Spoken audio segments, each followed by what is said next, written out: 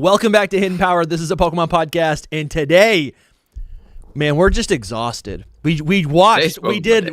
Oh my gosh, it's been nuts. We learned about Legends EA and everything that game's gonna be. We learned about, what else did we learn about? Pokemon Champions, man. Which is a new battle simulator game. Insane, crazy, fire. Full reaction. Everything is on the main channel. My name's DustyGogoat. Yeah. Today I'm with the Trader Lumi. I'm with Trader Lumi. I knew that was going to happen. Freshly I knew it was gonna happen at some point. Freshly Live, it had rebranded. to happen. Yeah. And I'm also The with Trader. SoulSilverArt. How you guys doing? Heart Gold Crafts. Let's go. We've been here for so many hours. Yeah, we've been here. I'm feeling pretty cooked right now. I'm feeling cooked, but I'm also like it's easy to get like I know the second we start talking about it, because I'm telling you, man, like I went on a walk with my wife in between like our two streams, and just I literally like every 5 minutes I was like, Pokemon Champions, man. Mm-hmm. Like you know that meme where like it's like Serena saying, "Why are you crying?" and Lysander says, "Pokemon." That's me, but Pokemon Champion.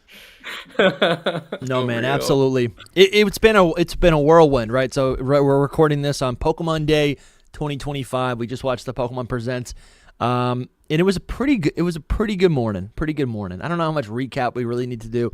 I think, kind of what we want to do today is go through the Legends EA trailer and a little bit of the some of the information that they gave us afterwards, and really just kind of go frame by frame, break down what we're seeing, how we're feeling, try to make some connections where it's applicable.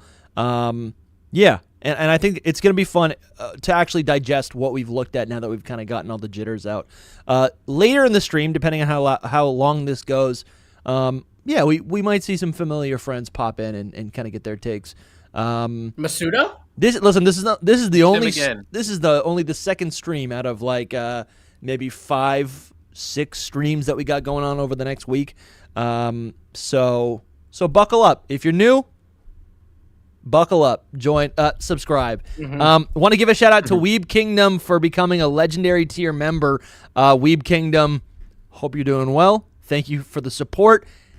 Anyone, including you, who joins on Patreon or becomes a YouTube channel member, $5 gets you into the door, into the secret Discord. There's a ton of perks there, but you also get access to our entire back catalog of content. We have exclusive interviews in podcasts with some of your favorite Pokemon creators.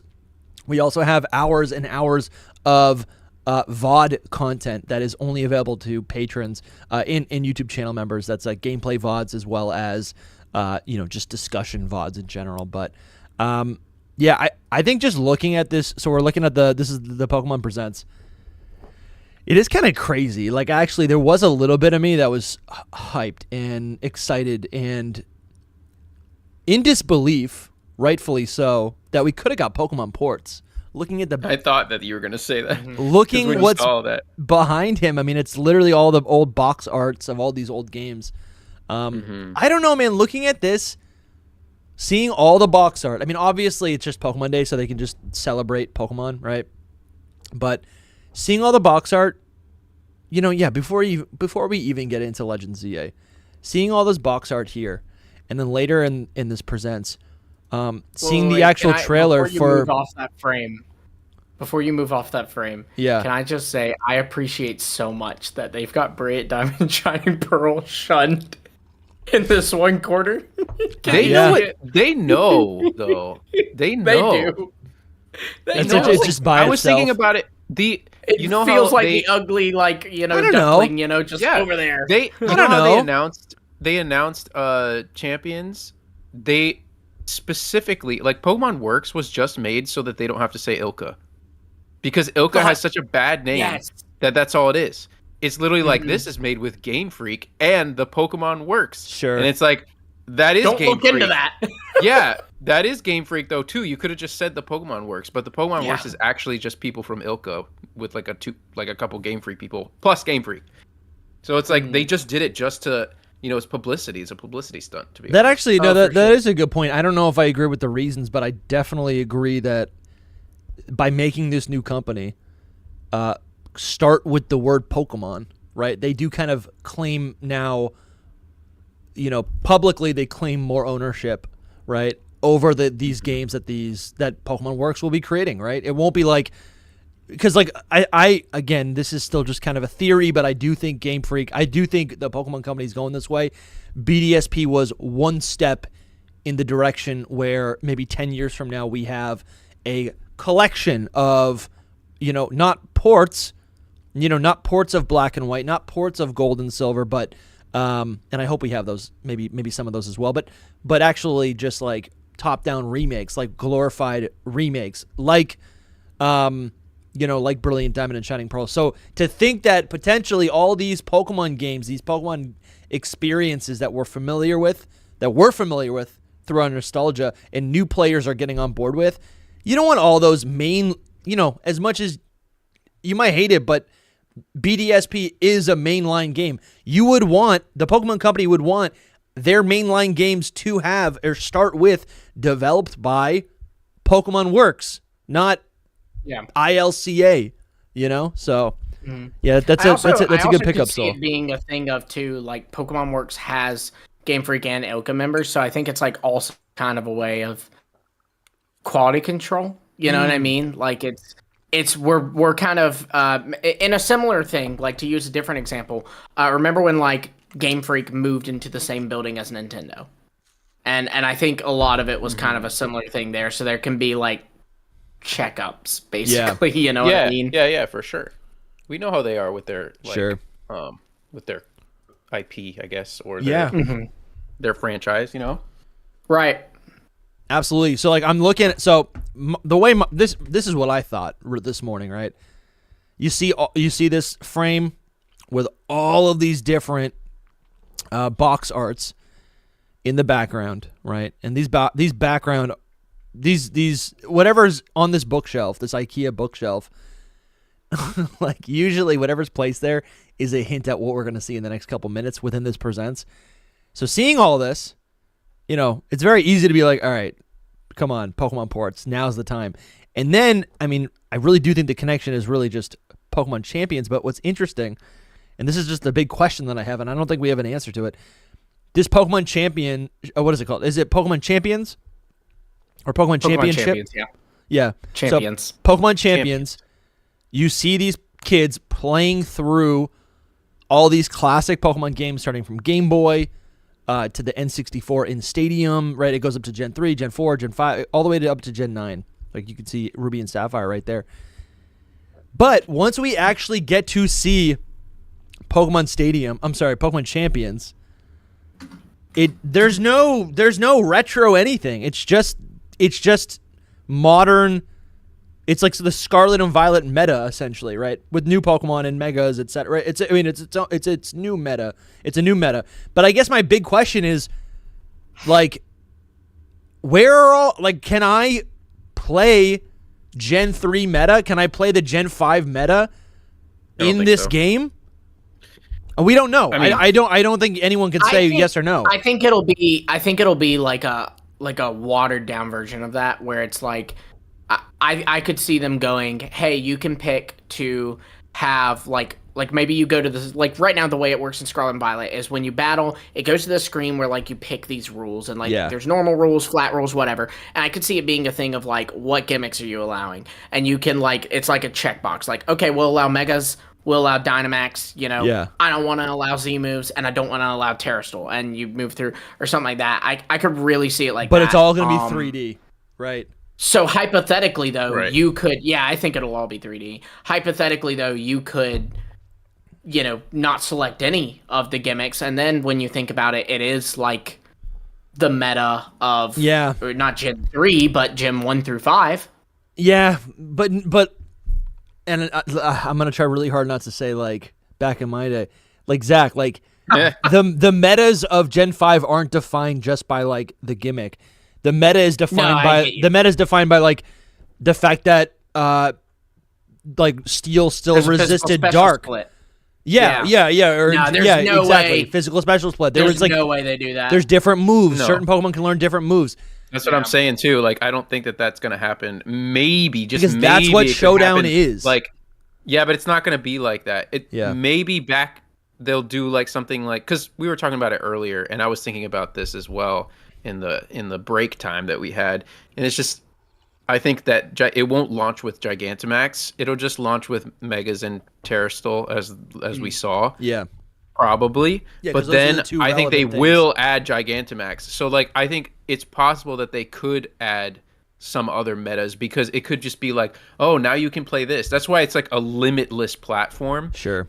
Maybe not limitless, but close enough to where you could make like so many different like, I don't want to say sets, but do you know what I mean? Like what are the like rule sets, I guess, where you can do this meta or that meta, that kind of thing. Yeah, I think too, they also, to kind of further your point, Dusty, I could very much see them going like letting you customize what Pokemon are allowed by going, okay, this match only Hisui and Pokedex, because Pokemon Home already has that breakdown, right? And so you could go, okay, only the Hisui Pokedex there. So hypothetically, in your case, if you wanted to play the Gen 3 meta, I think the closest way you'd be able to get to that is by selecting the Hoenn Pokedex and selecting I guess also the Kanto and Johto Pokedex. Yeah. Those were in Hoenn. And then selecting no gimmicks. Yeah. I think just the reason why I'm kind of holding faith is I'm like, why are all of these things here? Why is all this box art here?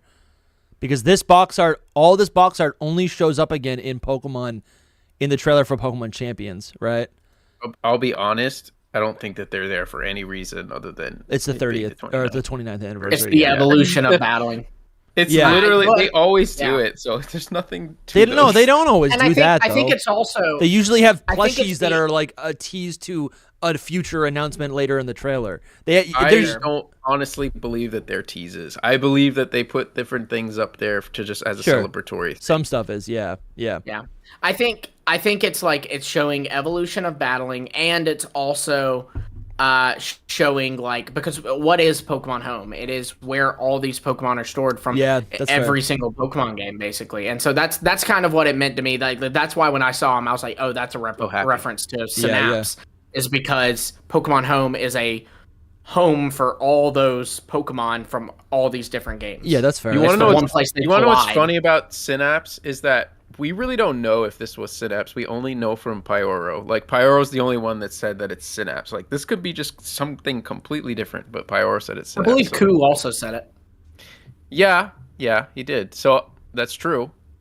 But that's all we have. Do you know what I'm saying? Like, we have no official document that says that Synapse is Champions. It's just like... That's true, yeah. We'll know when it comes out, though. Won't we? Because we'll be able to find the code name. Yeah, that's true. Yeah, probably. Yeah. Probably, which will be. Oh, and then there is the fact, but I feel like we have to assume that because we knew Synapse was Game Freak and Ilka, and we know this is Pokemon Works, which is Game Freak and Ilka. Yeah. So I feel like I think it's pretty obvious. I mean, we'll see. We'll definitely see. It's true, but I'm just saying nothing's confirmed. Like nobody knows for sure. Yeah. We're just believing. No, that is true. And fine. That's what we do. We believe people. But it's nice that we will be able to confirm that at least. Chocolate. Jark right here with the $2. Thank you, Jark. Says. Thank you. Damn, he says he's utterly devastated that there was no MMORPGs announced. That sucks. Yeah, that sucks. I don't know why you ever got excited for an MMORPG Pokemon game. I'm going to be real with you, Jark. I don't even know what an MMORPG is, so... That's true, you don't. I'm happy. You could tell me right now that Pokemon Legends EA is an MMORPG, and I'd be like, yes, sir, it is. There's an inside joke happening. Maybe go watch a video we put out a couple days ago. Yeah. I mean, honestly, a Pokemon MMORPG would actually be sick, where you are the trainer and you get to traverse around this like World of Warcraft, this like living experience. I want to know why we were told Synapse was, assuming this is Synapse, I want to know why we were told it was Splatoon's like. I told you there was some confusion, man. There's some confusion. And it comes from Central, so what do you expect, really? Yeah. It's just that when it was being reported on, a lot of the mixture of Synapse and Rodeo was very confusing. It was like Rodeo was cut, but there's Synapse. New thing exists. It's like based on that or something like that. It was just a big mixture. And so we didn't really know, and Central reported on it, probably not knowing, and and that's it. Like, unless we were in the server, we would probably not know. Somebody out there does know exactly what it is, but no one's posted exactly. Yeah. You know what I mean? Like, exactly the timeline of how it was posted. And the statement of this of Synapse being the statement of Synapse being an MMORPG, I think was made by Centro and then deleted, but like it was already in the ether. So like so then and then that's where we like without doing, you know, or without realizing, you know, are like repeating things accidentally. I think you can understand the confusion to why maybe people jumped to say that like this was a MMORPG, which is why I then said that it was an MMORPG, is because like it is a living game in the sense that like they're going to keep it updated, you know? But it's not a living game in the sense of a living game is like, you know what I mean? And the gameplay's different and everything. It's right. A lot of people are were kind of like complaining about paying for it. And I'm like, bro, no, I want to pay for this. I want it to be like this. I don't want to do like microtransactions. games. Yeah, no, I will 100% pay for this and then never have to pay for it again. That sounds like a better option to me. Well, and like, dude, so okay, I paid $60 for Brilliant Diamond Shining Pearl. I'm absolutely paying for this game. I'd pay $80 for this game. Dude, I'd pay $100 for this game. Yeah, I would pay $100 for this game. I would probably pay $100 for this game. It would take me a lot to make that decision, but I'd probably do it. I would probably complain about how, you know, hey guys, $100 for a game's a little ridiculous, but I'd pay it. Yeah, it's crazy because it's just so what you have to pay for is Pokemon Home, the Nintendo Online. But the thing is, all of us already pay those. Like all of us already pay those. As long as those don't go up, then we're good. So those two you have. I mean, it is affordable. It's like $15 a year or whatever. Yeah, 15 and 20, I think, for those two. And then there people are saying like, oh, well, then you have to buy like every new generation game, like you aren't already going to buy Gen 10. And then what do I have to buy a Switch? You're like, yeah, you gotta buy. Yes, you have to buy the console for the thing for the product that you want to enjoy. Yeah, absolutely. Yeah. I do love when people do that. Like when they're like, you know, you're telling me I have to buy shoes to put on in order to go to GameStop. This is a microtransaction. I'm just saying. You're telling me this GameStop won't serve me if I'm not wearing shirts or shoes. You know, I don't want to wear underwear if I don't want to wear underwear. Fun, right? If it was I thought this was a welcoming establishment. Yeah. If it was free, it'd be fun, but then we'd be paying for something. We'd be paying for something. They have to make money, right? They'd be like, oh, you can only get Gen 1 Pokemon if you pay this fee. You know, like something stupid like that. So, and I feel like the idea that it's honestly you have to pay for it is, if anything, encouraging to me because like, okay, let's list some Pokemon games that you have to pay for. Pokemon Legends Arceus, Pokemon Legends ZA, Pokemon Sword and Shield. Now let's name some that you don't. Pokemon Smile. Yeah, okay, I'm gonna go with, you know. Yeah. I'm only skeptical a bit on like what that means for the future of this game. So like, because they could update it like if it's a digital version, but if it's a hard copy, it is going to be probably a hard copy version. So it's like, do they make like Champions 2, Champions 3, and they keep selling us it instead of my dream game for this. This is my dream game. Yeah, tell me more about this, Soul, because like I actually like, no hate, but like you never battle. That like was a joke that you're not in the league. So I'm really confused why this is your dream game. That doesn't mean that I don't like it. This might get me into it finally. I just don't want to do all of the hard work that you have to do. And like, if there's any ways that you can just, you know, rent a team or get something like Stadium and battling is like my favorite thing about Pokemon. Because you can just pick up and go. The Legends game.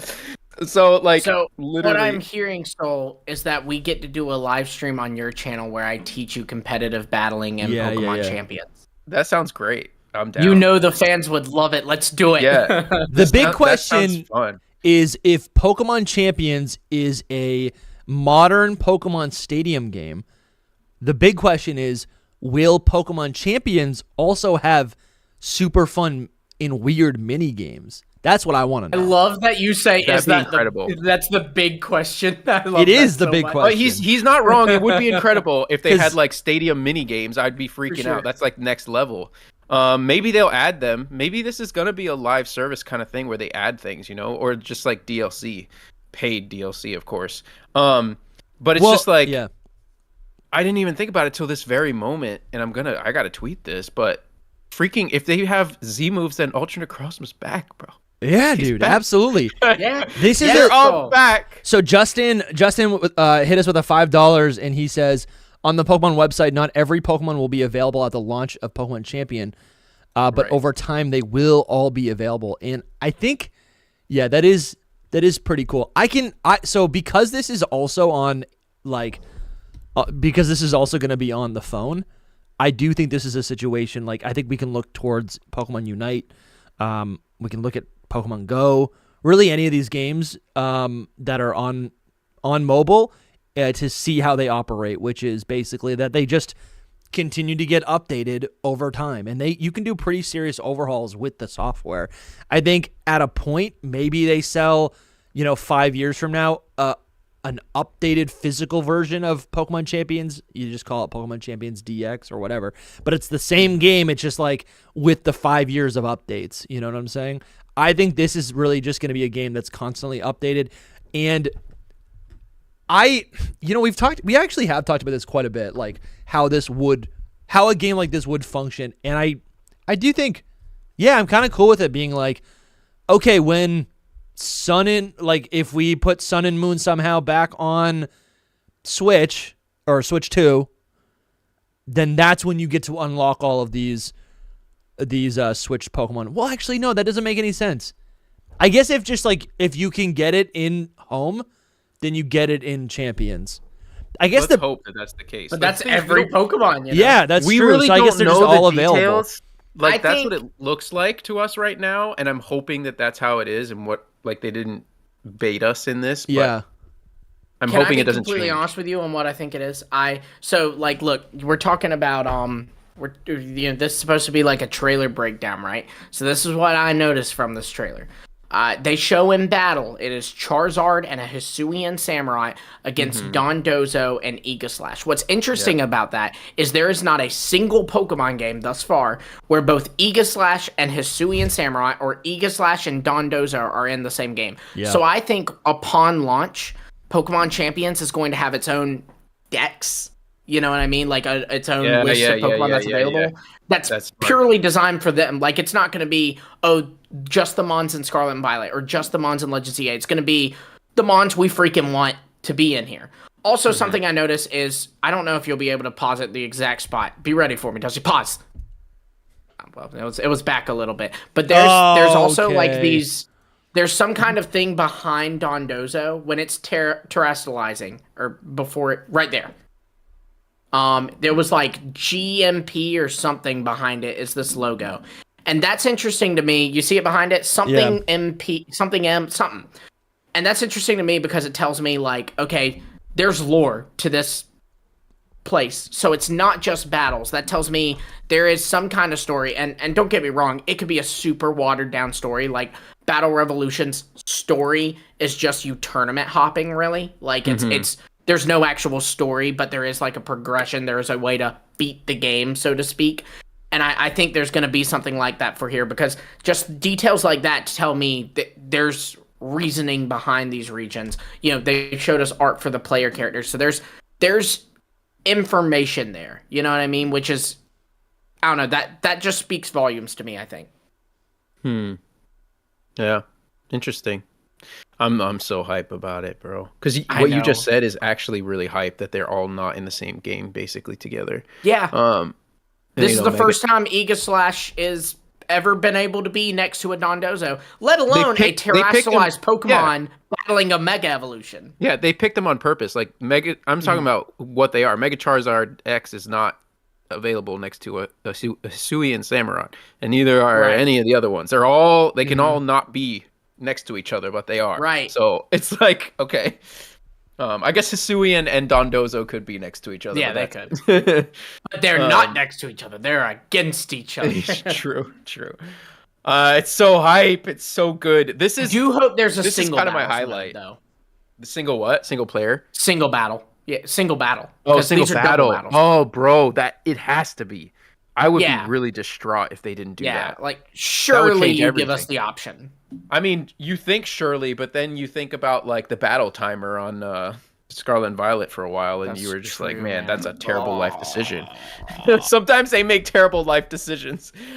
True. If they don't do single battles, though, the thing is the community will riot, and eventually we'll get single battles. That's true. If it's doubles at launch and they like say, hey, singles are coming, then I'm totally fine with it. Yeah.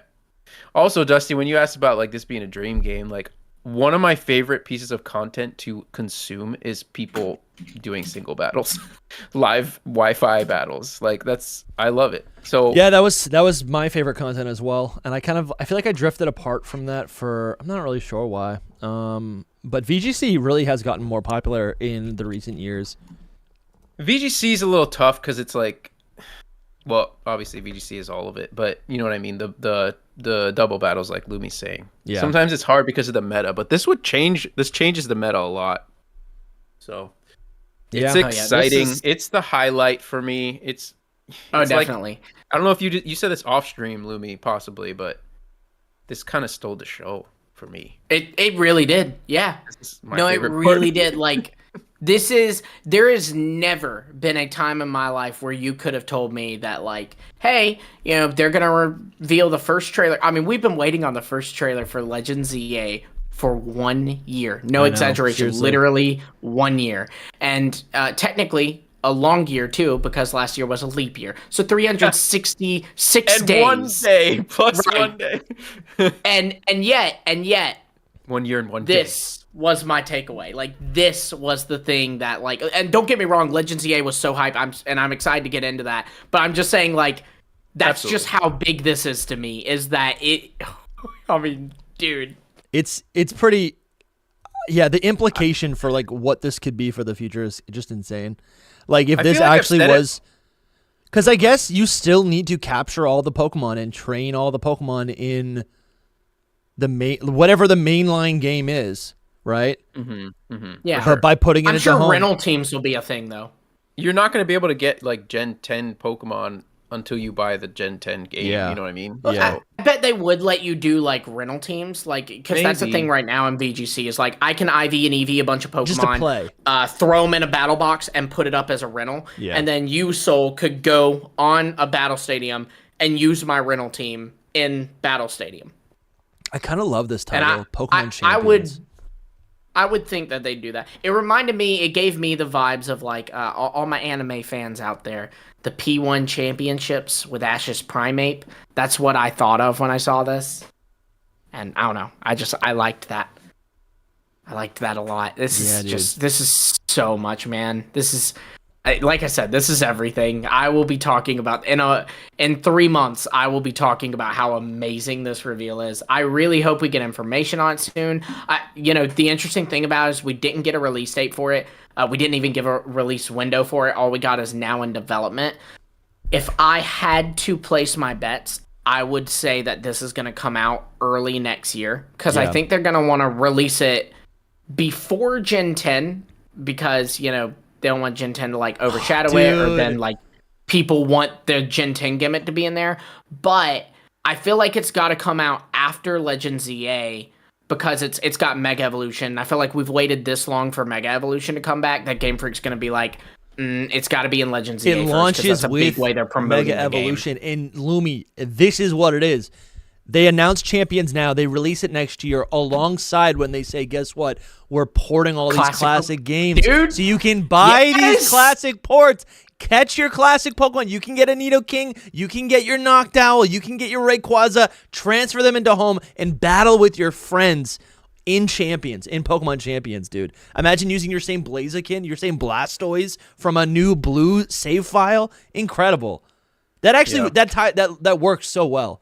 The dream is alive. The dream's alive for sure. It's never been more alive. But going back to the release date of this, it's very interesting. Like, how does this work? Because I was thinking I can actually survive till November not having Legends EA. if this comes out like in the summer. Do you know what I mean? Yeah. If this comes out before Legends ZA, then I'll be like, okay, I got something to play. I got a game to play. And this is more of a Pokemon experience kind of than Legends ZA is. I feel like they would have said that it was coming out at least this year, though. Well, I rewatched it. I don't know if we're rewatching things here, but I rewatched it. And at the end, Utsi Noko, whatever his name is, said, Utsi Mutsu. I forget his name. What? What did he say? I forget his name.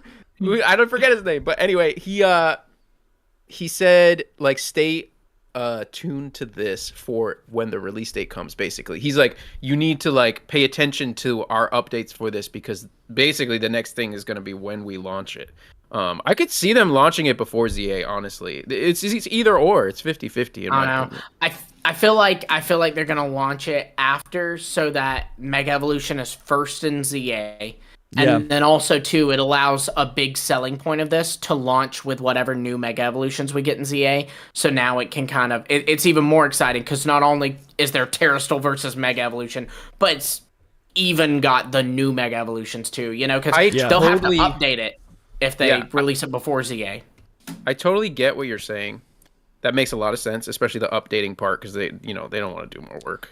Guys, that. I kind of want. First off, we have some super chats. We'll get to it. Thank you for the support. But I kind of want to go off script, and invite someone on real quick to just say something about Champions, because I was having a conversation with a friend discussing I feel like Champions to me reminds me of the final Ash battle, right? During that world tournament, whatever it's called, right? Ash in the anime. There are Gigantamax. The Masters Pokemon. 8, yeah. Yeah, there are Megas. There's everything. It all comes together. This almost feels like, I don't know, man. Could Ash come back? Wouldn't that be insane? Oh my gosh. My gosh. Well, you know, on that point, Dusty, it's funny you say that because on March 14th they're doing anime information, and apparently March 14th is Satoshi Day, which is Ash Ketchum's Japanese Satoshi name, Day? His original name, yeah. Nice. So, like that's kind of weird that they're doing an anime news update on his day, you know? Yeah, that is kind of cool. Damn. Sus. Hold on. Actually, I think I have two guests. While you're doing that, I'll just finish what I was saying, which is that it could come before it could come before ZA if they did it like this, Lumi, where it's like they have the old Megas and the old, they have Terrastal and everything. And then it's just like more hype to add new Megas. It's like, oh, it brings like a whole new like, oh, but this is what's coming and it's new. Do you know what I mean? Like after ZA. Like in next year sometime early. Yeah. Maybe even on Pokemon Day. Do you know what I'm saying? Totally. Yeah. I don't know. Hello. Yeah, what's up, Jake? Hello, Jake. I got someone else jumping in as well. Talk competitive real quick. I'm going off script. We were gonna do this later in the show, but we're on it. We're on Champions now, so I just wanted to get this going. I want to hear the competitive thing. What's the competitive thing? Champions. Oh, okay. No, I thought you said you had somebody else coming on to talk about a competitive thing. Yeah, I think we're waiting for them to jump in. I think. Oh, okay. I'm just firing out DMs. People are like mid sip of some juice or something, and they get a spit take. Like, oh, I gotta get on the podcast now. I've been summoned. Jake, how's your Pokemon day been? Amazing, dude. Amazing. I had my friend Adam, who's a content creator. We streamed this morning, same time as you guys. And we got to the end and we said, time to rate the Pokemon Presents. And Adam and I agreed, 9 out of 10. Wow. Yeah, 9 out of 10, dude. That's a high score. That's strong. Oh, yeah. That really is. I could probably agree with that. We loved it. Maybe 8.5, but... It spoke to me. It actually, so a large part of it is, like Legends ZA is just the game I feel like I've been asking for since I was a kid. And anybody that like watches any content that I've made about Pokemon, you know that there's this refrain that I've gone back to a million times where I say, I just want to be able to dodge. I want to say dodge. And then he does it. And like, there's a level of control that they're demonstrating in the combat, it being an actual real-time combat system, not just like kind of motioning towards one in the way that like Legends Arceus did. Having an actual real-time combat system in Legends ZA is crazy to me, man. I've always said that I wanted there to be a game that had a like an input skill ceiling, not just giving commands. Like the way you get better at Pokemon is by upgrading your knowledge. You don't actually have to get better at like putting the inputs in. Sure. But the Legends ZA, the way that game works, at least in theory, is that I feel like if you were good enough, if you were, like adept enough at moving around and making your attacks come out at the right time, you could beat anyone with a level 1 Psyduck if you were that skilled, if you took the time, you know what I mean? Oh my gosh. Sure. The fact that that's like an option, that there can be a skill difference between you and your opponent that has nothing to do with the level of your Pokemon, that's just cool to me. That's like a cool idea. It's new, it's interesting. So yeah. No, that's big. That's big. Want to also welcome to the first time to the channel. This is Zen. I don't know if you all know each other. Zen's my buddy. We know him from the chat. Yeah. We've never spoken like face to face or voice to voice, I suppose. But I know you. Pretty good, man. Good. How are you? He's wearing Hidden Power merch. This man, I used to compete with him on making Fakemon videos on YouTube, and then he did a hard pivot to TCG Pocket. He he's about to get the play button on his channel, and then he about maybe like a month ago started a TCG Pocket podcast and has been talking to me, trying to operate that and get that off the ground. So but yeah, dude, how's your Pokemon day? Wait, I'm sorry, Zen, I want to say I ordered the exact same hat, the chest pin hat. I got all 3 of them. Oh my god, dude. He's committed out here. That's awesome. Name my Scyther after you. Wait, really? And my Pokemon X-Lock. Yeah, I named my Scyther Zatumi. No way. Really? Like because of the Zatumi, or you just came up with it? Because of you. I like awesome. The way I do it is like I look at a comment on like Hidden Power or LumiosePost or because that's what it was back then, or on Lumiose Tower, and then and like you comment on one of the Hidden Power ones, so I named my Scyther Zatumi. So I love that. Well, that's awesome. It's great. Nice to meet the inspiration behind my Scyther. Anyways, I'm making this awkward for everyone. I just randomly went off script and invited 2 people onto the podcast. But hope chat's doing well. We're gonna get to the super chats in a second. Basically, I just wanted to get your guys' take on. I guess we could talk Legends ZA, but I mean, Pokemon Champions might throw off. I guess what I'm thinking about is Champions going to be the VGC platform? And I feel like, Zen, you said you're interested in this topic because you're hoping TCG 100%. Pocket gets a meta, or at least gets a competitive format. It doesn't look like it will. I was reading up on some news. I don't know how official it is, but it sounds like it won't be. Damn. Didn't they confirm? They confirmed ranked battles. Is that just that doesn't change anything about the format? No, so I was thinking more so like Pocket being in World Series, like a World Championship kind of starts it. They said as of right now, there's not enough like interest. Mm-hmm. Yeah. So, there's definitely enough interest. I'm like thousands of players every week for tournaments, but yeah, sure, not enough interest. I think they meant they're not interested. Exactly. Yeah. So, but I don't know. So, do you guys have thoughts on Champions right here? So for me, I'm first of all very excited about the game Champions. I can't wait for that. I might even make a new channel just for Champions, right? Now, I don't think it's going to take over VGC though. I agree. I think they're going to continue it. Like Gen 10 will be VGC. It'll have its regulations. I think this is going to be its own standalone thing. Interesting. Yeah, I think so too. Yeah, it's funny. I feel like for me, the genius of the Champions thing is that you start this trailer and you show the kids with the link cables and they're playing each other, and then you show the kids playing on Pokemon Stadium and they're playing each other. And obviously, there's a degree to which like a Pokemon Stadium game in a modern setting doesn't make sense because you already have the console quality Pokemon game. There is no need to make a console quality separate game in theory, because that's why you wanted those games to begin with. So instead they kind of go the other way. and they say, what if instead of it being a less accessible, higher quality experience, it is a more accessible experience? You can play this on your phone. You can just tap in, get that. And I think that's, for me, that's what I want the most out of it. I want to be able to see Lumi's on my friends list. Lumi's online. I press Lumi and I go, Lumi, battle me. Battle me. And I send like 8 notifications. And Lumi goes, fine, I'll do it. And then we have then I get just absolutely destroyed in a 3-minute battle. And I go, oh, that felt so good.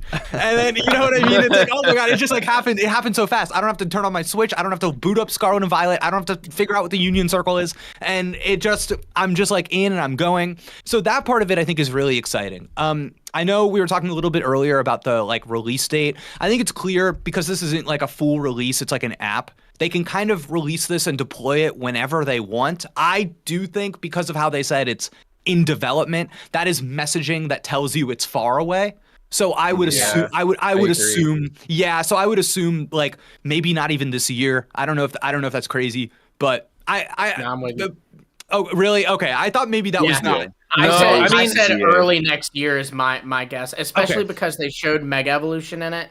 And my line of thinking is like that'll be there at launch, and I think you're gonna want ZA to like not debut Mega Evolution, but re-debut Mega Evolution. Yeah. And then you have, hey, you have fun playing around with them. You want to use them in battle? Boom, Pokemon Champions is out now. You know, like 2-3 months after. I do hope it's early next year. You know. Oh, I think it would have to be because I don't think they will take away from Gen 10. I also, I think I know we're talking about it not taking VGC's place, like at Worlds especially. But I do think that it's like a substitute for having Scarlet and Violet for so long. Like we're gonna have another basically 2 years of Scarlet and Violet meta or VGC, and it's like okay, we've already had it for so long, and they don't even know what to do anymore. You know, so I think that I don't know. That's why I'm like skeptical about it. Like maybe this year's the last one. That's it. I just wonder if it's going to compete with the mainline games. I think it will eventually, possibly, because if they make it as good as we're imagining it to be, that's the thing. Is like, do they dumb it down just so it doesn't do that? Yeah. Or do they make it really good because it would eventually take it over? Because who doesn't want to use like all the gimmicks and all the Pokemon? I mean, and I think another thing though is that like they kind of tried to sell us a version of what this game looks like, but we don't actually know what it looks like. Yeah, absolutely. Yeah, and so that's a bit of a wrinkle. I do think that there is some kind of inherent knowledge in thinking like I think this is kind of what you were gesturing at, Soul, of like there's a new Pokemon game out, and if at Worlds the thing everybody's playing isn't the new Pokemon game, that's just not their style. That's like not their, you know what I mean? They like being like, we have all of these eyes pointed towards this product for now. And then in a few years, we want it to look different. We don't want it to look the same for 5 Worlds in a row. And it's funny. That's kind of what you're saying about the issue now is that it's looked the same for quite some time, I imagine. Yeah. So it's been what? Has it been 2 years already of it, or 3 years of Scarlet and Violet? I think this will be the third World. Yeah, this will be the third one. I think my biggest question right now is then. Go ahead. Yeah, my biggest question right now then is like, what makes Champions different? What is that experience? I'm just dreaming now of being able. I said it earlier at the top of the show. I'm dreaming of these like different metas that you can just like go into. Like you could go into you could set all the settings to make it so you're playing in the Gen 4 meta with the sprites. For example, that's cool because that's something you can't get anywhere else, right? Just a better version of what Showdown already does. But if we're all just playing in this game, if we're all just playing Pokemon battling in whatever the latest meta is, then I would just do that in the mainline game where my Pokemon already are. You know? Yeah.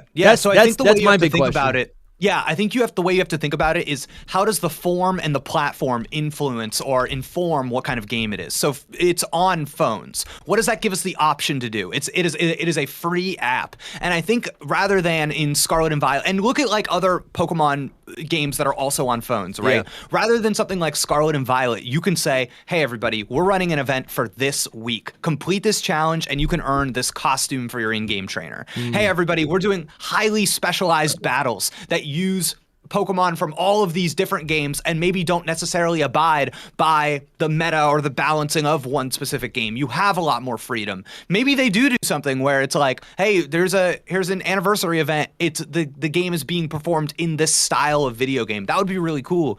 But I think the idea, at least for me, I think the way that you make this an offer and it is exciting in its own thing is that it's not only a battle simulator like Stadium used to be, it's alive. It is a thing that is constantly running events and like different little, you get your little mobile game juice in. Maybe there's like a little battle pass. You go on, win 3 battles today. You get a little hat. Oh man, I love that hat. I need to get that hat. You know, it's like, yeah, they would do that. It's always the birthday hat or like a bow tie. And to be completely honest, I don't think that is like the worst idea. I kind of like the idea of a Pokemon battling service game where you're just logging on every day. You've got your team. You're doing your battles. You're like chipping away. It's not too dissimilar to like Pokemon Pocket. Like I've been playing that so much because every day it seems like there's a new free thing for me to get. Every day I gotta like rip my one. I gotta rip my packs. I gotta rip my packs. I gotta do the wonder thing. I gotta do a couple battles so I get my points so then I can redeem the rewards that are now available to me. Yeah. I don't know. Where's your brain at, Zen? What was the question? Sorry. I bet you're multitasking right now, trying to get some videos out right now. Yeah, I am for sure. But just talking about like the living game of Pokemon Champions. Are there things from Pokemon Pocket that could be in this? Well, I think it's going to be similar to Pokemon Pocket in the perspective of like, how many of you guys already play competitive? Any of you? I don't. I do like. Yeah, I've fallen off a little bit now. Lumi's been to tournaments. He's been to tournaments. Because it's 3 years even if you don't. Violet. I think the reason I'm bringing that up is it's like TCG Pocket. I started playing TCG Pocket, and now I started playing the official trading card game. I'm starting collecting. Yeah. I think it's going to be like a gateway to get people to play on their phone. It's super accessible, and now they're going to be like, oh, let me actually play VGC. Let me play competitive. Let me get really more into that whole scene for Pokemon. That's how I view it. The game could even teach you. It could help you learn strategies and stuff. Like there was like a line in there about using Pokemon in the trailer. There was like a line about using Pokemon from all the games, not just the ones that you encounter in Champions. And I was like, oh, interesting. Interesting. So you're telling me you're going to give me Pokemon. So I wonder, like, maybe they have like competitive sets in that game and they use those to teach you and get you into the competitive scene in the main games. Yeah. I imagine so. They seem to like have promoted this as like a Stadium Battle Revolution, like not sequel, but like the successor of that, the next one of that. And in Battle Revolution, at least, they had 2 different preset teams that you could pick between, but you also had the option to connect Diamond and Pearl to it and use your Pokemon from it. Bro, it's going to be fun. Let me see which super chats are related to this conversation, and then we'll get back to the Legends ZA ones. Justin says, with the $2, that there's a ranked, casual, and private battle modes in this. I didn't see that. I'm not sure if you guys saw that in Pokemon Champions. Maybe he's saying there could be. Sarah B made a post about it, but I don't know where it came from. Gotcha. Interesting. Yeah. Northender with the $5. Thank you, Northender. Says Super for Soul. Super for Soul saying Champions is his highlight. We are closer to an app ecosystem within home. Yeah. Let's go. That's basically kind of what it is. Yeah. It's not in home. It's a separate product, but it like integrates. I got a question. Yeah.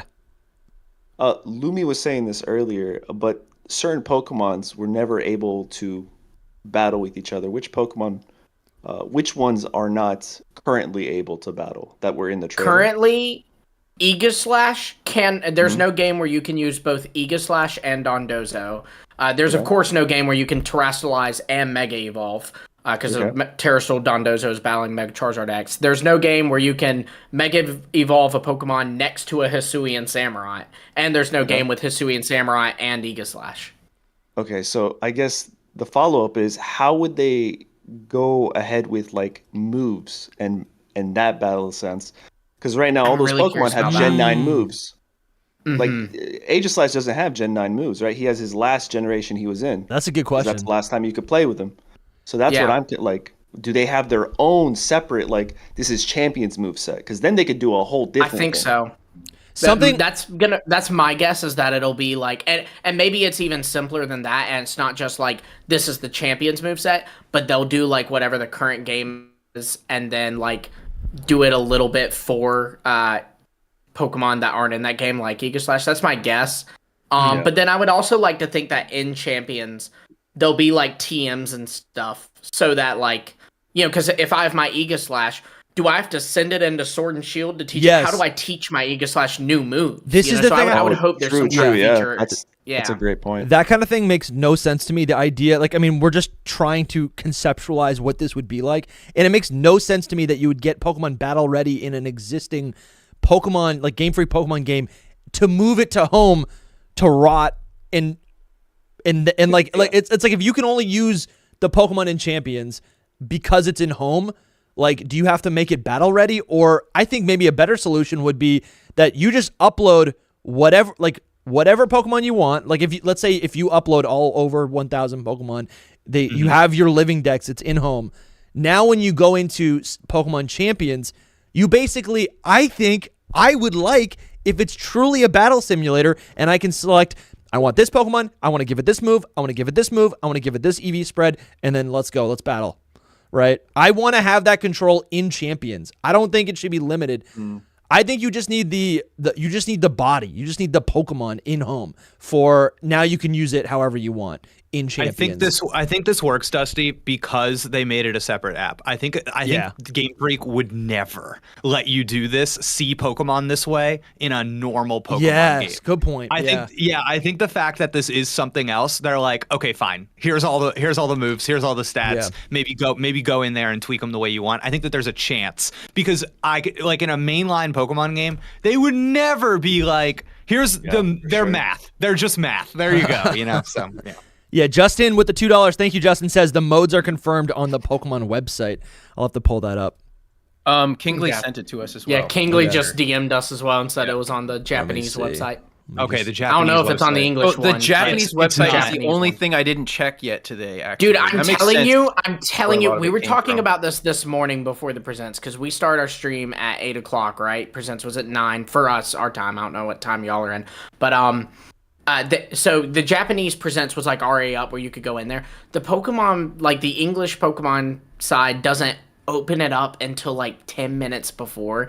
It really bothers me how behind they are. Like, it's always like the Japanese put something up and it's like 30 minutes later. Pokemon. It also has to do with like them being in two different parts of the world. You know, I get it. You're releasing the game simultaneously. Release everything that way. Yeah, that's a whole other topic.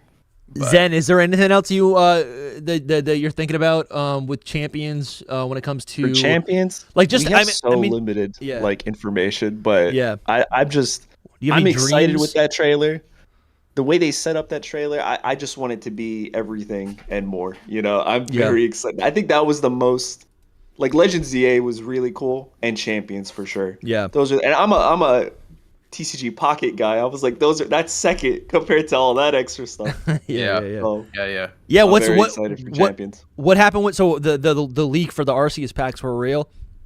Yeah, they're real. That's crazy. Of course. Didn't that trailer have like? But I think you pointed out that trailer had like three of the same Pokemon in play. It was super blurry. I might have been coping a bit. I don't know, see, I was okay.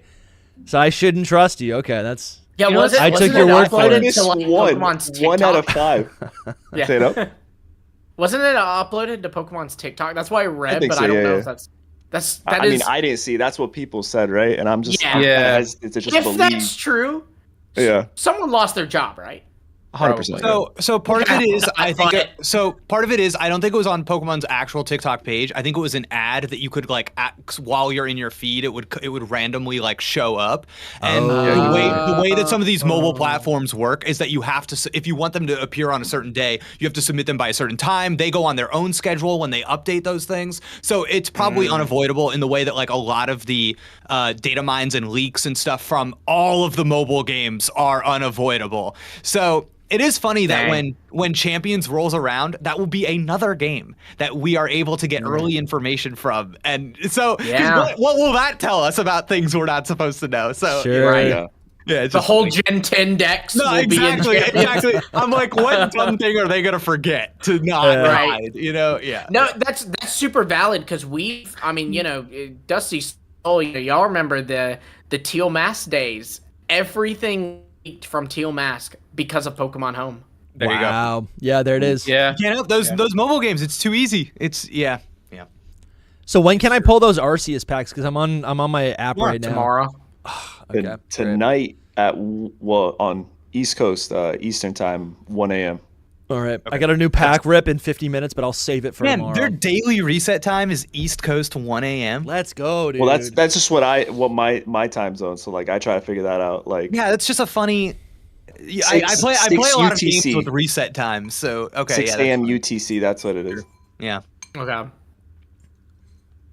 Oh man, I just realized that they've got like the Hisui characters are in it.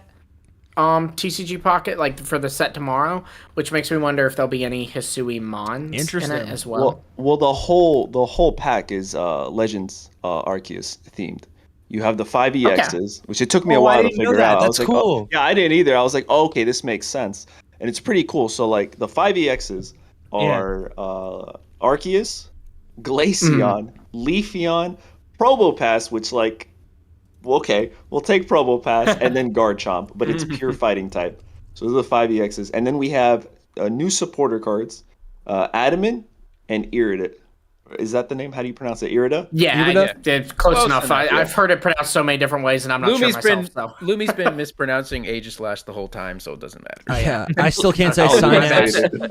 It's all good. My bad. It happens. I say Genjar, and people get so mad at me. Yeah, actually, that is actually kind of offensive. What did you say, Genjar? Genjar, dude. I grew up with Pokemon. That's how I used to call it. That's Genjar. It. Yeah, that's true. You can claim anything. Like, dude, I remember when I learned the word. I learned the word skeptical, and then I was like, no, Trico definitely evolves into Skeptile. I was convinced. That kind of makes sense. Style. It's a different letter. Isn't skeptical with I called the Pokemon League the Pokemon Lagoo. So it's a little annoying that you play Pokemon Red and Blue, you find a million Geodudes, and then you find a Gengar. No, a Gengar. It's confusing. I understand. Okay. Thank you. He gets it. Solid point. That's a valid point. Jastly, Haunter, Jastly, dude. Jastly. Oh no! No. It's actually Jaunter. Oh my god. Jaunter, right? Jaunter. Oh my god. Yes. Yeah. Anyways, this is Zen's new podcast. If you guys are, listen, we don't talk about the TCG. I try to talk about the TCG Pocket on this podcast, but we don't. So Zen's got the answer. He's got the juice right here for you. Crown Rare Podcast. What is it? Every Friday you drop a new episode?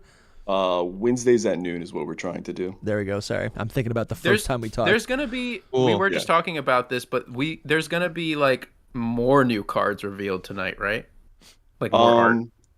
I'm assuming as soon as the set drops, you're gonna get every single card. Like you'll be able to see every single one. Yeah. There's a bunch more that we haven't seen. Yeah. That haven't. A bunch of full arts. Nice.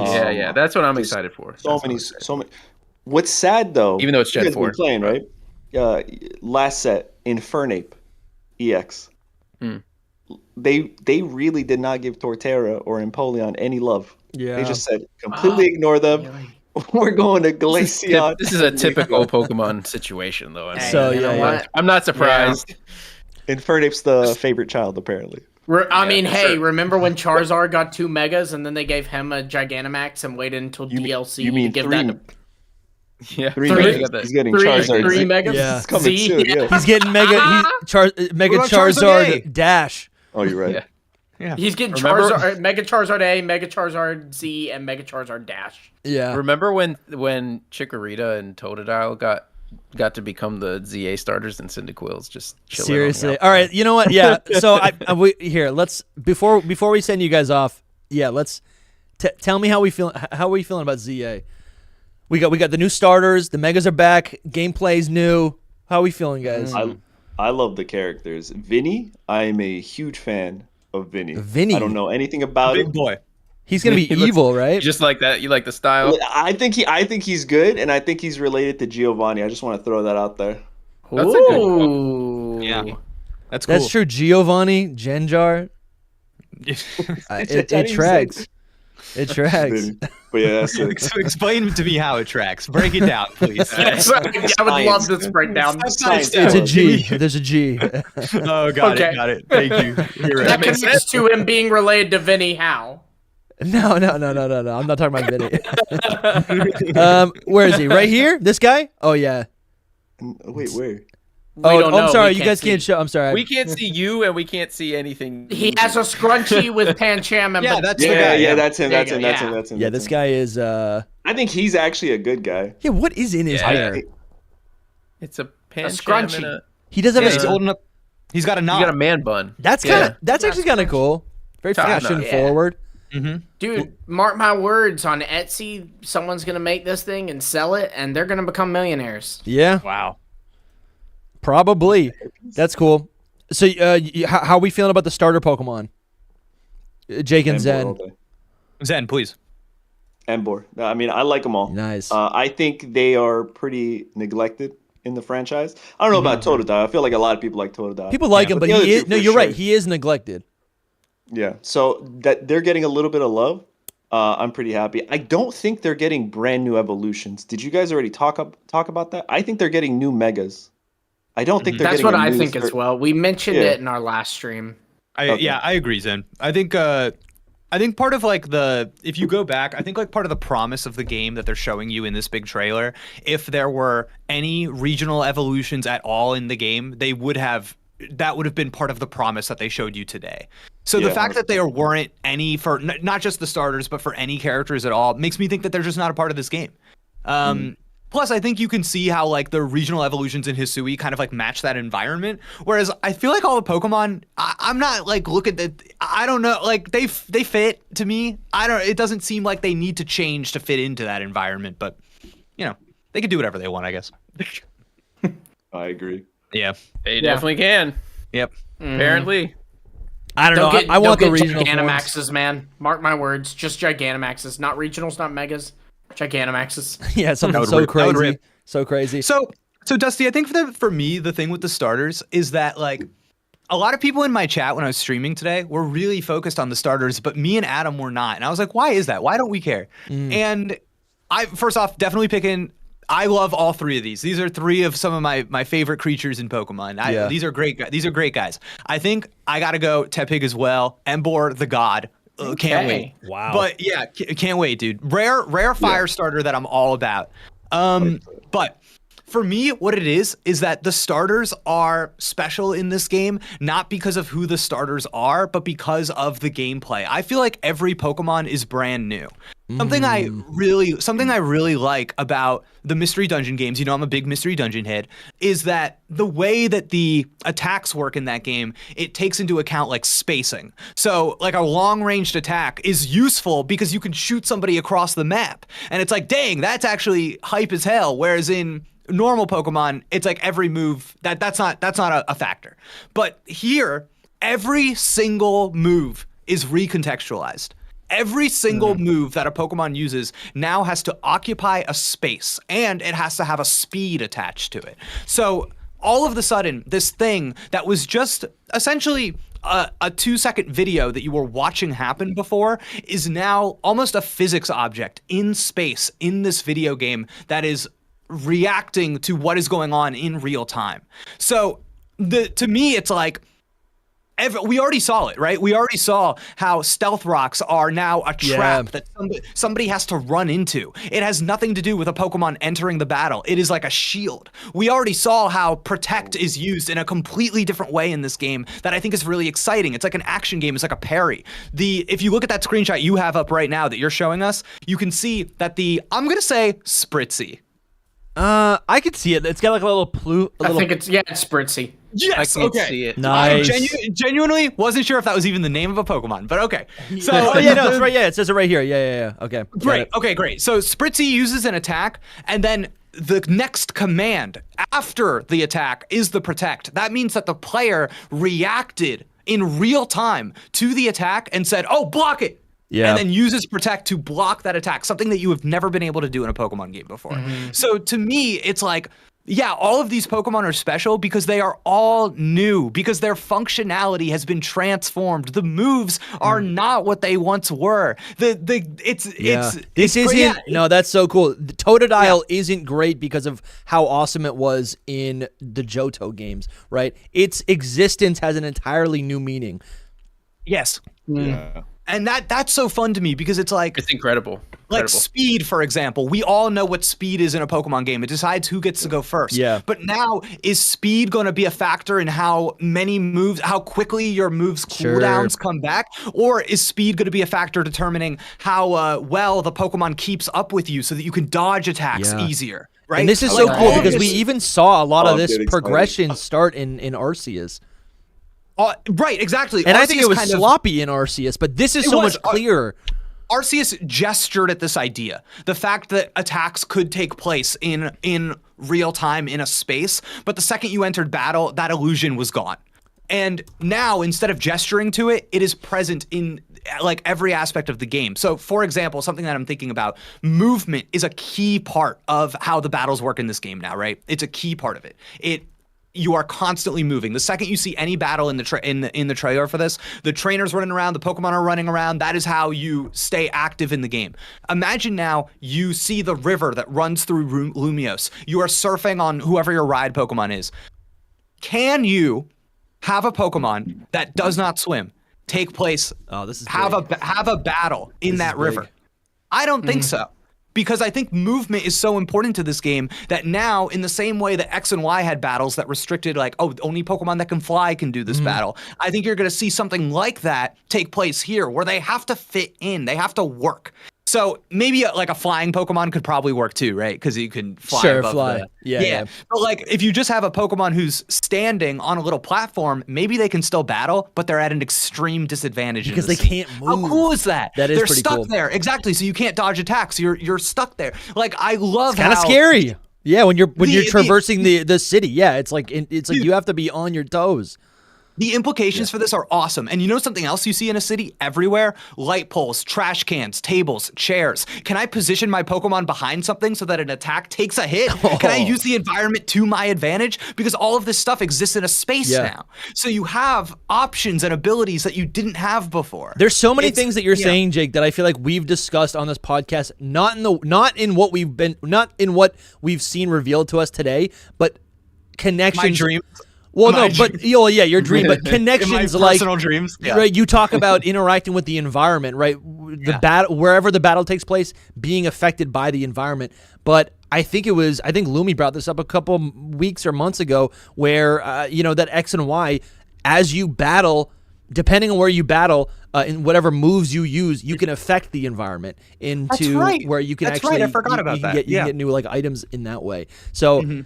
I don't know, like a lot of these little things are feeling like just continuations of what Game Freak has given us in the past through prior games. I'm excited to see, what other connections we can make.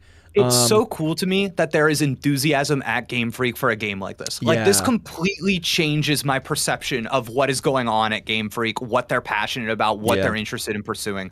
The fact that they like somebody there is really interested in like targeting this slightly older gaming audience and having a more active game. I feel like I totally feel like this stuff was influenced by, I don't know if anybody here is familiar, but like Final Fantasy VII Rebirth, like the remakes. 100%. I think. It was. They were inspired. 100%. They were 100% inspired because it was popular. It was so popular in the recent years. I've been thinking that the whole time, like that they've been wanting to do something closer to what is being popularized, and that makes sense. Yeah. Makes sense so it's just cool. It's cool to see such a strong vision. It's cool to see a gameplay mechanic that lights my head on fire with creative ideas. You know what I mean? The world got wider because of how this works. That's so cool. Something cool. I mean, you said this earlier, and I thought you were gonna build on it, but not only are these starter Pokemon unique in Legends ZA, but they're also going to be all unique from each other. Like, I would imagine that Chikorita, being the grass type, probably going to be more defensive, a little bit slower. Tepig, maybe higher offense. Feraligatr, a little bit quicker, perhaps, right? Yep. And they'll all have their own, I mean, I guess, they're all going to have their own sets of moves and everything.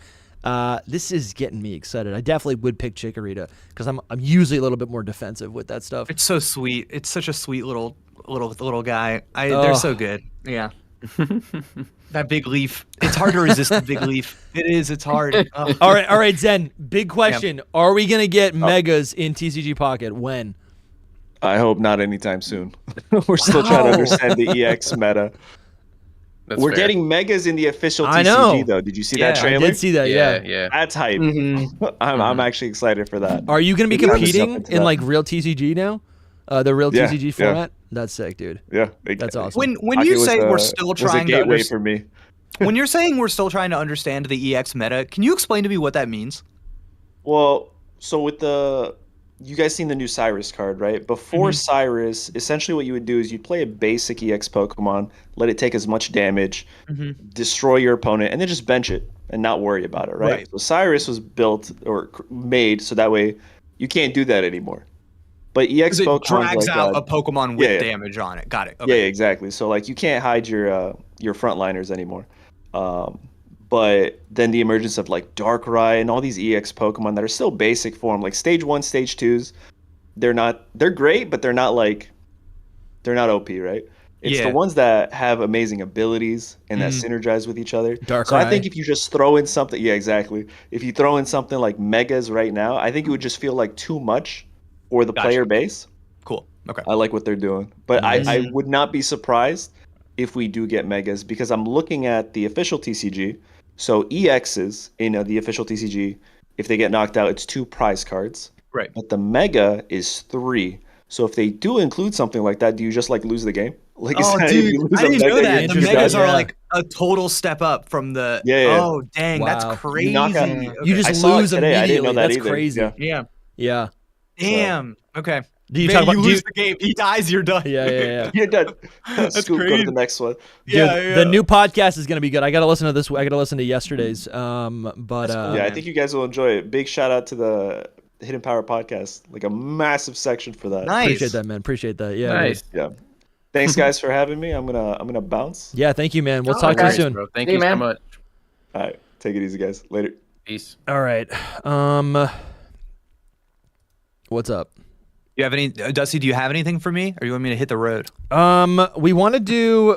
I feel like I just upended this entire stream. We're chilling, but we want to do a breakdown of the trailer, the Legend ZA trailer. So I think that's what we're gonna segue into next. We're gonna read a bunch of super chats, and then get into that. We do have a bunch of super chats. But Jake, I love what you're saying. I loving your. Oh yeah, I pulled this up. This was your.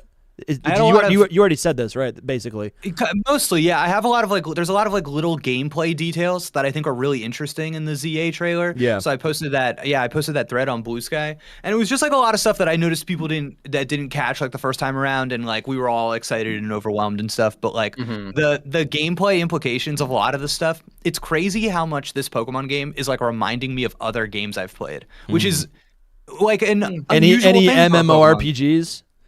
I'm just kidding. Our chat was making fun of us. I was thinking, but just even how they use Mega Evolution in this game and how it's a form change, and it it's on when you transform, it's on a timer, and now you have a certain amount of time. There's so many games like that. That's a classic action game thing, like Kingdom Hearts, dude. You have a form that you transform into, and you fight guys for as long as you can using those powers, and then you power back down. Right.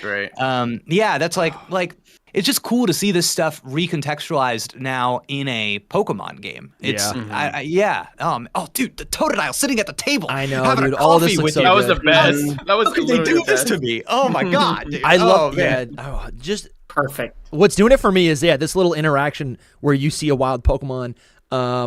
It had it had the exclamation point above its head. Similar to how trainers in past games would have that exclamation point across their head, right? Something that someone else.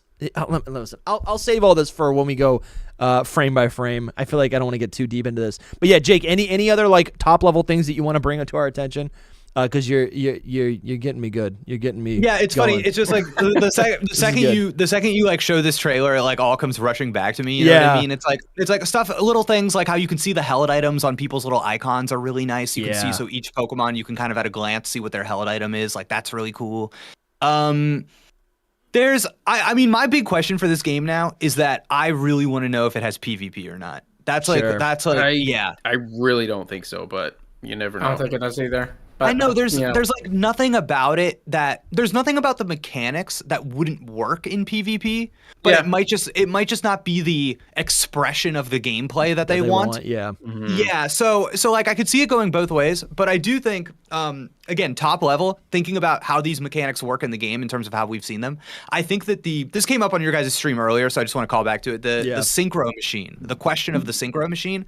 I do think the synchro machine will be in this game. And they're doing a lot of stuff in this trailer with technology, right? And like your phone is all over the place. Using your phone is like a little double jump, absolutely crazy. Yeah. But wish it was a Pokemon, you know? Yeah, it's a little strange. It's a little strange. But even like the teleporter to get to the top of the roof, that's like a deployment of technology, right? And I think I remember Soul had a tweet about the synchro machine like logo on the map of Lumia. Mm-hmm. Okay, yeah. So there's been like some little indications of it. But like, so right now, the only thing, when you're running around, right, it's your Pokemon that kind of follows behind you. Yeah. And if you why the game would work exactly the same from what I can see if you synchro machined into your Pokemon and were just controlling where they were directly. So I kind of feel like there's going to be special battles in this game that take place maybe in like indoor arenas. Okay, so imagine now there's like this big arena battle and it's just your Pokemon out there. It's like too dangerous.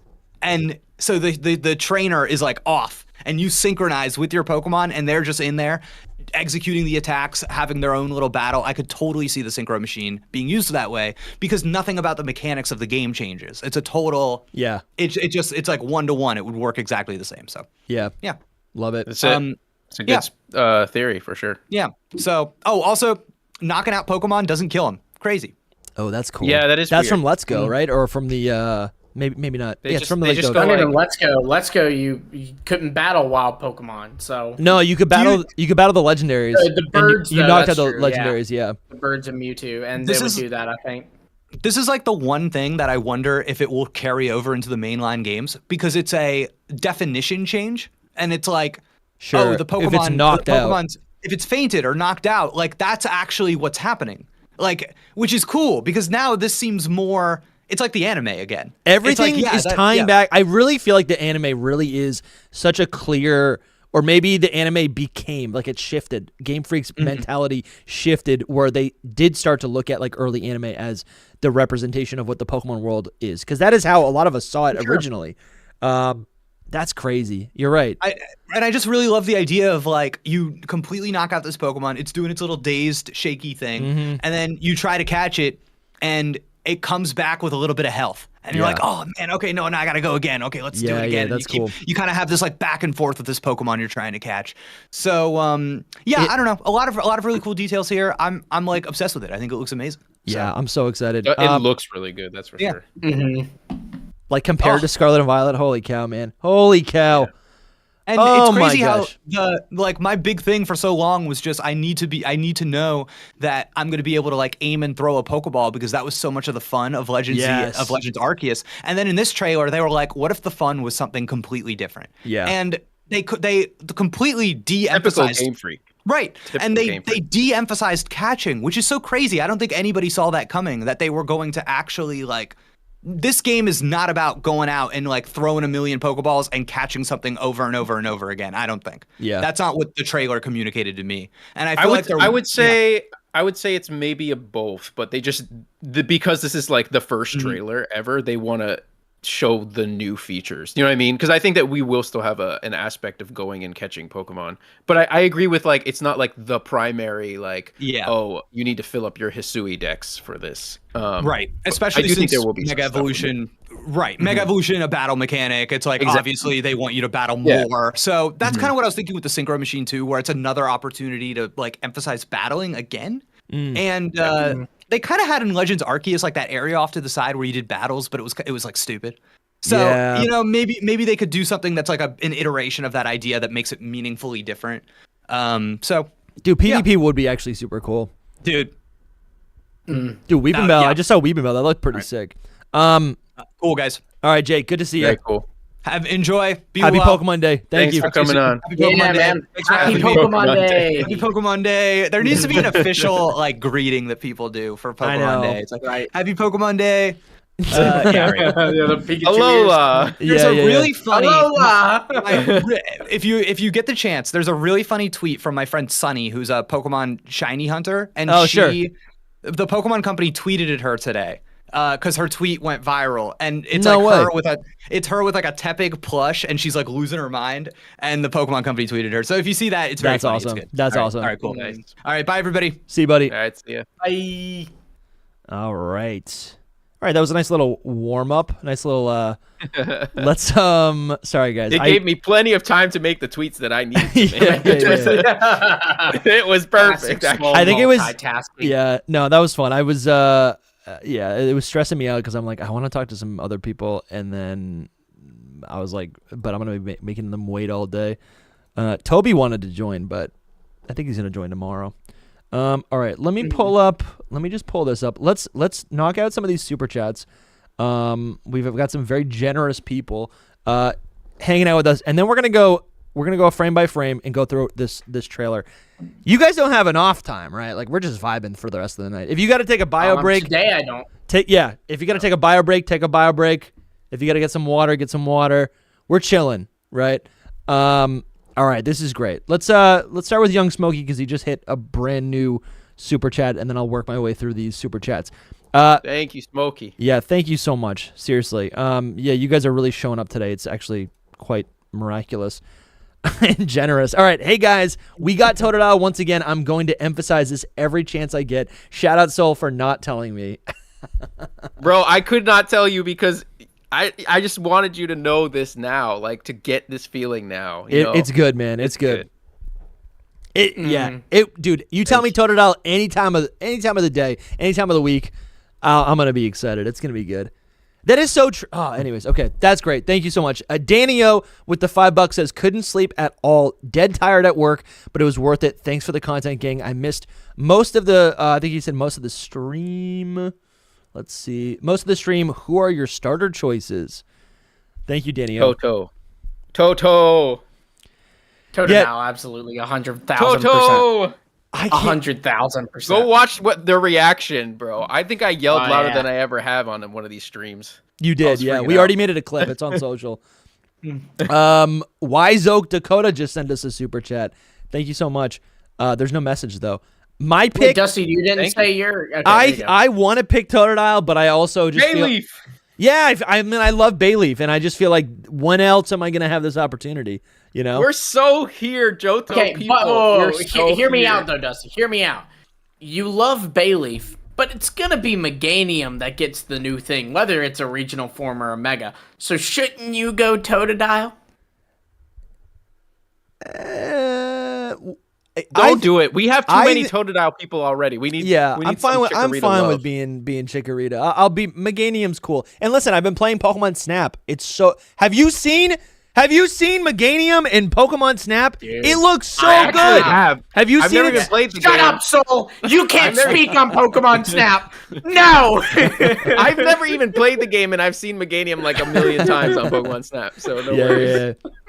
Don't worry, Lumi. I've got until freaking November to play it now, so I'm going to. Well, you know what? You've had a year and 2 months, bud. I'm going to play it. I bought the thing and everything. Just Pokemon Day just happened in the middle of my stream life. Anywho. You better live stream it when you do. All right. Yeah, you better, man. You better. All right. Code Nerd, Code 2. What is the CO? Oh, it's CO2, of course, not Code Nerd. Oh my God, I'm a nerd. CO2 nerds with the $5. Thank you so much. They can make champions subscription based and make more money. People need to buy the new game to get new Pokemon anyways. Yeah, they definitely could do that. It probably would be a thing where it's like you buy it and then I feel like most games have like those like passes that you can get, almost like a DLC, right? To get access to certain things. Northender just gifted 5 Hidden Power memberships. Thank you so much, Northender, and everyone who has just joined. Go check. Make sure you go claim your perks. Join the Discord. Get all the stuff in there. And then make sure you check out all of our entire back catalog of bonus content, VODs, exclusive interviews, everything. Make sure you go check that out. Thank you so much, Northender. Meant to bring this up earlier, Gassy Watchhog hit us with the $5. To add to the Pokemon Champions conversation, how would items work if you're using Pokemon from home, since you can't transfer items to home? And I think that is a great question. And honestly, to me, emphasizes that all the customization will be in Pokemon Champions. That's kind of what we talked about. So I totally agree with that. Red was here earlier. Big boys for life. Hashtag Embor. Hashtag for alligator. All the haters can You were able to stop. find these. So I went to the view. I went to the view activity tab. That's smart. In studio. I was stressing earlier. If you guys I process better when I'm reading it, so I was trying to find it. And I was like, oh, wait, they're too far up. I can't find them. No, you're good. You're good. What was it, Soul? Look, man, I'm glad that Embor's getting some love. What? Chart. No, I was saying that they related to the super chat. I don't know if you saw Ondu Regions. I was freaking out when he posted those too. He posted a Mega Embor and a Mega for Alligator. Yeah. And they're so fire. And I was like, retweet. No, absolutely. I gotta look at everything. Absolutely, yeah. So that for alligator, if that for alligator happens, I'll be so happy. Dude, yeah. So for alligator is peak. It's such a good design. It's gonna get something else. Red says the Pigman will change your mind after you play Pokemon Legends ZA. Much love, guys. Also, Zatumi, #1 deck building channel for PTCGP. Pokemon TCG Pocket. Is that what it's called?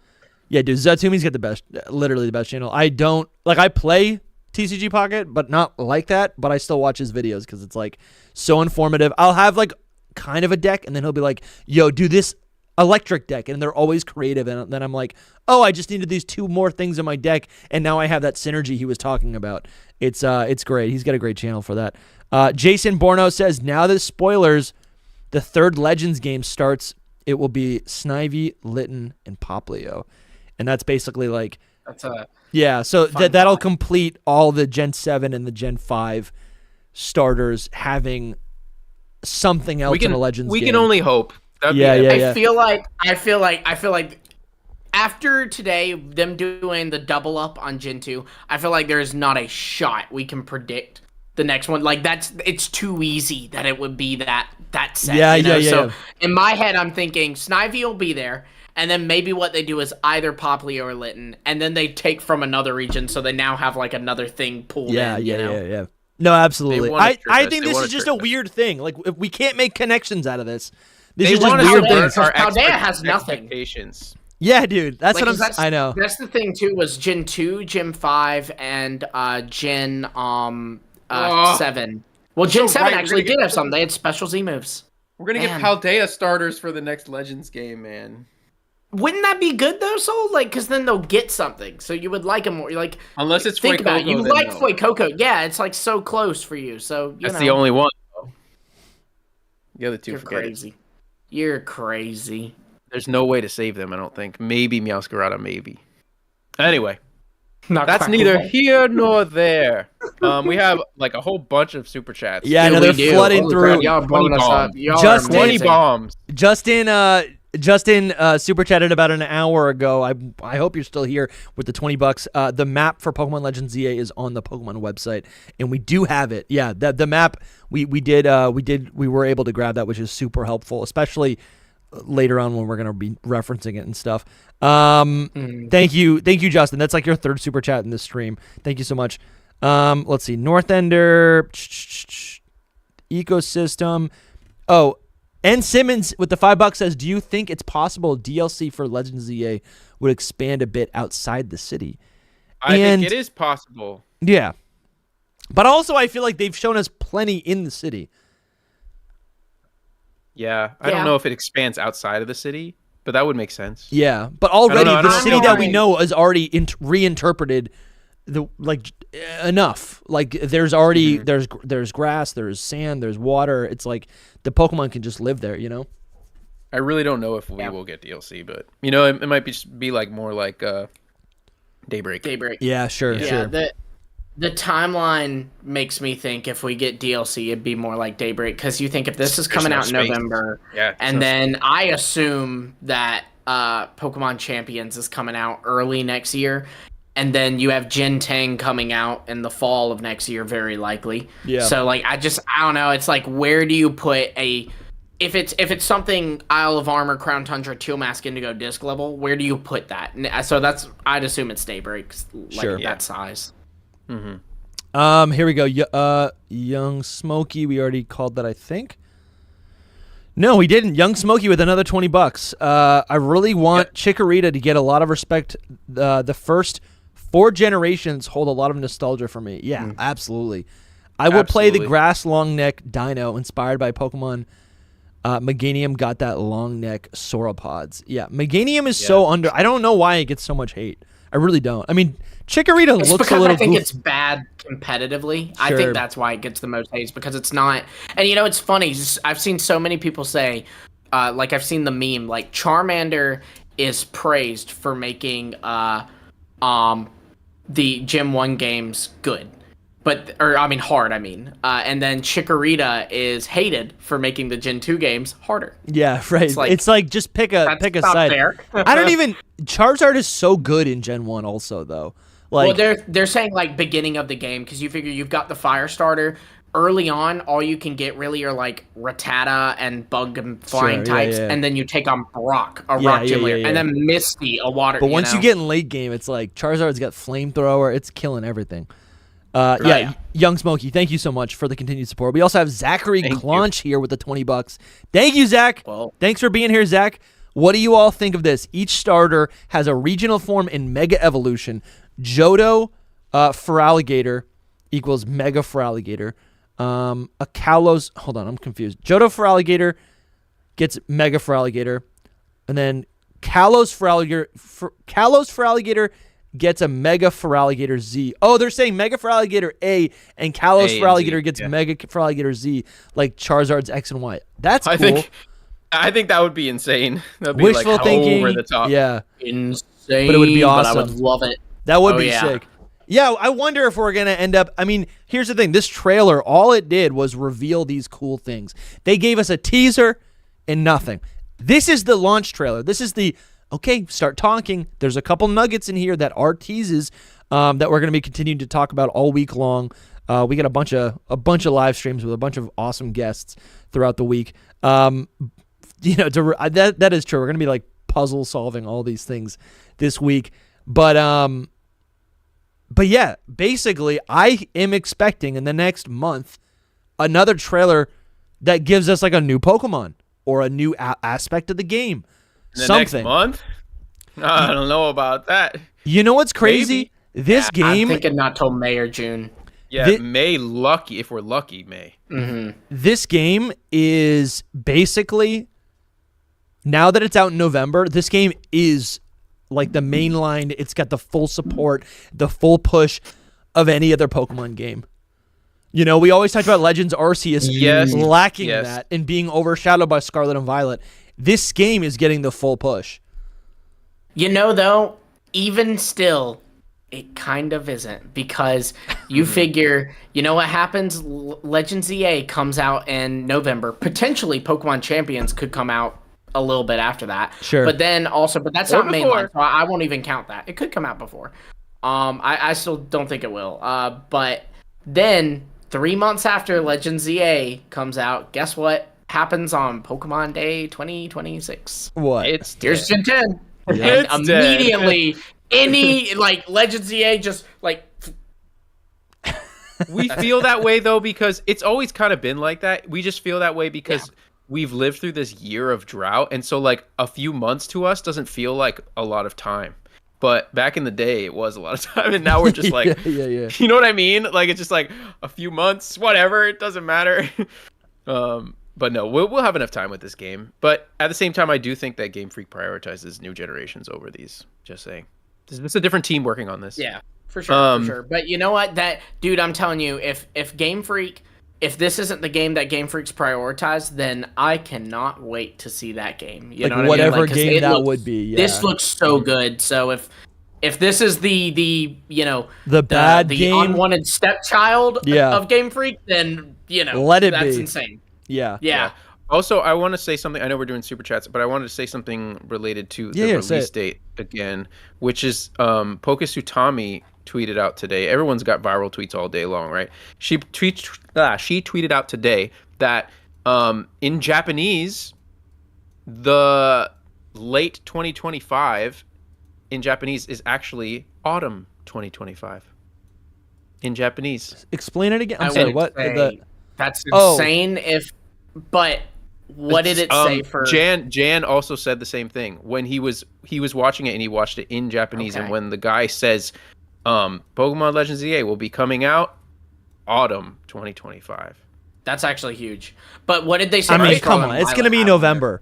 Why would they? I don't know. Then she went on to say, I mean, you can look up the tweet, but she went on to say, I'm not saying they're wrong. I'm just like, I don't think.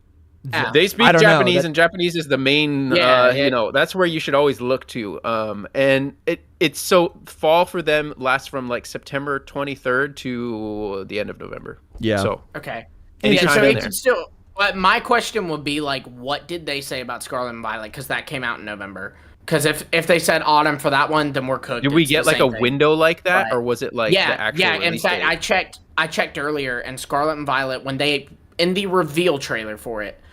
They said late 2022, which is the exact same wording we got for Legends EA, late 2025. Mm-hmm. So my question would be, for them, for the Japanese, did it say for Scarlet and Violet that it was late 2022, or did it say autumn 2022?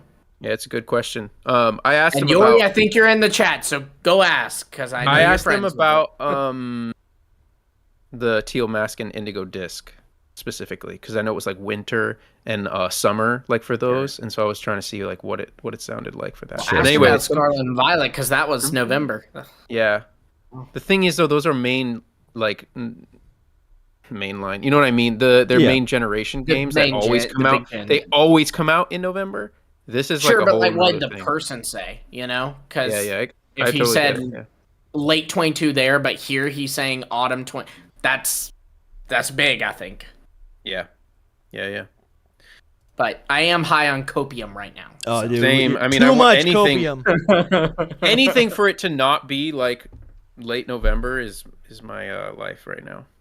So. And chat, just so y'all are aware, because I think there's some new people in there. Y'all talking about how it says late 2022 for SV. We're wondering about the Japanese version. Because currently the Japanese trailer for Legends EA, it says autumn 2025 instead of late 2025 like the English trailer did. So we're just wondering what's going on there. I mean, either way, it still spans to November, their autumn. So it just gives us a little more hope, but it's still please, man, please. Possible. I know. Or at least give me champions beforehand, bro. I need something in the middle here. Yeah, I think we're getting another drought here. No, dude, no way. The game's coming out this year. Until August though. Yeah, but think about with like Scarlet and Violet. With Scarlet and Violet, we got the reveal trailer in February. Then we got one trailer for it very beginning of June. It revealed Smoliv, Palmy, Lechonk, the box legendaries, the box art, and the release date. Like not release window, but the actual. Which is what I would assume for this too. June. And it was nothing until August. We got our next presents. Then we got the Grafai thing like late August, early September. We got a trailer in September. We got something in October. And then we got something very early November, and the game was out. But you still went April, May, nothing. Most of June. That was freaking a new generation game, too. Yeah. This feels like a new generation game. I don't know about you guys. But there's not that much content in this game for that. Right, it won't have as much as a new generation, so there's hypothetically less to show, Yeah, I don't know. I think it's going to be nuts. We're going to get new megas. I think it will be nuts, but I don't way to play the game.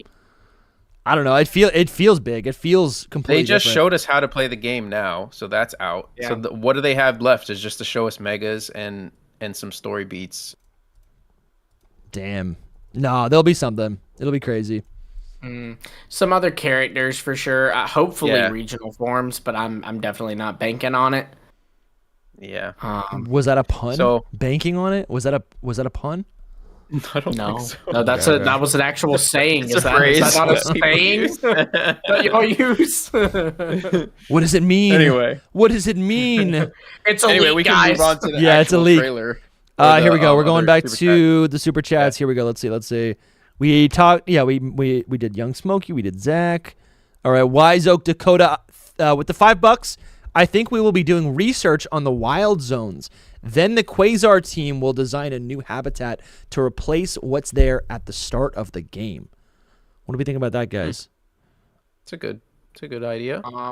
Could happen. Who is this that's in this chat so I can read it? Wise Oak Dakota. Like how I process it. Yeah. I think we will be doing research on the wild zones.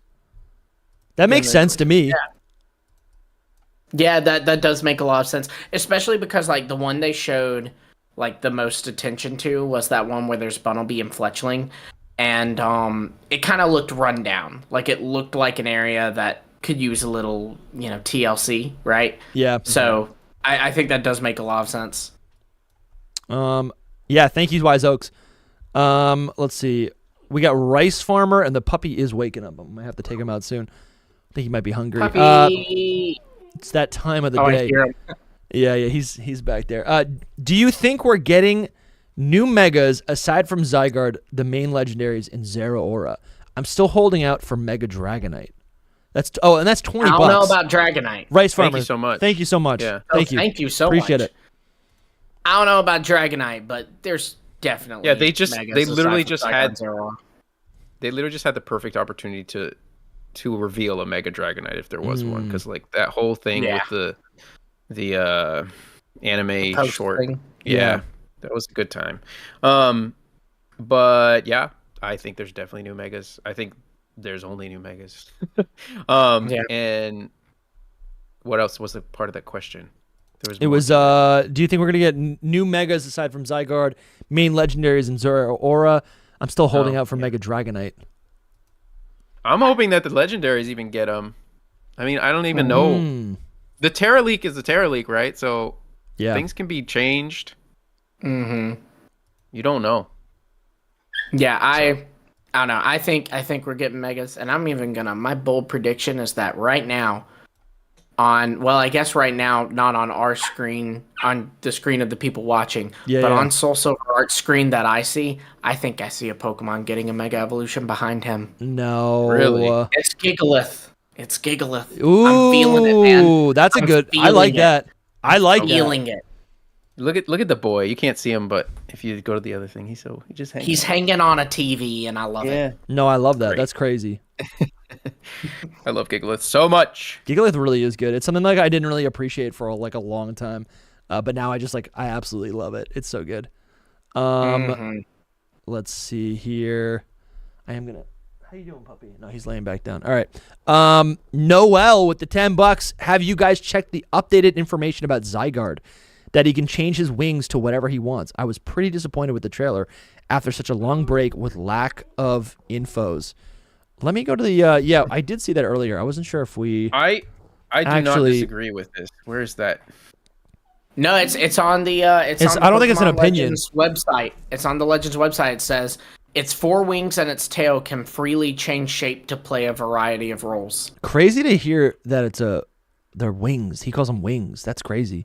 I mean, that makes sense. I never knew what to call them, to be honest. Every time I would talk about them, I'd be like, it's weird snake heads. Toby calls them... well, they're talking about the complete or collar. Yeah, same. Yeah. Oh, yeah. The complete form. This is Zygarde's form when it's at 100%. It uses its overwhelming power to suppress those who endanger the ecosystem. From the orifice on its chest, it radiates high-powered energy that can eliminate everything... I'm not even showing my screen. When did I... Have I not been sharing my screen? Line. No, not for a while now. Oh, shoot. Yeah. You guys got to let me know, because I've been actively playing this trailer. Now you can see That's right. Well, we've been actively not seeing it. Yeah, you guys got to let me know. Hold on. I thought it was on purpose. Now you can see Gigalith.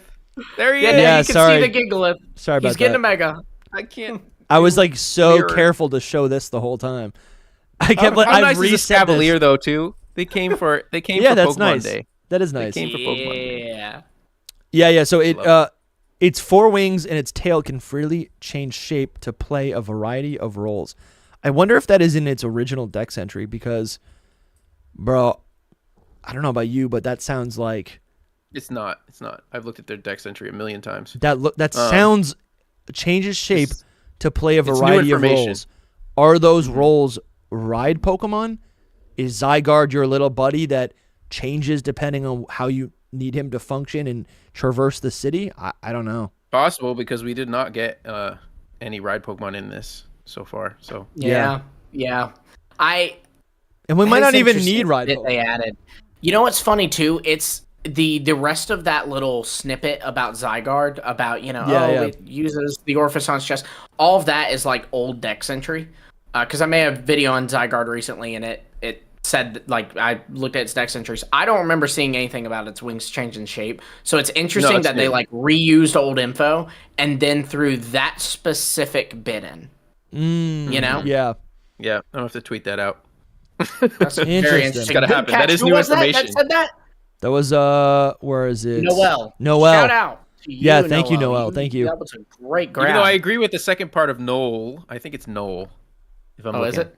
Yeah, because I have a dog named Noel, so I assumed it was Noel. It says Noel. I think Noel's N-O-E-L. for the ladies, and Noel is for men. Oh, I couldn't see their picture. Oh, who knows? It could be something else. Noel. That sounds nice. Also, pretty disappointed with the trailer after such a long break with lack of infos, and I kind of agree. Yeah. I would be with you if we didn't get champions. I think I would. I don't know because we got champions and that's the timeline I'm living in. But I imagine that the timeline where we did not get champions, I'm with you. I'm like, especially when they were like showing that scene where they were like, this is Mega Evolve and this is Mega. That would have been such a good time to just real quick, just a snippet of boom, Gigalith Mega Evolving and just keep going. You know, like that's all they had to. Like that's pretty much all they had to do. Like we've been waiting an entire year just to give us one Mega, and like not even now. For me, like you can go back and watch the reaction. Like at the end of the trailer, I was like, that was not enough. Like without the explanation part about it. Like imagine if they had just dropped it without the explanation part. I would have been like, what is this trailer? It's like 2 seconds long. I did rewatch it, like when it was cutting down to the explanation part, and you were realizing that we're going into the explanation part. You go, no new megas, man, come on. No, but it's true. It was like not so was bitter. It kind of got progressively like, yeah. But anyway, jeez. All right, here we go. So, Young Smokey with the $10. Thank you, Young Smokey. Meganium is basically a long-necked dinosaur who's your friend, like Littlefoot that it was in the Land Before Time reference. Yeah. I know that. That's. I know it. Too. I've never seen it. It's good. It's a good show. Go watch that. It's pretty cute. It's I was nice. More of a Disney's dinosaur kid. It's pretty good. I like it. Here we go. Yeah, thank you, Young Smokey. And then we got Jakemon Trainer says, your podcast really gets me through work. If Emboar gets a mega in this game, will Superior and SoulSilverArt get megas in the black and white remakes? Yeah, thank you, Jakemon, for your kind of words. Yeah. Appreciate that. Thank you so much. You're helping us get through. You had such an insightful question. I forgot to thank you, but yes, thank you so much. But I would say Superior. Whatever's happening next, I think Superior is gonna get it, but I don't think that SoulSilverArt will necessarily get a mega because it did just get a regional form. I think they're probably paying more attention to do they have some kind of alternate form. Yeah. And not like, okay, does it specifically have a mega? Does it specifically have a G-Max? Does it, Yeah. I mean, unless you're Charizard, in which case, 9 of everything, Especially now with champions, like, they can just put them all in the same game anyway, and they all have the same, or they all have different forms, like something special for them, Yeah. Very, very possible. Yeah. That makes sense. So imagine we got a Mega Hisuian SoulSilverArt, folks. Bro, come on. That would be insane. You would love that for sure. So cool. Dude, that would, like, this, hands down, best game. Seriously. That, It might be. I can't see any Mega regional forms. I know people are, like, all about it, but I'm just Sure. Well, it's interesting, too, wild. Because, like, what That's like another 10 years from now. a mega regional forms like stone, would you have to put like, for example, H Samurai, or would it just be called a Samurai? Because like similarly, there is a Slowbro Knight that mega evolves Slowbro. But the interesting thing about that is there's a Galarian Slowbro. So hypothetically, could I give my Galarian Slowbro the Slowbro Knight? I'm sure that it isn't, but that it is interesting, I think. I think, I like that because that's just like theory crafting. You're like, okay, if this, then this. Then if this, then this. Why can't this work? This could work. This would be cool if it worked. But I think at the end of the day, like they can, if they like, it's not it'll never be a limitation. Those types of things will never be limitations for why they can't do stuff because they can just explain it away. They do that all the time, Sure. But yeah, dude. And it makes sense for it to not work. I imagine it would not work on a Galarian Slowbro. And it makes sense that it wouldn't be when you like think about it hard because it's like, okay, well, Galarian Slowbro has a different type of biology from regular Slowbro. Yeah. The same way that an Ice Stone works on an Alolan Vulpix to evolve it, but not a Cantonian. Sure. Mm-hmm. Yeah, sure. Mm-hmm. All right. I want to go take the dog out. What can I leave you guys on for like 5 minutes? Do we have any other super chats? Can you loop the trailer? Well, I was hoping we would go through the trailer. I know. I want to as well, but we're already 2 hours into this now, which is kind of my fault. But it's been good. I'm having fun. I think people like this. Just pause it here so that when you go, you can play it from the very beginning. How much time? No, but like you guys, you guys need to talk. That gives us 6 minutes. Oh, we will. We're gonna look and Sure, we got plenty to talk about. Here, I'm gonna bring it back here to give myself 10 minutes. Already, I've got a little theory right there just from that. Well, don't bring it back a few minutes because then it's not on Legends ZA. That's what the people are here for. Yeah, but it's the presents. It's the presents. It won't. Okay. It's this, or you better go now. Black screen of death. Yeah. Well, when we get back to that one shot of the trailer, I'll tell you guys what I was thinking. No, all right. Make sure you don't forget because I want to know. I'll go ahead and tell you what I was thinking. So the trailer opens up. Well, Dusty, you need to go. I know. Give me a sec. Leave. I'm wrapping something up. So at the very beginning of the trailer, you see it like it begins in a train station, and we talked about earlier how like on our other live stream, the one we did with our reaction, how they revealed on the Pokemon website your journey begins with a trip to Lumio City. And so obviously the trailer is showing this by showing it begin in the train station. Now the Lumiose train station comes from Kalude City, so I wonder if you're from Kalude City. It's not like a huge thing. That's not game changing, but it kind of makes sense because we were also talking about how the player characters look like Sycamore. And, that's kind of interesting because, if you're not in Lumio City, Sycamore lives in Lumio City or did at one point. So, why are you not from Lumio City if you're the descendant of the guy who lives in Lumio City? Right. Where's his lab in X and Y? It's in Lumio City. Where does he live then? Does he not? He lives in Lumio City? I assume also Lumio City. So that's the tricky thing about this. Yeah. People there's a big theory online as well going on already, and it is that they're not actually Sycamore relatives, but they are related to Ethan and not May. What's her name? I only know the Crystal girl. Lyra? I only know Crystal. Lyra. Yeah, Lyra. Yeah. And and you've got the whole like Johto love thing. Yes. So a lot of people but I don't see it, man. I look at that character and he looks like Sycamore so much. It's ridiculous. I agree. No, I think look, we're in Kalos. I do see the similarity to Ethan, but we're in Kalos. He looks like Sycamore. If it walks like a duck and it talks like a duck, it's a duck. That's the way I'm seeing it. But a lot of people are seeing them looking more like Ethan and Lyra. To me, I don't see Ethan at all. I could see Lyra because the hair is very similar. I could see them both, honestly. Yeah. So that's that theory. But the thing is it brings up the question, if they are visitors, they're visiting Lumio City, then why, if they're descendants or children even of Sycamore, then how have they not visited? Maybe they have visited Lumio City before. I don't know. Why don't they live there? You know what I mean?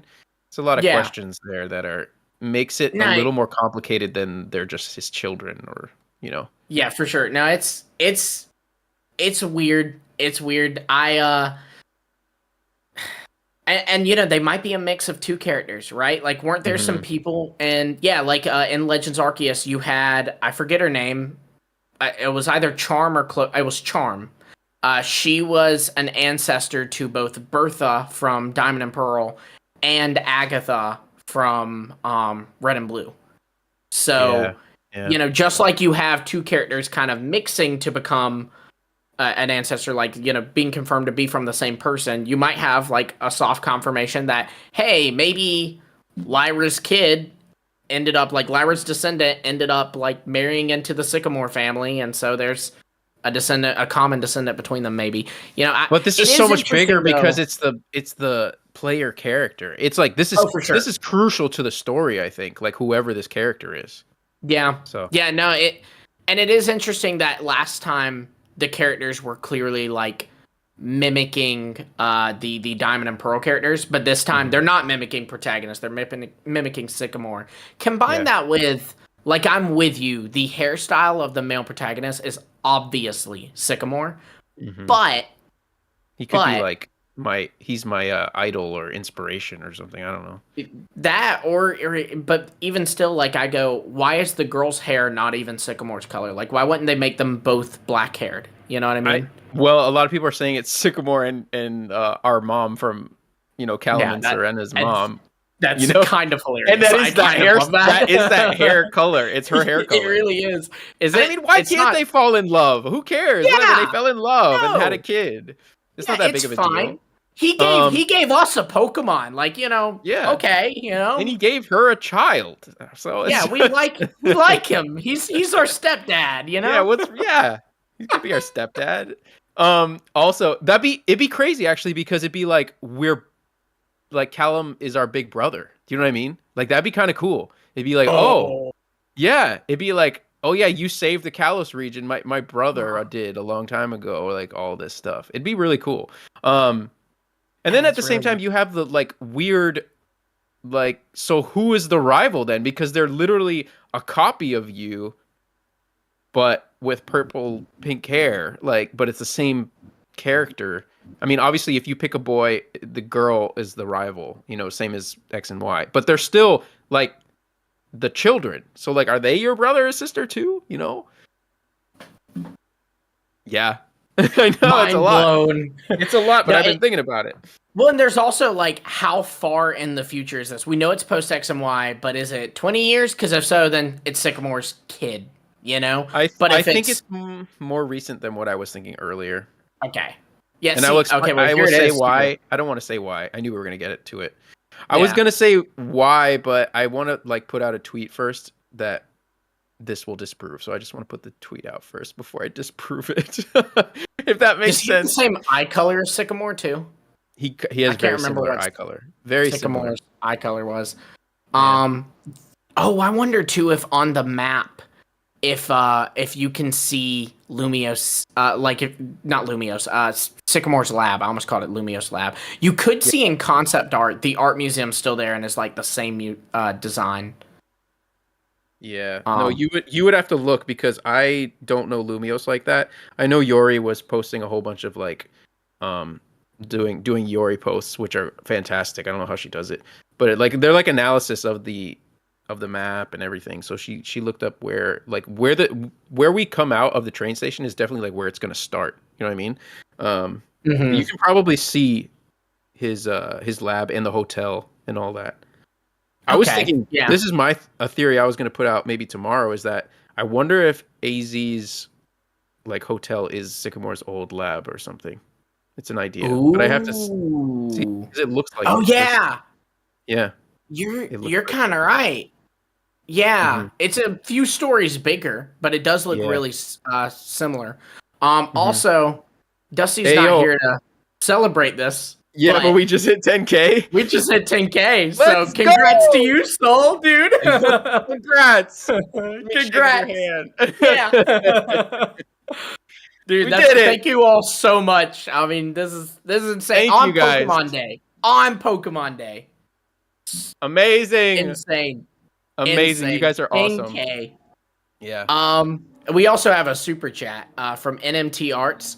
They said still hype from this morning, heartbroken about November release. That sums up exactly how I feel. Same. I think we're all, well, maybe not all of us, but us three are feeling that way. Yeah. I put out a tweet about it and people were like, no, let it cook. I'm like, bro, no more. I don't want to cook anymore. It is fully baked. Like, look at this. This game is ready to ship, man. Yes! I'm looking at this, and this is good enough for me. I will play this happily. It came out after Scarlet and Violet. The bar has never been lower. For real. In terms of graphics, guys, just so we're clear on that. Yes. We don't know how it actually plays. Was it you who said that Vinny looked like Archie? Yeah. I'm seeing it more and more every time I look at him. That's kind of interesting. I don't want to go over the trailer without freaking, I almost said you, but Dusty. Without Lumi. Yeah, I was like without Lumi, but Lumi's right here. No, Yori, not Nurse Joy outfits. That's 100K, dadgummit. Do you know, I was looking through my old tweets and I saw that somehow, I don't know how I saw it, but I might have retweeted it or something. It was just like you behind the desk. That was so funny, man. Oh my gosh, yeah. I think it was Elite Trader Kimway that made that. Mm-hmm. That was when I was in Orlando's for regionals. Or Charlotte for regionals. Oh, yeah. I was in IKEA, yeah. Good times. Yeah. There. So you missed it. Sarah's right here. She just said, you hit 10K and Dusty's not even there? Oh my. He's going to be so mad. I know. I don't even know if he knows. Sarah's here, though, so that's good. Yeah, I was going to say something else. I think I forget. Ooh, right here, I will say I'm really bummed that Onyx is not to scale. Yeah, that sucks. I do like agree. Legends Arceus, you know. But huge, hear me out. Hear me out. In Legends Okay. Arceus, we had different sizes of Pokemon. So it is possible that that's just a little Onyx. That's a really small Onyx. Like I think it is. I think that's smaller than like the smallest Onyx in Legends Arceus, I think. I mean, maybe they won't have size changes in this game. I don't know. You know, they did add it to Scarlet and Violet, so yeah, I hope they do. It's kind of become a like staple, I would say. You know, because you have Let's Go Pikachu and Eevee, I think, did it first. Outside of Go technically did it first. Then Let's Go, then Legends Arceus, and now I feel like it's a staple now. Mm-hmm. Oh man, Dusty's trapped in the chat. He's trapped in the chat? Yeah, he said, "Let me out, I'm trapped." But yeah, it's because Soul and I took over. We escaped the basement and locked him down there. Dusty, we watched the whole Presents all over again. It's gonna go to another video. I know, it's literally about to end, Dusty. It's gonna go to another video. And we can't, the worst part is that we have no control over what video. No, yeah, we can't, whatever plays, we can't stop it. If it's the anime, it's copyright claim, and we're cooked. Yeah, seriously. Call him. Where is he? Red sent 10K on Pokemon Day. Congrats, boys. Also, do you think capturing will have the same focus in this game? I don't think it will. I think it will be more exploration / story / battling focused. I think capturing is always going to be a big part of the Legends game. I think. Yeah. First of all, thank you. What's up? Oh yes, thank you. He made it for Dusty, the 10K. we hit 10K. Hold on. Dusty, we hit 10K. I know, I saw. I gotta let I just gotta get food for the dogs. Okay. They played and stuff. 10K! I know, dude. We hit 10K. Thank you so much, everyone, for 10,000 subscribers. Listen, it's great. Thank you so much. We're gonna keep going. We're going all the way to 20K. 10K. And then we're stopping. Hidden powers cancel. Then we're going all the way to 100K. We want the play button. Bro. We're going to 100K. I've said it before. I'll say it again. The best thing about this community is the amount of subscribers we have is the same amount of people who watch every single week, which is so rare on YouTube. We have so many. Like, I am stoked. The people here are like good. They are here to listen and talk and be a part of it all. Oh yeah, I love it. Listen, I have to go get the puppy and get him food, and so start it over then. So keep yapping. Start it all the way over. He's got it way back, over. so. No, Like it'll take me 2 minutes. It'll take me 2 minutes. Okay. Keep yapping. If you say so. Keep yapping. He doesn't have autoplay on, so we are good. Yeah. We are good. We were worried. And you guys saw I was play a random new video, and we couldn't stop what it was. You know. You guys saw I was listening to a bunch of Ariana Grande. You guys saw that. Oops. Yeah, we did. Right, hold on. Oh, I actually missed that. That's funny. How'd you see get that? some more water? Maybe some more coffee. Okay. Hold on. Okay. Just to go back to Red's super chat with the whole like having a catching focus. I do agree with you, Lumi. I think it's got to have a catching focus still. Mm-hmm. I don't think that they're just gonna ditch that whole thing. I mean, maybe they do. They're freaking Game Freak. They make new things and then they get rid of them the next game. But that's true. It does seem like it might. I mean, it's definitely more battle focused than Legends was, and then also Mega Evolution is at the forefront, and that's obviously a gimmick focused around battle. But that is something I want to talk about when we do the trailer thing, because there's a lot about Mega, how it's working. But I don't know. Have you I don't know if you do this, but my favorite thing to do on Pokemon Day is to watch people's like other YouTubers' reactions. Have you done any of that? I haven't. I literally have not had a chance. I woke up at 6:30, 7:30, I forget. And I got ready. You said 6:30, yeah. Yeah, 6:30. Got ready, got on this thing, been talking. After we did that, I sat on my phone and like just tried to find things to post, and then tweeted, watched, like read all of the Pokemon website stuff, all of the press release website stuff. Then I read a bunch of people's tweets, and then I watched the presents over. And then it was time to do this, and now I'm here. And so I have not had time to watch anybody's reactions except for ones that like little clips on Twitter. But you know. Yeah, see, you're better than me. I made a video for my channel, and then I went outside and ate food and walked around. But no, my favorite thing to do is like watch people's reaction videos. There were 2 people's reactions that I watched so far. I plan on watching a lot more tonight. But first I watched Wolf Glix because I was very curious what his thoughts on Champions were. And then I watched Game Boy Luke. I gotta say, Game Boy Luke's reactions are usually always my favorite to watch because you can just tell that man is in love with this franchise, you know, and that's what you want to see in those reaction videos. But I don't know. I was randomly reminded of that. Like I thought of it again where he was like, yo, you know, freaking out. I love seeing that. I saw a clip from him. I saw the clip from him when he was like freaking out about Hoenn, but it was Masters. Yeah. That's what I saw. The bait, yeah. I even joked in our reaction video. I was like, Oris remakes. Yeah. But no, and I think that's a testament to, like, you know, in hitting 10K. I think, you know, to brag on us a little bit. I think the number one thing that we are successful at, and I think it's what got us to 10K, and it's what'll get us to 20K, and what'll get us to 100K, is I think people can tell that we love Pokemon. You know what I mean? Yeah. Even you know, even with me. with your grumpy takes. Even I know. you. So grumpy. You know? Yeah, so grumpy. So grumpy. A lot of people. Someone put on our last video on our live stream. They said, "I love how negative Soul is all the time." I think they were serious. Like, I don't think it was sarcasm. No, I know. They love the negativity. I don't know. I don't like to be negative. I'm just being real, okay?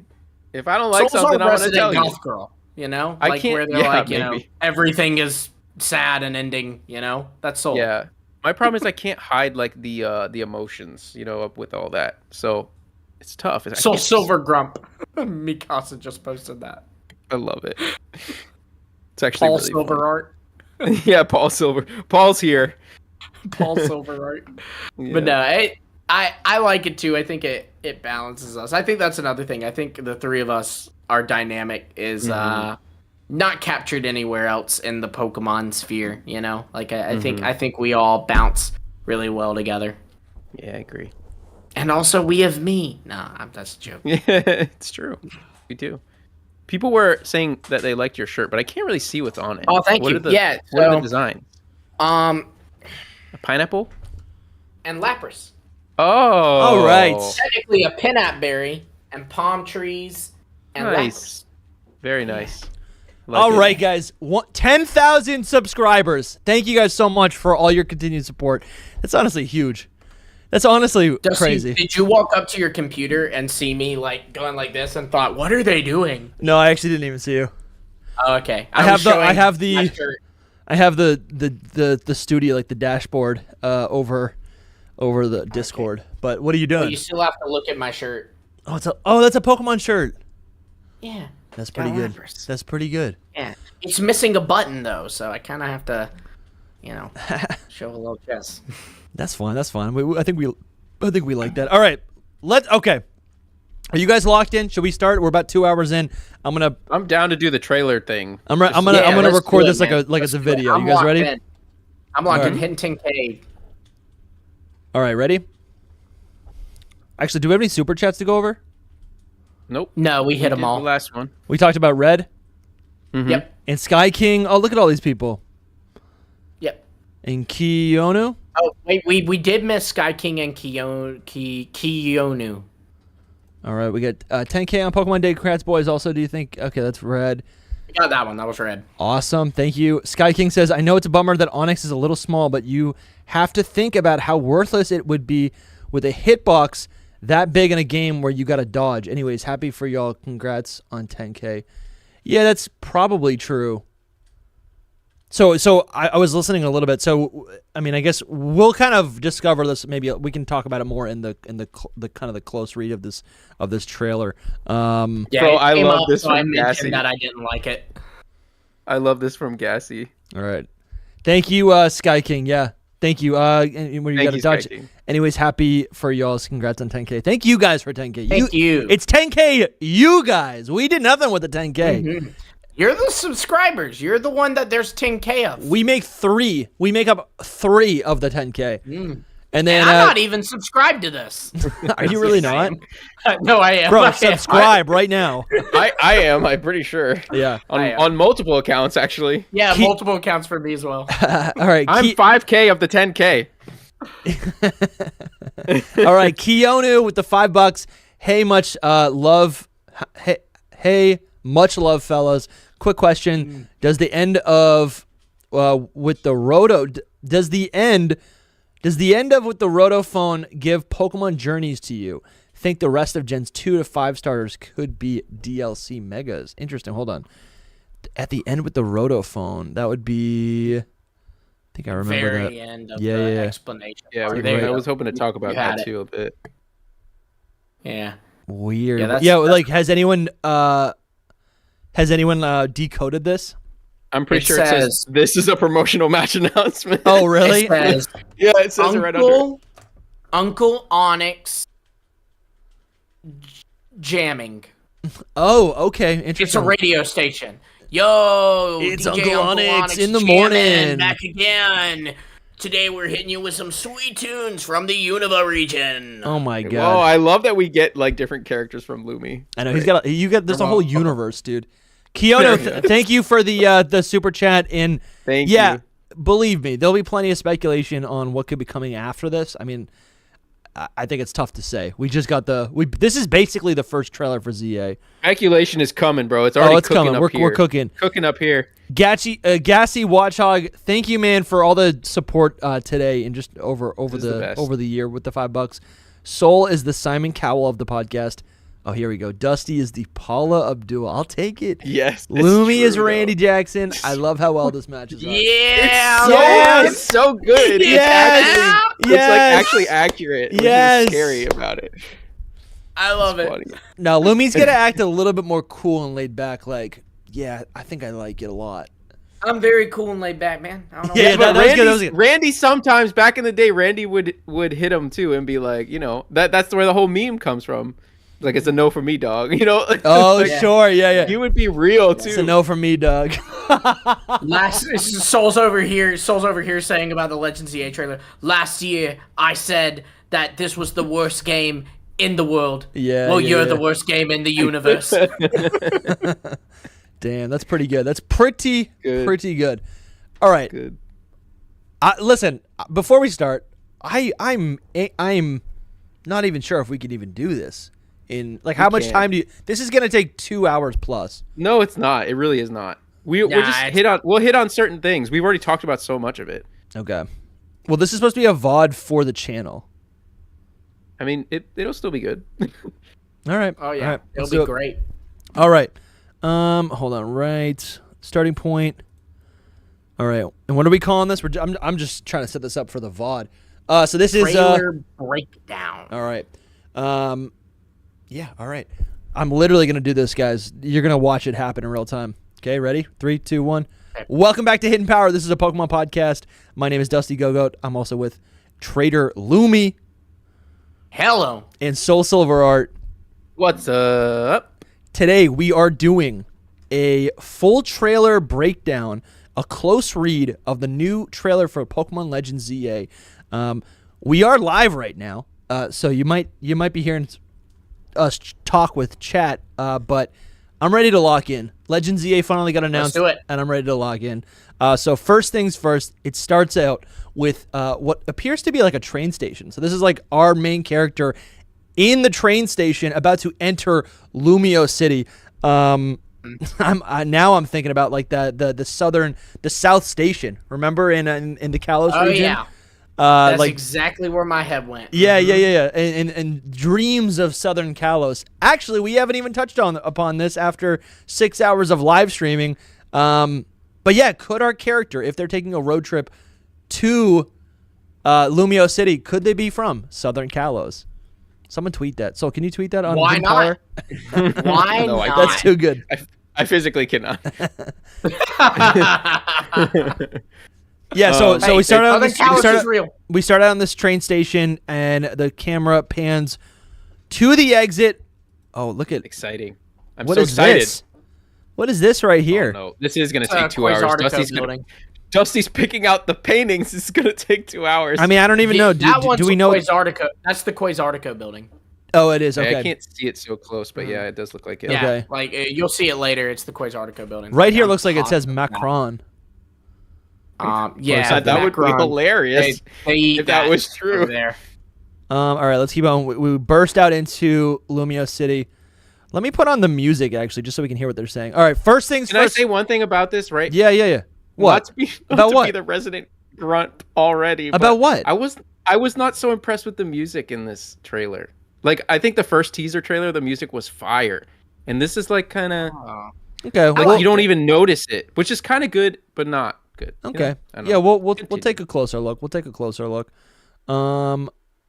It was a remix of the Lumio City theme. I feel like that's important to mention, or at least the part where like the nice lady is talking over scenes and explaining things. That part at least is the Lumio City remix. I know I heard it at some point. Here, let me change this. Let me change the playback speed to just go a little bit slower. Jesse has requested that you pause with the spacebar instead of the mouse. I think. Oh, is it easier? It like a boomer. Does it makes me look like a boomer? Probably. Listen, that's my assumption because I thought that when I saw you doing it. I mean, it could. Yeah, I mean, yeah. And he is Gen Z. I'm pretty sure. So me? No, Lumi. Yeah. ZA. All right, we're exhausted. All right, first thing we see outside of the train station in the trailer, we see our character. First thing that we see before we even see their face, we do see the mega ring, which is honestly kind of awesome, and they're dripped out in this green color. Honestly, I noticed most of the characters do have this green color. This is essentially just our Z version. It brings me back to playing Emerald version after Ruby and Sapphire for so long, and it's like your character, like everything in the game, it's so clearly when you're playing Emerald version that it's a different game from the two that came before because your main character is green. Everything is green, and I'm getting the same vibes right here. And black. Yeah, and black. And I do think that logo on the shirt or the jacket, is not the Quasartico one. So no, it's not. Yeah. So what is it? Is it I don't know. that it might be something else? It could be one of those like fashion. No, that's a really good thing to point out. I would say it could just be the brand of the clothing. We saw that in Scarlet and Violet. Like it could be. It could be a bolt-on running. Yeah, that's like a brand. That's like the Nike version in Galar. Yeah. Honestly, these fedoras are hideous. I saw MMORPG pointed out the fedoras. Yeah, but Lumi, you're a Jimmy Buffett fan. I mean, this is kind of right up your alley. We were talking about this. We were talking about this earlier, and Wolf Glick literally said about these. He said, "Oh, the Scarlet and Violet characters, or these Legends EA characters look so good." And then you see the guy's hat, and he goes, "Never mind, they're a bunch of freaking dorks." yeah. Hilarious. No, I want the drip so bad. I can see Lycan. Yeah, Lycan's with me in the chat. I think these characters look so sick. These characters look so sick. Also, okay, so we go straight from the female character to the male character, and we pointed this out earlier, but the male character, I mean, this is the spawn of Sycamore. It's Professor him. Sycamore from Pokemon X and Y. It is him. It's young Sycamore. Absolutely. He's him. He really is him. I see this man and the female character. These are the two pro tags. And I'm assuming you choose one. This is usually how it works, right? Well, I guess you're no, they'll both be present in the game. But the male character looks like the son of Sycamore, or maybe grandson. Because this game in Lumio City, the trailer hasn't communicated this yet, but I think it's very obvious in this trailer we're going to find out like Lumio City does take place this game takes place post X and Y, events of X and Y. So I'm assuming this male protagonist is the grandson or son of Sycamore, and the female character looks to be maybe the daughter or granddaughter of, truthfully, the main character's mother in X and Y. Like, honestly, could just be a descendant of like what would it be, like Serena, I guess, or Callum. Yeah, those main characters. Or Sycamore and Grace. Yeah. Me and Lumi talked about it while you were gone, actually. Mm-hmm. It was a, This is for the VOD, though. There's like a whole bunch of other situations that we talked over, so we can speculate about it a bunch in the future, I'm sure. But is it Sycamore's son? Is it his grandson? Is it Ethan's relative from Heart Gold Soul Silver? Oh, it's crazy. And the other one's Lyra is what people have been saying. I really don't think it's that one, because people are saying that, but when I look at him. Does he look Sycamore, like dude. He's Sycamore. No, absolutely. And you're in Kalos. Like, you're in Kalos. Yeah. You know? So, I know, we gotta be thinking Kalos. Starters do give I it feel away like a little bit, I'm though. supposed to think this is Sycamore, you know? Yeah, we gotta think. We gotta think about this. We also got a super chat by Red, $5. Thank you, Red. Says just FYI, green is the middle color of the spectrum. Scarlet on one side, violet on the other, and that was our big theory. Very true. That was our original theory. We assumed there was going to be a box legend or like a third version legend for Koraidon and Miraidon. We ended up getting Terrapagos, and yeah. Wow. And so that's cool to think that, because this is the second generation 9 game, which is kind of cool. Legends ZA. Yeah. You know, something else I'm really enjoying is just seeing all those like NPCs in the background. You know, like I saw a lot of people saying the world looked empty, but I don't think it.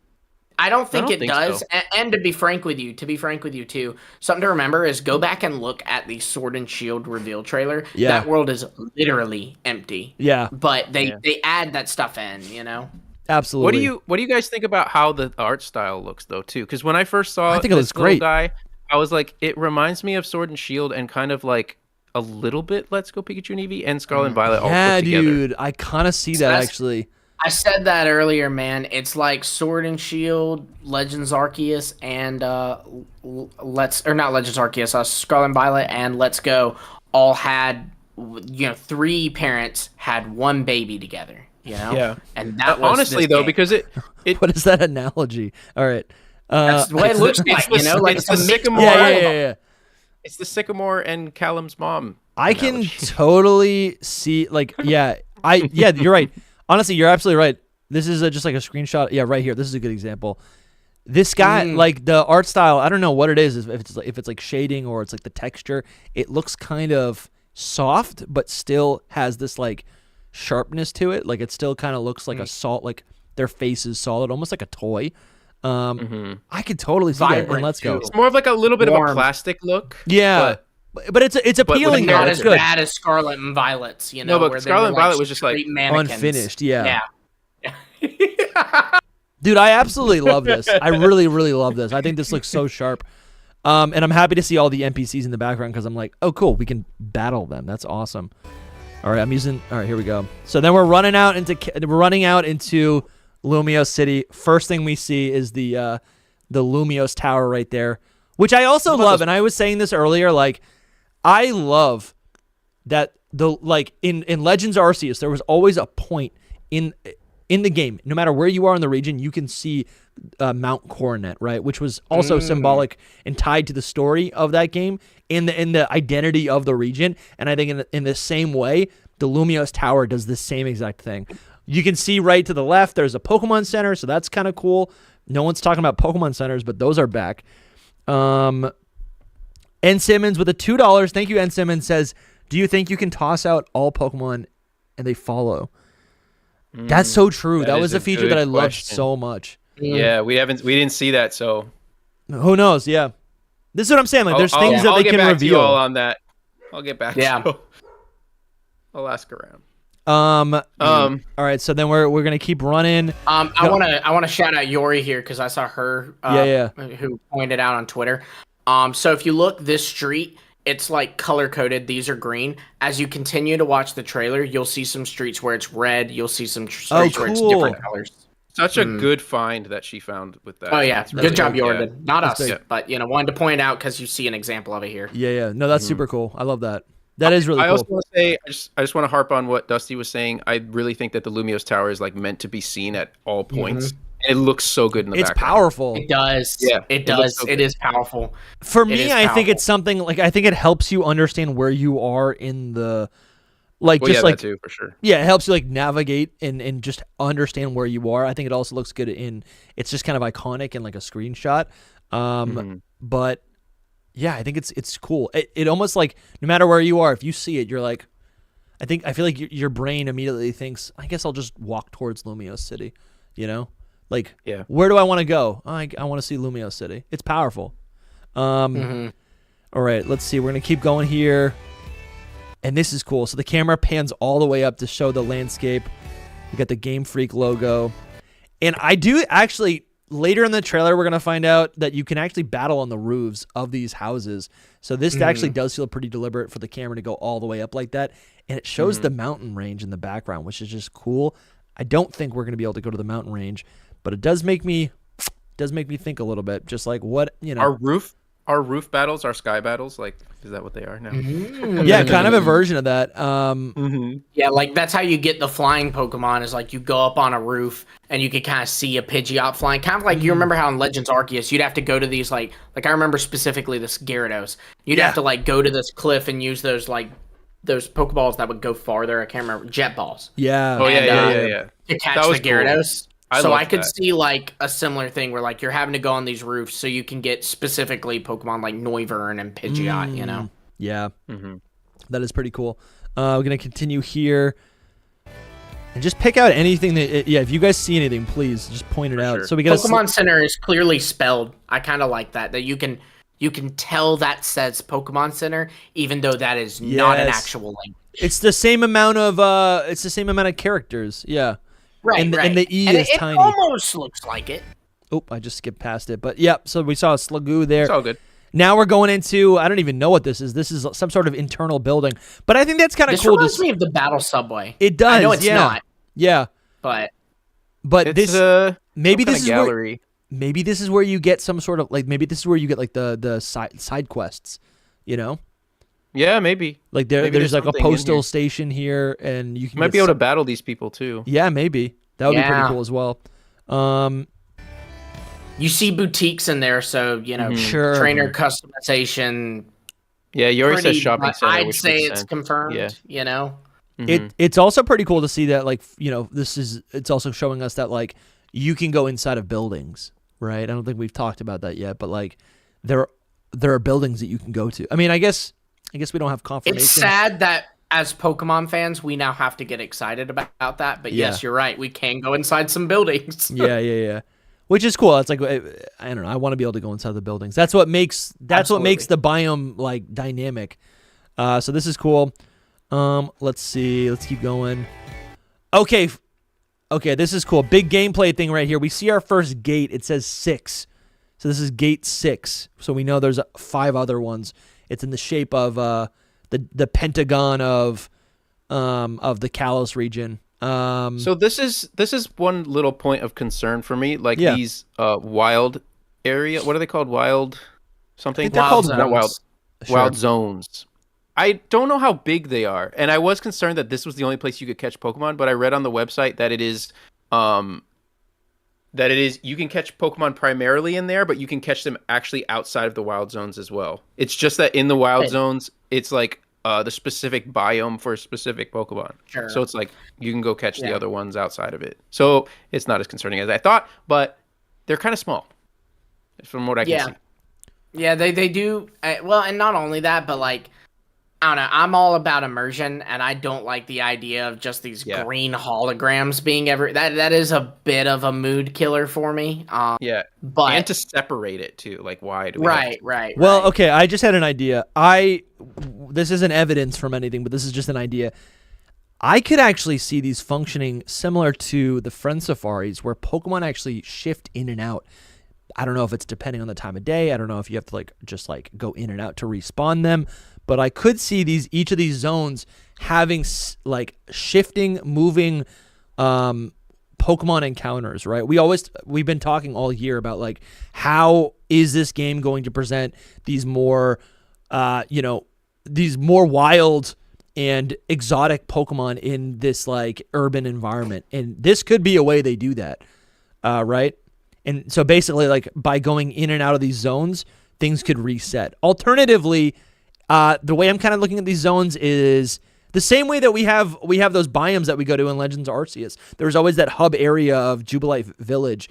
I guess maybe there is no hub area, and you just you can just go to each new location within Lumiose City. Maybe I'm not totally understanding this, but there might not even be any hub. There's just this is no different from a route, I guess, is what it could be. Mm-hmm.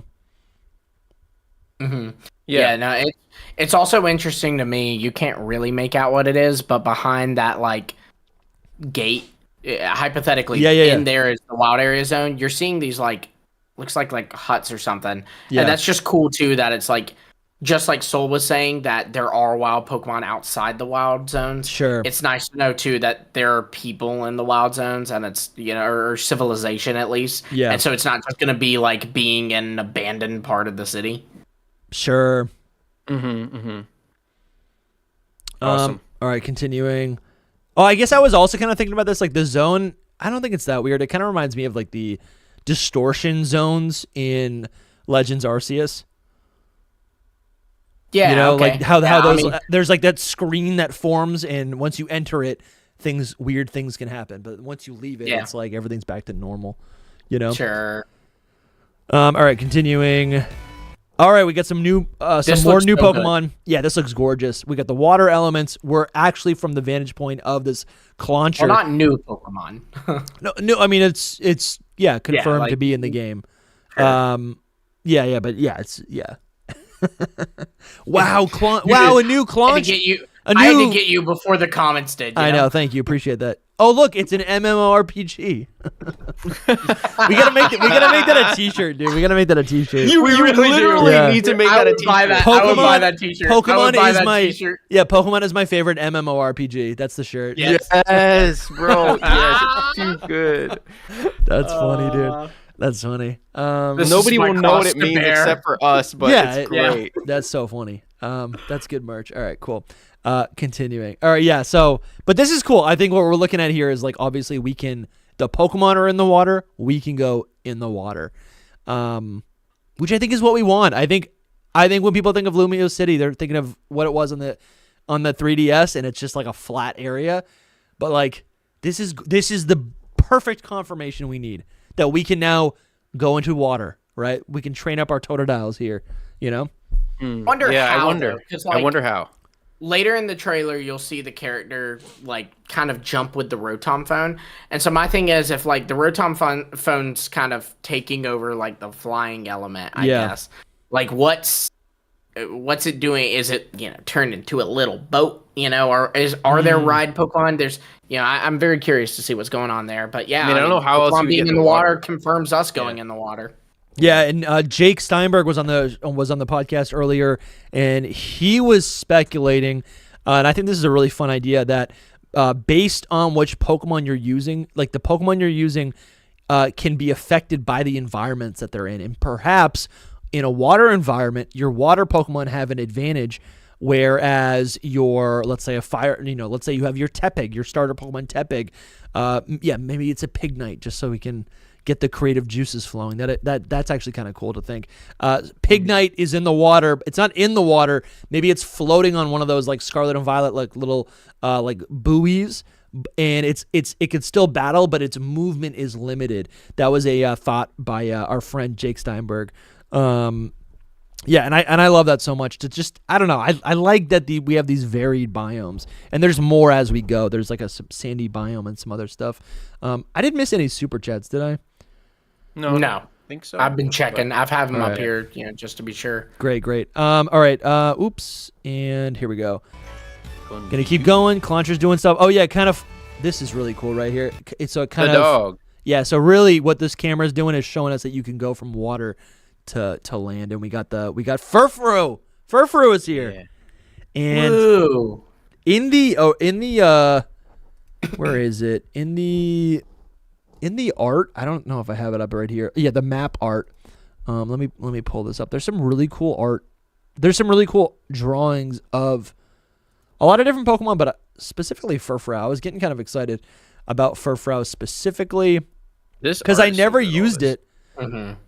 Yeah, I never used Furfrou in the main games because I didn't like the idea of like constantly upkeeping the haircut, which is literally the point of like a dog. Like that's the point of the gimmick, But I don't know, man. Looking at this Furfrou in this key art Force Legend ZA, kind of cool. Kind of looks like a brand new Pokemon to me, And I'm hoping it's a more accessible form. It's cool that you can change their forms, right? So yeah, we'll see them. I just looks that like. I guess it's like the positioning. I think Furfrou actually looks good there. Normally, I'm not a fan of this dog, or Furfrou, excuse me. I'm sorry, y'all. Furfrou looks good there, and I'm not used to it. Yeah, I know, but it looks cool. Like I know.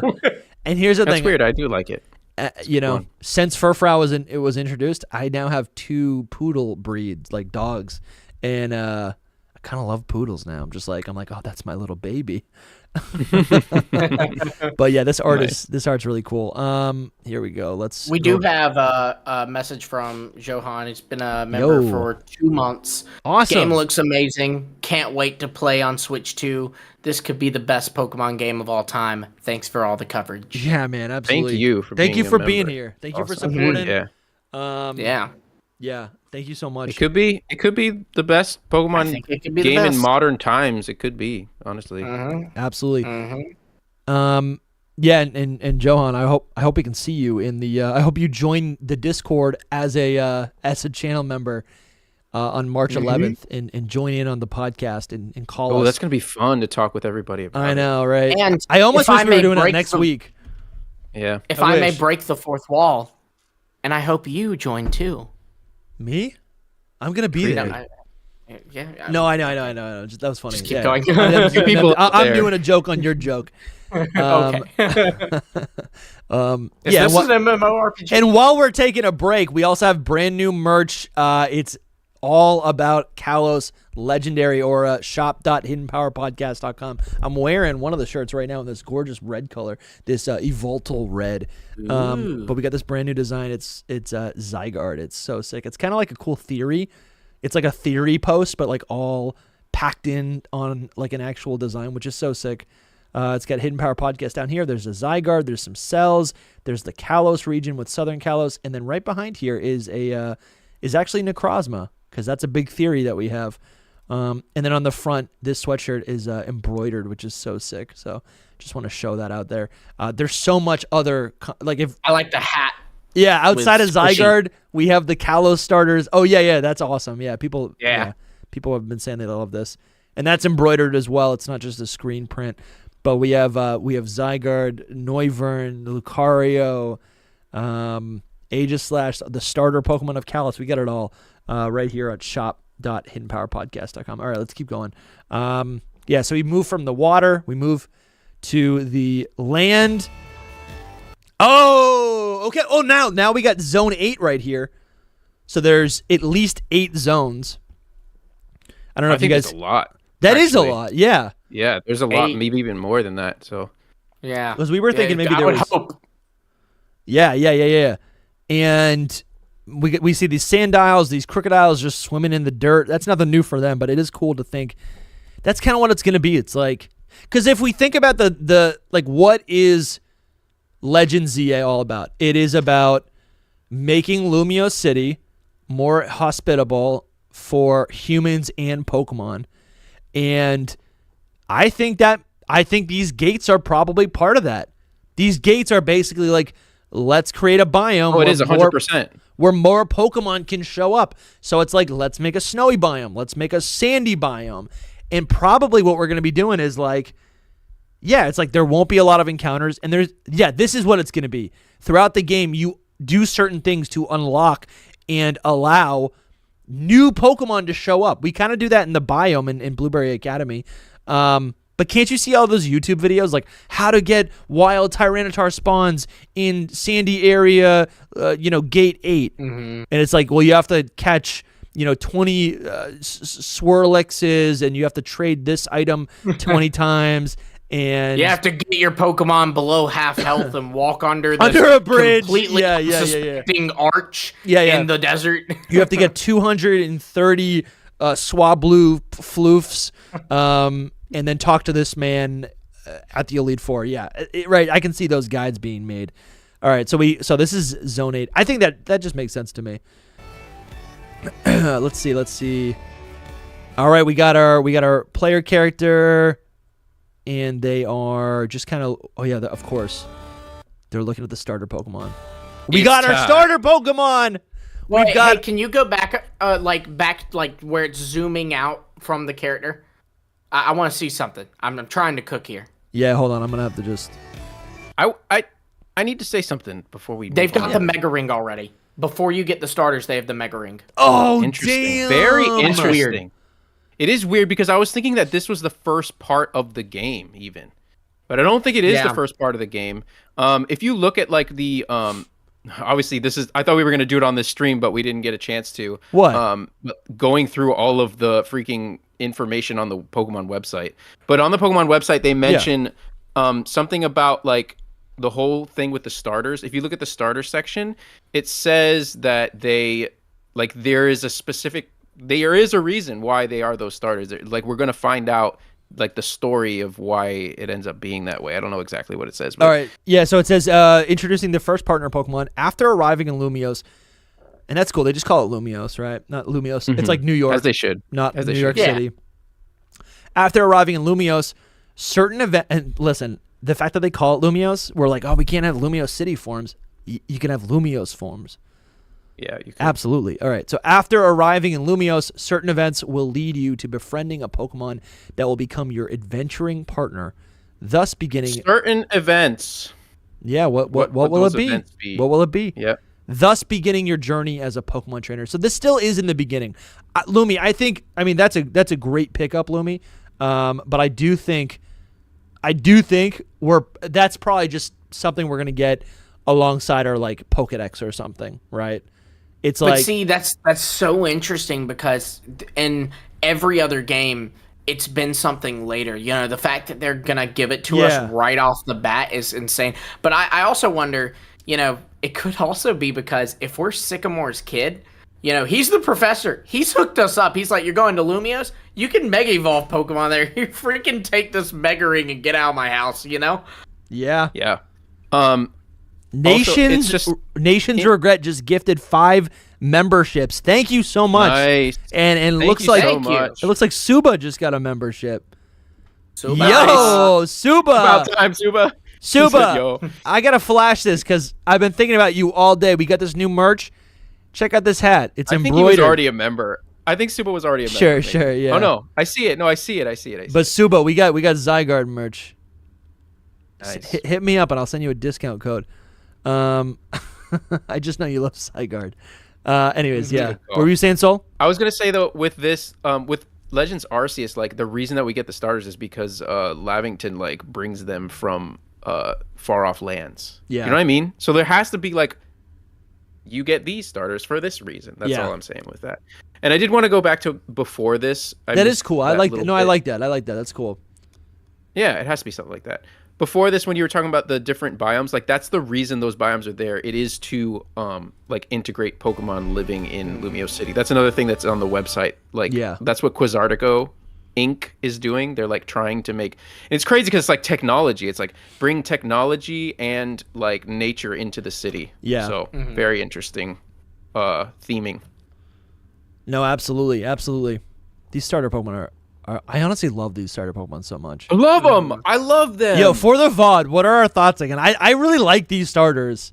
I know, Soul. I was like trolling you about Tepig. I was like, we're gonna get Tepig. It's gonna be awesome. Tepig, we're gonna get our little chef boy. We're gonna get our little chef Tepig. Emperor. No one's getting a chef Tepig, bro. No one wants a chef. Dude, look at this. He's a ravenous glutton. Let's do this. All right, this is not the trailer, but let's do this. Ravenous all right. This is part of a breakdown. It is, yeah. It was from the site. I didn't know it was from the site, so I thought Dusty was just roasting Tepig like, he's a ravenous glutton. I was like, whoa! All right. He was being colorful with his his wordage. So our starters are, you get to pick between Chikorita, Tepig, or Totodile. Chikorita, just the grass type. The leaf on its head has a variety of uses. Chikorita can use the large leaf on its head to determine the temperature and humidity of its surroundings. It will also use this leaf to seek out warm places since it loves sunbathing. Lightening the mood even when the mood is hostile. Chikorita has a gentle personality. While at first it may wave its leaf around fiercely to keep its opponents at bay, a sweet fragrance wafts from the leaf, which can calm both battling Pokemon and create a cozy, friendly atmosphere in the end. Bro, give me the fairy type. Then we got Tepig, the fire pig Pokemon. It's fire type. You know the drill. Unova remakes. Confirmed. Okay.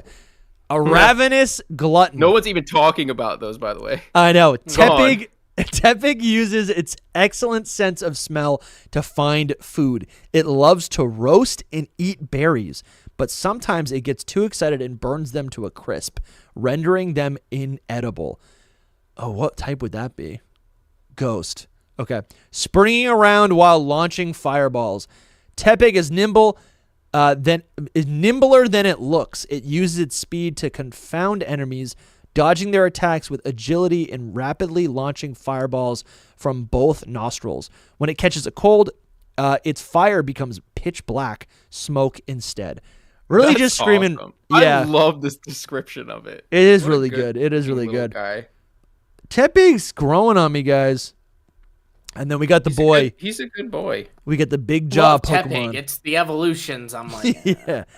We get the big jaw Pokemon Totodile, a rowdy Pokemon that bites everything. Totodile is small, but it has a rough and tough personality. It won't hesitate to take a bite out of anything that moves within its sight. Its powerful, well-developed jaws are capable of crushing anything. Even its trainer must watch out because Totodile will bite indiscriminately. Even its trainer must be careful. While Totodile may think it's playfully nipping, its bite has enough power to cause serious injury. Make sure not to inadvertently turn your back to it. So none of that sounds... Yeah, honestly, here's the thing. I was looking for little hints for what could indicate a new type. Yeah, but it's playful. It doesn't say like... It doesn't say like it has any like ill will. It's just, playful. I don't know. Like the make sure not to inadvertently turn your back to it is kind of sinister. Bro.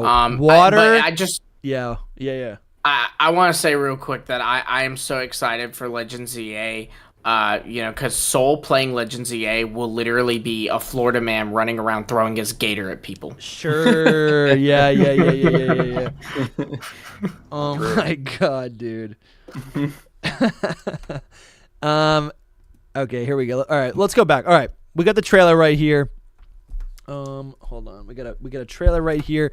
It's showing the starters. We're going to pick our starters. I'm picking Chikorita. I got to pick Chikorita. Totodile. And then Soul, that means you get Tepig. Nope, it's the only one left, so you legally have to. No. Or you can use a Pat Rat. It's up to you. All right, we're going to continue here. Okay, beautiful shot right here of the starters right behind or right in front of or with the Lumiose tower behind it. That's awesome. Look at, they're just going off. What a good. They're honestly so happy. You could pick any of these and be like, yeah, they're great. Like you pick any starters. This is a great lineup. Any starters, put them together, and it's like, yeah, I like them. This is actually what I was saying to Lumi earlier. Is that the final evolutions are all going to be like hype. Like a lot of people don't like these starters, to be honest. They only like Totodile. We were talking about the Pokemon Company put out a tweet of like, and it's a poll of which one is the most popular. Yeah. And Totodile is crushing the other two, crushing them. And so, but the thing is, their final evolutions could be completely different. They could be like, they could have beefed them all up and made them amazing because they know that people don't really like them that much. So they are like, let's make something that people are really going to like. And Totodile for Alligator, they're probably going to be like, this is the fan favorite, so let's make him the best. Yeah, absolutely. So he's the Charizard of this Blastoise Venusaur situation. That's true. You know, you get the soft little. Yeah, that makes sense. I like this. I like this. Let's keep going. All right, so this is something I was thinking. This is so France. This is so something. Paris. Yeah, I was thinking about this earlier. Like, so right now, this person is running with their Tepig. They're running with their Tepig. Are you guys? They are. They're following Pokemon. It's following Pokemon. Like his little boing. It's following. They're following. Yeah. The Pokemon is following you. How cool is that? I think you see that as well. You see that as well in the battles and everything too. This is they just follow you around. Yeah, well, that's neat. That is cool. So this is, to me, when I first watched this trailer, I was thinking about like the Let's Go feature, right, of Scarlet and Violet. Yeah. I went back to Legends Arceus recently, and I'll probably be playing it on the channel soon. Legends Arceus, just to compare. But the thing I missed the most playing Legends Arceus was the Let's Go feature from Scarlet and Violet, where I just press a button and my Pokemon can attack. Like, obviously, I go throughout Legends Arceus, I go throughout Hisui, and I'm catching Pokemon. But the Let's Go feature allowed me to just like very seamlessly do something and interact. Are you talking about in Scarlet and Violet, right? Yeah, in Scarlet and Violet. As I travel through the world, I'm able to very easily just like I can interact with the Pokemon around me. It's kind of violent. It's murder, but it is like I can do something with the Pokemon in the overworld. You know. I can interact with the open world environment. And you can do that in Legends Arceus. But now I'm looking at this game thinking, okay, I can capture Pokemon in the overworld. I don't need to go into a battle mode. And I can also attack them potentially, right, with my Pokemon. Just immediately battle them. I don't want to do a whole back and forth. It's just, you just allow the battle to happen, to commence. Anyways, I love that. So we see Tepig right now following alongside the female character, which is so sick to me. I think that's cool. All right. Oh, Totodile's on the bench. Wait, that jerk didn't order Totodile anything. I know, that was kind of rude. Did you see this? That was horrible. So she's running with her Tepig. This man is yawning. He's too cool for school. He ordered cake and an unkaf. Look at the Totodile looking at him. He wants some. Yeah, he's like, excuse me, I want to eat. Yeah, it's like a little puppy eyes, you know? No, you know what? I might pick Totodile. Totodile looks so good right here. Yeah, come to the dark side, man. Oh my gosh, everyone's picking Totodile. Everyone's picking Totodile until they see the final evolutions. Yeah. So there is a scene of him running with Totodile too. Is it not the next one, or was it probably before? So then we got Totodile's just chilling right there, and then we got Chikorita. She's like training. The female character is training with Chikorita. Chikorita's using some sort of attack. I love that.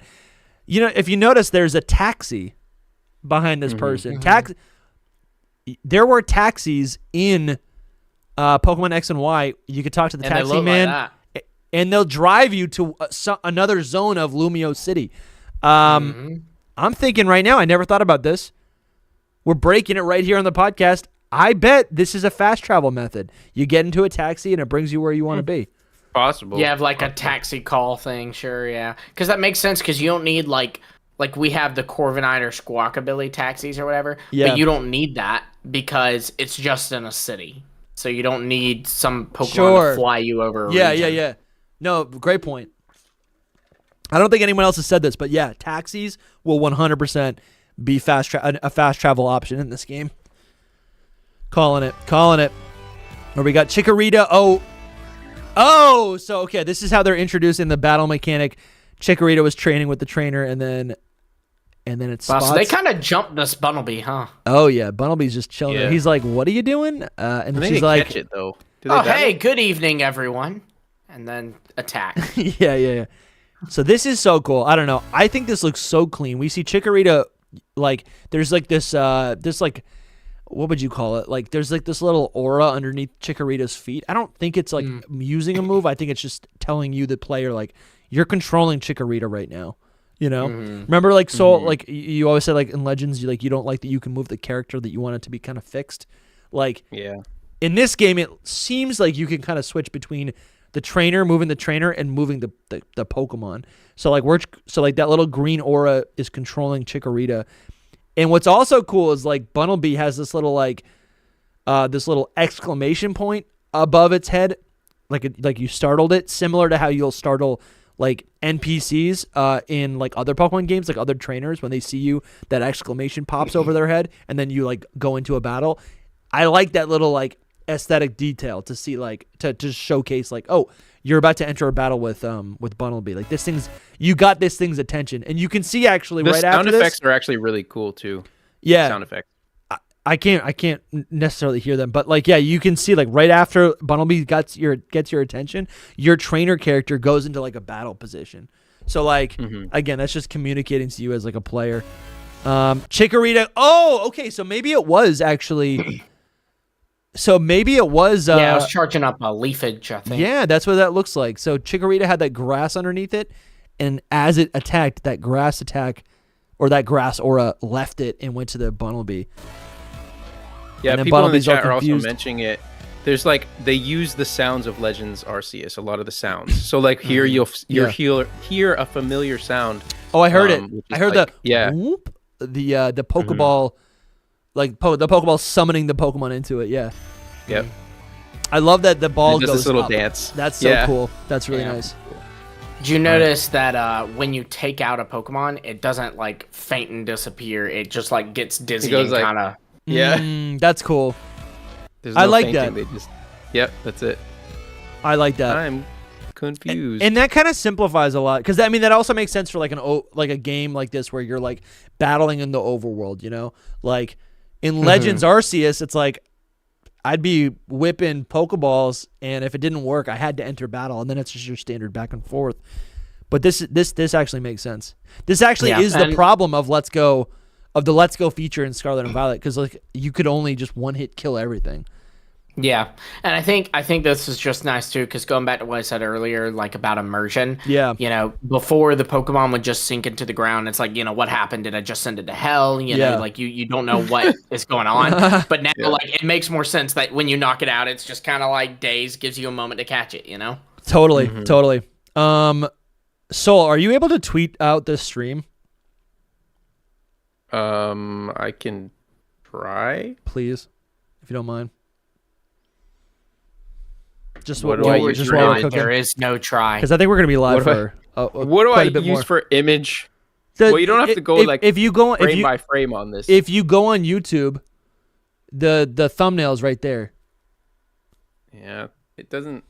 I mean, you can do this too. That's nice, but the thumbnail is like a little bit cleaner. Anyways, I'm gonna continue. All right, so that's cool. You catch the Pokemon. Someone said earlier that like, I just love how this looks, man. I really just love how this looks. I think what's cool for me is like I can see off into the distance. There's stuff going on over there, right? That makes me want to explore. I feel like the issue that we've had with like a lot of like the 3D Pokemon games is that they're too linear. And I don't know if that's the fix. Like, I mean, in Scarlet and Violet, there was just nothing to look at in the distance. And in Sword and Shield, it kind of has this like side-scrolling. It's like a mix. It's not top-down, but it is like a fixed camera. So you can't really. There's no sense of exploration because it's just kind of like you're just like on a track. But this is so cool. I feel like the just over-the-shoulder shot, this permanent over-the-shoulder shot of your character is so cool. Chikorita's looking good, man. Oh my god. All right, so we captured the Pokemon. How's the chat feeling about this? I honestly, there's just so much chat. It's hard to keep up with. These days, I'm trying to read a lot. Of it, but you don't have to go frame by frame. King says the hat is a throwback to Fire Red and Leaf Green, which is neat. This is another thing I said about breaking immersion. Like, oh, okay, hold on. Oh, I keep going back. This thing, yeah, I don't like this either. I do not like it. This thing? Nope. Yep. Yeah, I'm not a fan. Well, I'm trying to go frame by frame because we keep like discovering things in the background, you know. Not seeing anything there. Yeah, so this right here, there's a little bit of a teleporter. And here's the thing. Yeah. This is the technology part of it. Yeah, yeah. There's a whole segment after the trailer that like tells you about stuff, which is cool. But like, well, yes, say your piece, and then I'll say my piece. So you're saying this takes it's just a little bit of a. It's like what I said. There's all these like little lights, like, hey, go here, hey, this thing does this. Throughout the world, it just kind of kills immersion for me. Yeah. But that's a small complaint, and I still think I'll adore this game. It's just if they ask me, hey, what you not liking, that would probably be the first thing I say. Sure. Yo, level 99 Pidgey is in the chat. How you doing, man? I don't see Ladian. Where's Ladian? It's there, man. Yeah, I think it was confirmed from the last trailer. I do need to see it in this game. I need to see it. Yeah, sure. And it's Mega Evolution. Yeah, so I guess, I am with you guys. I think we talked about the idea of in Lumio City, it's like, what would the ride Pokemon be? And then, right, that could be something that we learn later on, right? Maybe this is like a really early on version of this game, right? Like maybe just like earlier in the game you don't have ride Pokemon, so like you just use these elevators. But probably not. I feel like there's no indication that there are ride Pokemon. I feel like ride Pokemon almost like make this the canals of the city kind of irrelevant, because you could just like fly over the city or something, right? It would just make the cityscape just feel like a little bit less just like a little bit smaller in scope. So, yeah, we talked. It's like, okay, if you're climbing buildings, what would that be, right? It would be a ride Pokemon. That would be the most immersive thing. You don't have a Sneasler to climb mountains, but maybe you have, I don't know, pick a frog Pokemon that can pick a spider Pokemon that can scale. Froakie can do it with its Frubbles. I know. I was thinking about Froakie, but I'm like, oh, it's a starter. That won't work. But but in this game, it might be in the wild. It could, yeah. The Hisui starters were in the wild, and the Sinnoh starters were in the wild in Legends Arceus. And what we might be looking at here with this little teleporter, what we might be looking at is a version of what we've always seen since Generation 1. Where there were always warp panels, right? In Team I don't Rocket's... mind the warp panel. It's the big, it's the presentation of it, right? Like, if there was just a panel on the ground, I'd be cool, but it's like the way, in the world, and I get they have to draw attention to it because the world's so big. Yeah, it's like a gameplay thing. It's just say, it's just this is where you go. Killer that's like, hey, look at it. Yeah, definitely. I think the technology part is the part that's supposed to be immersive. Like, there's a technology theme in it. When you saw the beginning of the trailer, or actually, it's not even yet. It's at the explaining part. They'll say oh, it's technology and all this. So it's a part of the city, advancing. So anyway, there is a reason for it. We got a super chat from Sky King. Yo, Sky King, thank you for the $5. I'm still holding on to finding a Hoopa ring stuck in the back of a dumpster or something to get to Pocket Dimensions with more rare Mon inside. Sky King, I don't even think that's that crazy. I do think, listen, this is the reveal trailer essentially. There will be more things that we don't know about. They've already did they even reveal rifts? The distortion rifts? I don't even think they revealed those. I don't know. I don't think so. But I don't think they revealed it. They might have. I don't know. I don't remember. Like, I think they did say, like, oh, you'll find rifts in Sinnoh, but, like, they kind of didn't, like, break down what they did and what they were for, you know? Yeah. But thanks so much for the $5. Yeah, thank you. And thank you so much. Mikasa with the $2. Let's see if they wrote a message. I'm not seeing a message, but thank you. I don't see anything. If you send a message, we'll read it off. Thank you. The legend. The legend, absolutely. Yeah, no, I see what you're saying, Lumi, about the... I mean, obviously, it's just a gameplay thing. It's just, like, trying to tell you, like, on this panel, you go up. You know?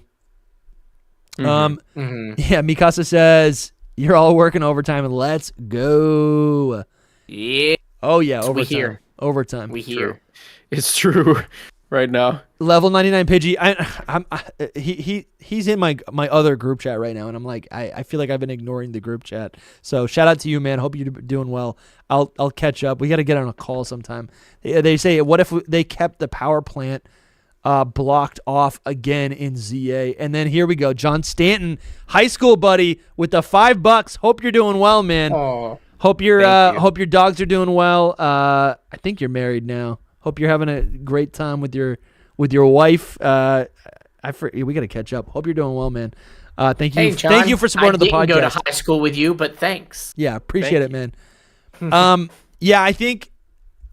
Yeah, let's keep playing this. It doesn't bother me. I guess I just wish there was some sort of ride Pokemon. Look good. It doesn't. Yeah, it's just not. And yeah, we don't know about ride Pokemon, and if there are none, that is super disappointing. Keep up the good work, guys. Yeah, thank you so much. Yeah, my favorite kind of YouTube commenter is the people who have their like LinkedIn profile as their YouTube profile. And buddy, John, you're one of those people. Just called you out live on 600 people watching. But hey, Dusty, can you believe we hit 10,000 subs today? That's amazing. That's insane. On today of all days. Remember that painting earlier? There's the Quasartico building in front of you. Sure, yes. And that's what Mega Duraludon is going to look like. That's kind of what Duraludon looks like. Yeah, it kind of is what he looks like already. All right, so we warp up here. We literally become like digital matter. You can see the squares right there. I don't know. It's not offensive. That does nothing to me. Digimon? Are we Digimon? I don't mind the warping. It is literally the presentation of the warp panels that I'm not a fan of. Sure. Just like I don't mind the wild zones, but the presentation of big green holographic. Oh, this is wild. Hold on. Part. I'm sorry. I didn't mean to cut you off. I'm about to jump off this roof. No, hold on. So there, I think we saw the same thing. We start running, and then we parkour up part of the building. I'm wondering if that's our Rotom phone. Like, I guess we're just like traversing the cityscape. That's I climbed up it. Tell me, you just parkour, man. Is there any other part too to bounce on? Is there any other moment in a Pokemon game where you're able to climb up something like that without the help of a Pokemon? I don't think so. In Legends Arceus, you could kind of cheese it to where you could roll up things. Yeah, true. That's actually a pretty big detail right there. I didn't see much rolling actually in this game. There is a scene where they roll. He's run with Lucario and he rolls. This is wild though. So right here, our character just free falls, then has the Rotom phone to slowly. Oh, it is a double jump. You kind of go down and then you go back up like a Luigi or something. See, again, I don't know, man. I feel like that's fine. Like that's fine. But it would be nice if that was a Pokemon. That's literally what the whole point of the game is. It is technically a Pokemon. It's a Rotom. Yeah, you're right. It is a Rotom.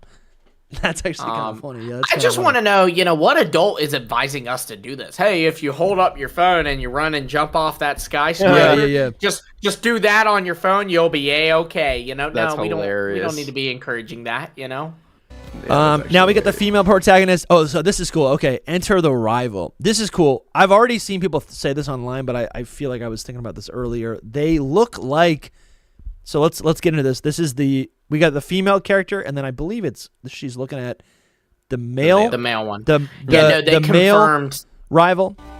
They confirmed if you pick if you choose male for your character, it'll be the female rival. It's the same in Legends Arceus. For your character, it'll be the male rival. Okay. Well, it's a little bit different with Legends Arceus because that was just the opposite character. Whereas with this, it's like it's the rival. These aren't player characters, but it still dictates your rival. All right, so enter. Wait, what? No, it's exactly the same. No, because in Legends Arceus, you have two choices: Akari or Ray. If you pick Akari, it's Ray. But in this one, you have two choices: girl and boy. But whichever one you pick determines another set. You know, it's not just the other characters in the game. You know what I mean? No, yeah, it is. I know what you're saying. It's just one of them, not the other one. Well, yeah, but he's saying you can't play as these people. You can't play as these rivals. Well, you couldn't play as Ray or Akari. Oh, you know what? No, he's right. Lumi, he's right. Technically, the rival in Legends Arceus is never your playable character. They're actually different. Well, yeah, the but male I'm saying, like, it's the same design. I see what kind you're of, saying. Yeah, but they're technically different characters. Yeah. Yeah, whereas this design is influencing, which I don't think's ever been done with Pokemon before. Like anytime anytime your selection has made another character, like anytime your gender selection has determined a character in the game, it's just been the opposite gender character, like the opposite base character. But this is the first time it's like dictated another original character. But they're not that original. They're literally the same character with different hair and different clothes. I don't know. They look so different. I see what you're saying, but they are exactly the same. They are the exact same design with the different hair color and different clothes. 100%. No. Yes. I'm not seeing it. 100%. The eye color's different. The hair color and hairstyle's different. They are the same character. I'm not seeing it. Oh my gosh, bro. We look at them. Anyway, I don't see it. That's crazy. That's crazy because I saw friggin' Centro actually posted that. He was like, I just realized now that these are the same characters.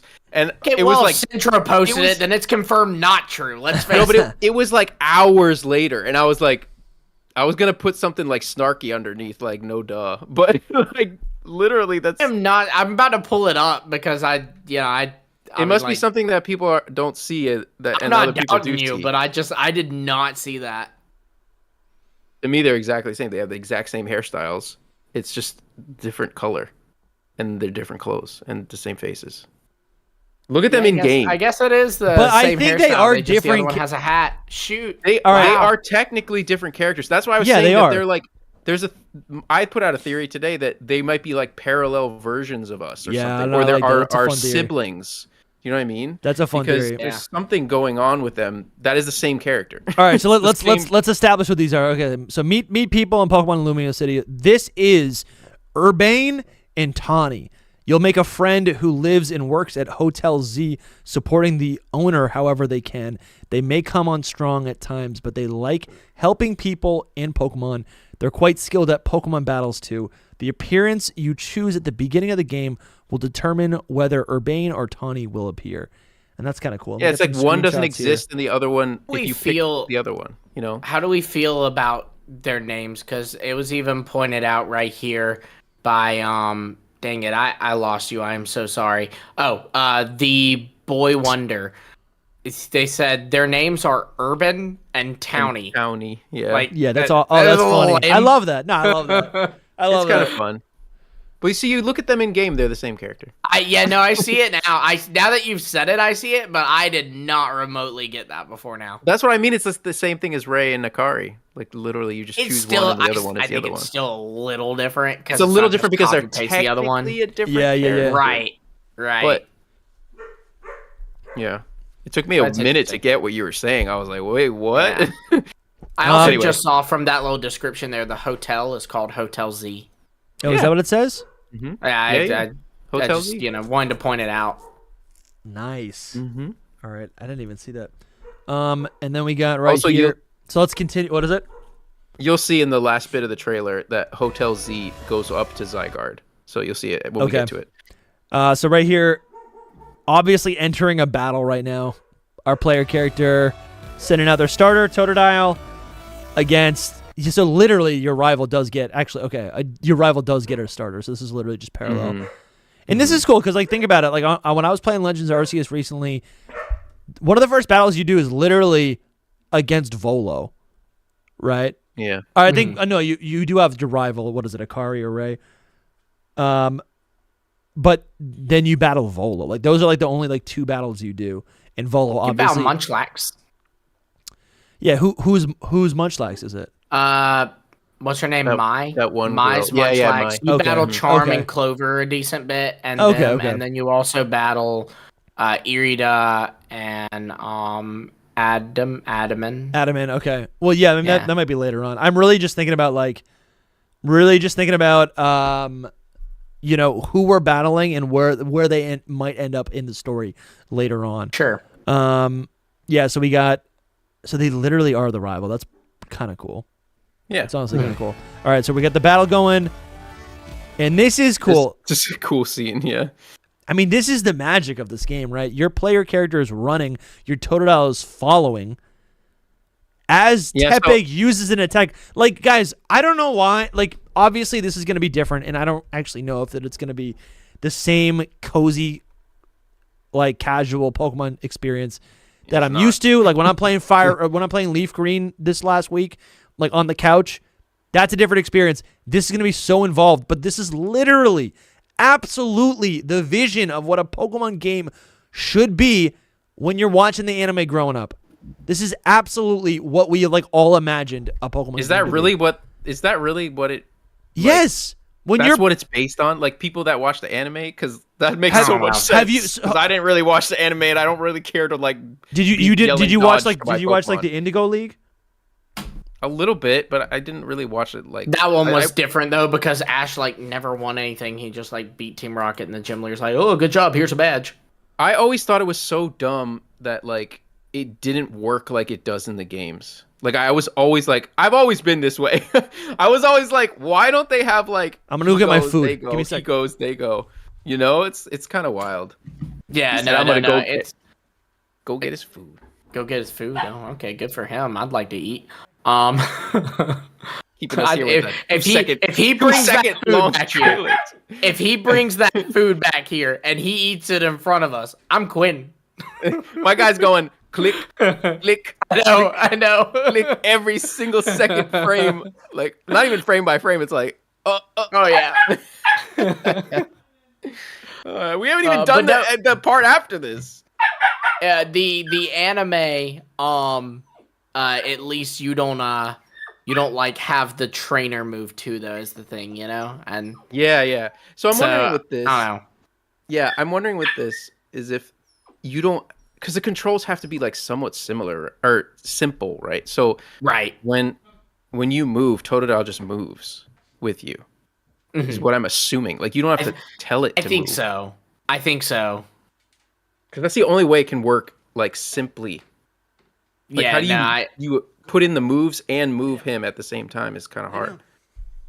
Yeah, I think so. I'm with you on that. I think that it's like gonna be it follows you, because every time you see a Pokemon move in one of these battles, you see the trainer move and the Pokemon follow them. Yeah, which makes sense. And as I watched this over earlier, I was like, okay, maybe I can get with this. Maybe I can actually enjoy it, because I was looking at how it actually plays. And it seems like it could be fun. Yeah, man, just give it a shot and just know 100% this isn't giving it a shot. This isn't going to be how it is from now on. It's just this game. Yeah. That helps me like get over things absolutely. Like that. Like you know, the only thing that kept me from like, you know, like I don't know, losing my mind is that in Let's Go Pikachu and Eevee, I knew, but this can't be forever. No. You know? Yeah. I don't know. It does. The only thing is it does scare me for like the future of Pokemon, but then we got champions, so it was like I think it would always be a feature. Like it would. The worst case scenario is that it, and you know, I wouldn't even say this is worst case scenario, but like for your fear, it would become a feature, but it would never take the place on, you know, like it would never take the place of what Pokemon has been for 30 years. You know, I think also like I agree, but I just see the kids, you know, the young kids that like this more than screw the kids, man. You know, yeah, you think that you are the kid. Well, you know what? I suck.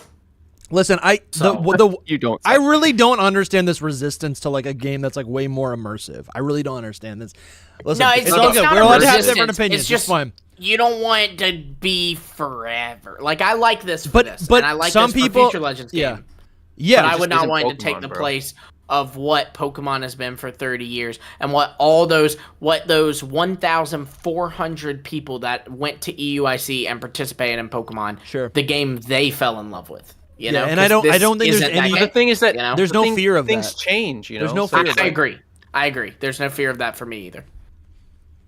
I think also there's not this, much for me. The part that I get, and I'm just ignoring it because the part that I get, Soul, is that like there's a fear that this game will be too difficult to play. Because there's a lot of games that I have no interest in playing. I don't fear that at all. I don't fear that at all. I've played harder games, but it's just... What have you played? Because I feel like that is what... Pokemon. In my mind, that's where I'm assuming you're coming from. No. To play Angry Birds.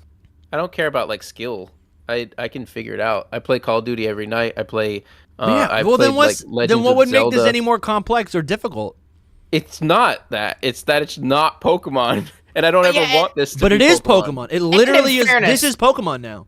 Okay, in fairness, that's what I don't like. That's literally you don't like change. Exactly. I don't want Pokemon to change. I think worrying that something is more complex. Like you're saying, oh, but you play Call of Duty, so that'll be you play Call of Duty and you're able to play that, so this will be easy. But it's like, but it doesn't matter. It's like I don't want to go around, murdering villagers in Animal Crossing. Because that's not what Animal Crossing is, Exactly. That's a great analogy. But this isn't. But this shoot at people in Call of Duty. I don't want to shoot people in Animal Crossing. That's not fun. Yeah, but I think that's like a genre shift. This is just like the approach to the same exact thing. This is a genre shift, bro. This is a genre shift. This is from RPG to action RPG. It's still an RPG. It's going more that direction. MMORPG. No, you know what it is? To me, it's like going from Zelda games that are like linear, and you have the dungeons. You unlock an item and then use that item for the next area. It went from that to how complex the Breath of the Wild Tears of the Kingdom system is. Do you know who hated that? You want to know who hated that? Who? This guy. I want my Zelda dungeons. There we go. I want my Zelda dungeons. Well, you have your old. You have dungeons. You have those. No, but see, this is a perfect example. I want the Zelda dungeons where you get the item and it helps you complete the dungeon and you go fight the boss at the end. And do you know what's gone from Zelda? It's gone. It's not. It doesn't exist anymore. It's gone. And everyone loves Breath of the Wild, so it has to be like Breath of the Wild open world Zelda all the time now. And so now I'm like, is this what Pokemon's going to become? If it does, I'll still love it because I still love the Pokemon. Yeah. Right. And I still can play this, but I will miss my turn-based battling so much. I like turn-based battling. I do too. It's like chess. I want chess Pokemon. I don't want action Pokemon. I freaking love Boomer Soul. No, honestly, you explaining that does make it a little bit more clear. Because for me, it would be a skill issue. I'm like, I don't want to spend all this time getting good at a game and then not be able to like. That's actually the fun part about it. For me, that's the fun part. Yeah, so my Animal Crossing analogy did not help you understand, Dusty. I think your Animal Crossing example was too extreme. That like my example was more in line with what this is. It's just modernizing an experience. That's all it is. I overshot. All right. Yeah, you overshot. We should 100% move on, but I just want to say that I don't think that this is going to replace the normal game for a long time. Me neither. For a long time. I'm just saying that there's a slight fear there that one day, because I think people like this more. People hype this up more. They're like, Legends is the best game ever, but it's not my Pokemon game that I want, so that's just me. No, I think they'd never replace it. Just do it on the side, like have them both, We do have a super chat from Danny O or Shiny Lamb. They said Toto/Chico in ZA, so Totodile and Chikorita in ZA, and Snivy/Froakie and Legends Johto, dude. That's awesome. I love that. Johan also said Dark SoulSilverArt, so here I am. You look like Daredevil right now, man. Like in season 1 where he's using the homemade mask. Dude, you look just like Daredevil. Holy cow! That is actually insane. You look just like Matt Murdock. Maybe I am him. That's insane.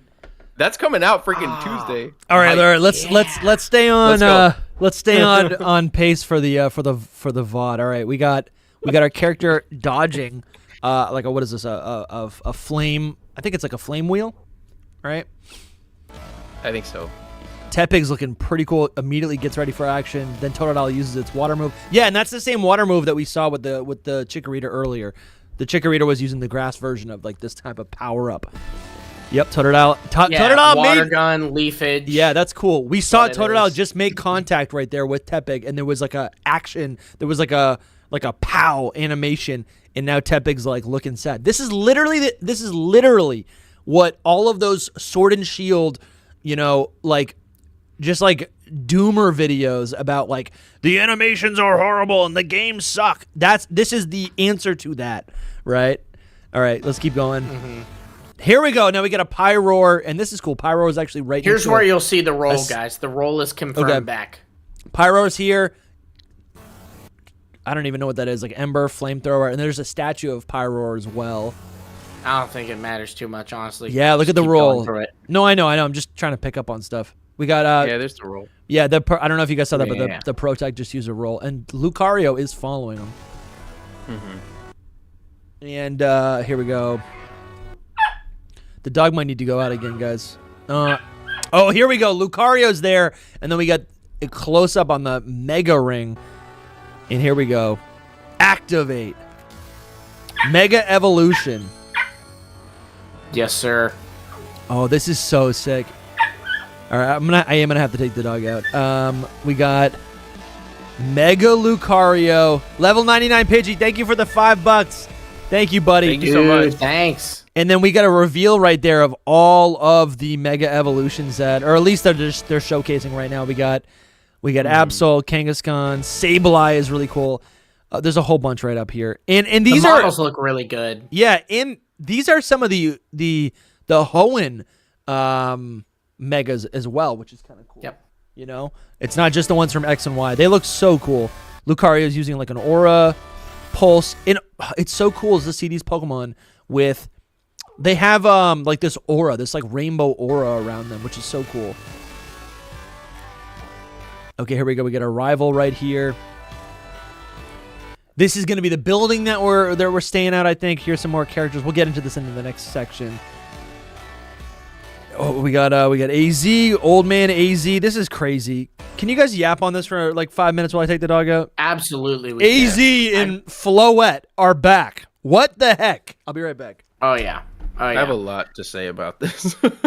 Please, the floor is yours, sir. I mean, it's just crazy that he's just a guy.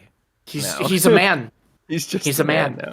And I mean, AZ's Floette being canon in the game, like as this, not just like part of a story thing. I think we might be able to catch it. Not his, but another one.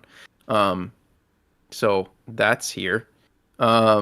Or maybe he even gives us his Floette, which would be a really weird, sad. No, I would hate that. Like, he went 3,000 years without it. I cannot feel comfortable going, thank you, sir. Yeah, I agree. I think there should be another one because there's a big whole story. We can get into it a different time. But also, he has a cane.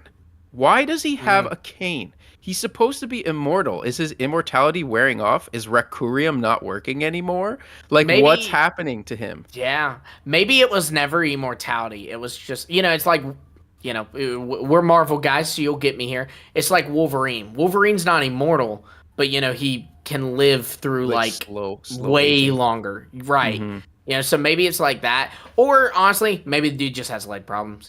He's immortal, but he's not... He's still got a bad sciatica. That's a good reason actually. Yeah, and I think too, like from a development standpoint, you convey that someone's ancient by giving them a cane, and like you convey that they're old, and he is old. Yep. Actually, Lutu just posted something. Sorry to cut you off, but Lutu really? No, go ahead. No, but it was. I think it's a joke, but he was putting that. On the website it says that he claims to be 3,000 years old. Yeah, is that kind of crazy? It's kind of an interesting way to word it. It makes sense because what it is like they're gonna leave some of that as mystery because they're not gonna rely on their players to have played Pokemon X and Y because that game came out 12 years ago. You're right. So it probably will be like a big deal, like in the game at some point. You'll be like, "What? He really is 3,000 years old?" And of course, you and me will be like, yeah, we played X and Y, we know that.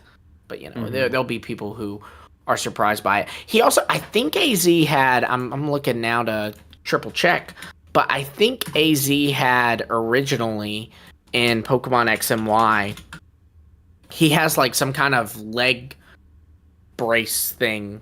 Yeah, he's got something around his knee. So maybe that's why he's got the cane, is he's just got like a bad leg. Yeah, I'd love if they explained it.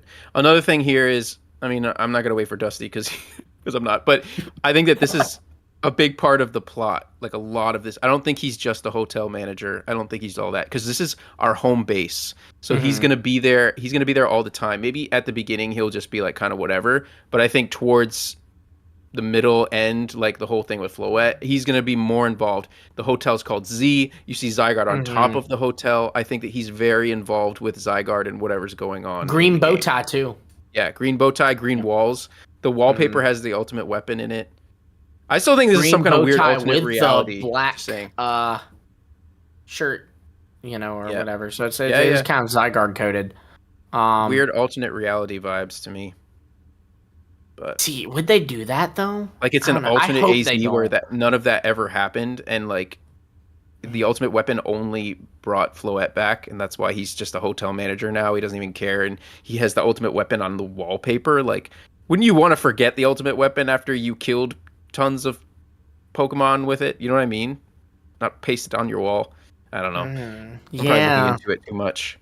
Yeah, but I didn't even notice that. Like that is kind of similar to the ultimate weapon on the wall. I have to go back. I do think you're right that like he's not just like he's not just gonna be a hotel manager by the end of this. No. He's gonna at least be like that wise old man that's in every movie that kind of like lets you know like, hey, that jet lady, I'd look out for her. That's all I'm saying.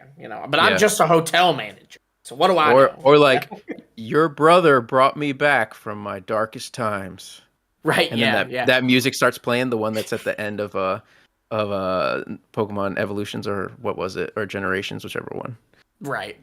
And he's like crying. he just looks at you and you like, he's just like, every time you come back from your adventure and you're resting at the hotel, old man AZ's there and he's like, did I ever tell you about the time that your brother saved the world from the Nazis? Literally. And you're just like, what? No, man. I'm 3,000 years old. Sure, whatever, guy. Yeah, you claim to be 3,000. Claim to be. Yeah, they said a similar thing about Floette too. They said something like, this Floette is allegedly 3,000. Like they said something where it was like that, where it was like leaving it up to mystery. Also, level 99 Pidgey just sent us another $2. Thank you so much, man. If you got something to say, he didn't have a comment, but if you got something to say, comment it and I'll read it. And Dusty's not here. I know you're Dusty's friend, but Dusty's not here, so we can become best friends. Maybe we'll replace Dusty with you. Perfect. You'll leave us less. Yeah, right? He's leaving us bad tonight. We still got so much to do, and I gotta eat too. I know, I'm hungry. He came back in and left again! It's getting late, bro. I also still think there's a chance that Floette doesn't get captured by us. Like, and it's like Eternamax, Eternatus, all those things that, like, you can't really get. I can see it. I feel like on this time, it might be the time, because we never got to catch it before. I think this is the time. I hope so, but yeah. I mean, I don't. There's a lot of explaining they have to do for why we get one, so I'm kind of like, I think this is going to be a very story-driven game, so I think we're going to get plenty of explaining. I love that. For what, ZA? Yeah, I think so. I mean, AZ. Did you guys see? This is something I saw on Twitter when I was outside. But apparently, and I don't know if this is true. Let me just see if I can pull it up. It was from Lou too. Let's see. The wallpaper. No. It was. You trying to race me to it? Yeah. I can hear you. We just talked about it also. We'll see what happens. Oh, right here. Yeah, we just talked about I don't know if this is true. We literally, that is exactly that he what claims to be 3,000 years old. That's insane. Yeah. Where is that from? It's from the website. Oh, that's from the nuts. Oh, yeah, let's pull it up right now. Yeah. It says the same thing about AZ's Floette. Yeah. AZ is a man. Like the Eternal Flower Floette officially, so it's not AZ Floette. That's cool. It's literally it's a paradox Pokemon. AZ is a man who stands over 9 feet tall. He's the owner of Hotel Z, and he claims to be 3,000 years old. He quietly harbors a strong determination and will. Let's see that. I am AZ, and then what does he say here? Open image in new tab. And as the owner of Hotel Z, I welcome you. This guy's sus. He's so sus. Eternal Flower Floette. This unusual he's a murderer. Oh, you were being sarcastic. Okay. No, I was actually being serious. I mean, he's a reformed murderer, you know? No, he's a murderer. He's a murderer. He's a reformed murderer, you know? Didn't he cause a genocide? No. Lysander did genocide. His was dispassionate and random. Wait, what? He did not. Lysander targeted a group that of is people. Horrible. That's still horrible. That's almost that's worse. But he regrets it. No, he's evil. 3,000 years ago. No, I think it was 30 years ago, and he says 3,000 to get away with it. This man appears to be 3. That's it. No, AZ. He claims to be 3,000 years. AZ needs to be locked up or last week. Put down. AZ is a beast. He was locked up for a long time, so he was. He did his time. Yeah, I don't know. Now he's reformed. I can't. How can you? Those lives are invaluable, incalculable. He has to live with it well, for the rest actually, of his you know what? immortality. If we lined up how long each of those lives were, if they amounted to 3,000, I say he's off the hook. I think he should be. I think he should be ended. I think he should be fainted. Wow. Let's say that. Eternal Flower Floette. This unusual Floette looks different from other members of her species and holds a black flower. She's also said to have lived for 3,000 years. She's always accompanies AZ. I like Eternal Floette. Floette forgave him. Forgave him. All right. Well, that's good. All right, let's keep going. We see these 2 new characters right here. We have a super chat from Pacer Giraffe. Nice. They said, I need Mega, like they capitalize need, I feel like the guy emphasized it. Oh, yeah. I need Mega Electivire. In ZA, my life would be complete. Yeah. That'd be a cool I'm with you. That'd be a cool Mega. Those are 2 great, I'm thinking about Electivire and Magmortar. Thank you so much. You can see in this part of the trailer that it starts at the Z hotel and goes up, and it goes to Zygarde. Ooh. So he's on top. He's top of the hotel. Possibly on top of the hotel. Possibly related to the hotel and AZ. Oh, you're right, because Zygarde's like right at the top. You're right. Yeah. Hotel cool. Z. I'd just be, just while we have these people on camera, I think we were going to learn about these a little bit more, but we have 2 characters right here.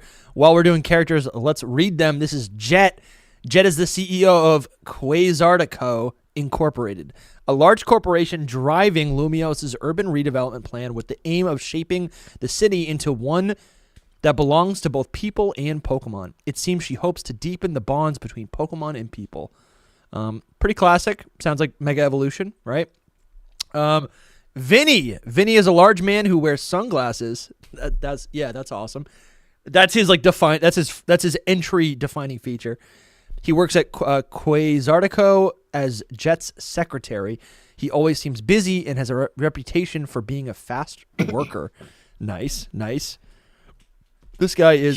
What does he say? He does look like Lysander. I didn't see it before, but then I looked at him and he does. I don't know if he's Lysander's brother, but he has to think. I think he has to be related to Lysander. Wait, what that means he's also related to AZ. Wait. Yeah. Wait, Lysander's brother? I'm assuming this is like at least like 50 years in the future. This could be. Maybe it's his cousin. Maybe Lysander had a kid brother. You know, I got a 5-year-old brother. I think it depends how far in the future it is. We don't know. Yeah, we don't know. I guess what I'm just saying is like, it's like I feel like there's got to be like a good amount of time in the future just so we can have these like descendant characters. Otherwise, everyone's just going to be aged up. Yeah, no, it's not necessary. But I don't think how is it not necessary? If it's 10 years later, then it's like you're just going to have older people. Right. Like, it'll be the same characters, you know? That is possible. Okay, but everyone we've seen so far. Frame. No, they haven't. I'm speculating. But like everyone they've shown us so far kind of resembles another character, but isn't that character. If this was 10 years in the future, I feel like they'd be showing us And I really don't know. I'm just speculating. But like, I feel like they'd be showing us like an older Bonnie. They'd be showing us an older, you know, I don't Ramos. Not on the first trailer though. I don't know. They didn't. Yeah, they didn't want to show us anybody. They didn't want to show us anybody. So okay, they're just showing us AZ so far. This guy's definitely some kind of Lysander relation, though. If you look at them, you see if you look at them side by side, you'll see the hair and it all lines up. Okay, in a lot of ways. All right, and he's covering his eyes. I bet you if he takes his eyes, sure, off, he looks just like that's red eyes. I love that. That's good. I like that. Green bow tie for Zygarde. Here we go. Here we go. Up. There it is. There's Zygarde. Zygarde in Lumiose City. This is the story right here. Listen, it's Z. Something's happening. A. There you go. Z. Yeah, someone messaged Taco. But we're not done because now we have the breakdown section to break down. Oh, dude, Zygarde's so cool. We pan up into the ceiling. We see Pokemon Legends. Me and Lumi are cooked. What are you guys done? You guys want to go to bed? No, not bed. It's Pokemon Day. No. I know. Yeah, well, you've been leaving the room to get your chicken and whatnot. Go sir. take a break. I told you can go take a break. I'll keep going. No, we're just messing with you. It's only a challenge if I leave because I'm the one manning the station. You know. It's true. We're just messing with you. If you need to go to the bathroom, listen. I got food. I got seltzer. I'm chilling. Go take a break. Literally, I'm not kidding. Go take a bathroom. No, we're really fine. We were just messing with you. You don't have to pee. It's for the jokes. Oh, okay. I don't have an old man bladder like the two of y'all. I don't have I'm good. Man bladder. All right, but I'm being genuine. You can take a break if you want to take a break. I know. I know you are. We know you are. All right, Pokemon Legends EA. Now we scroll back down. Dusty's really hiding us in his basement. Here, I'm gonna. Yeah, we can't leave. We're in his basement. We can't leave. All right, here we go. Pokemon Legends EA is a new title in the Pokemon series. Let's listen. EA is a new title in the Pokemon series. I actually can't hear. The story takes place in Lumiose we can City. read it. The largest city in the Yeah, you don't have to. All right. Prism Tower stands tall at the center of this city of Beautiful vistas. New Pokemon. The Florkiss fountain. That's Prism Tower stands tall at the center of the city of beautiful vistas. All right, we got the evolutions. That's kind of cool. Oh, we see the inside of the Pokemon Center. That's kind of cool right there. I'm trying to take a peek at what could be in it, and it just looks like just a desk. That's pretty much it. Let's see. We got Gate 4. Okay, we got. This is where it says it right here. High tech urban redevelopment.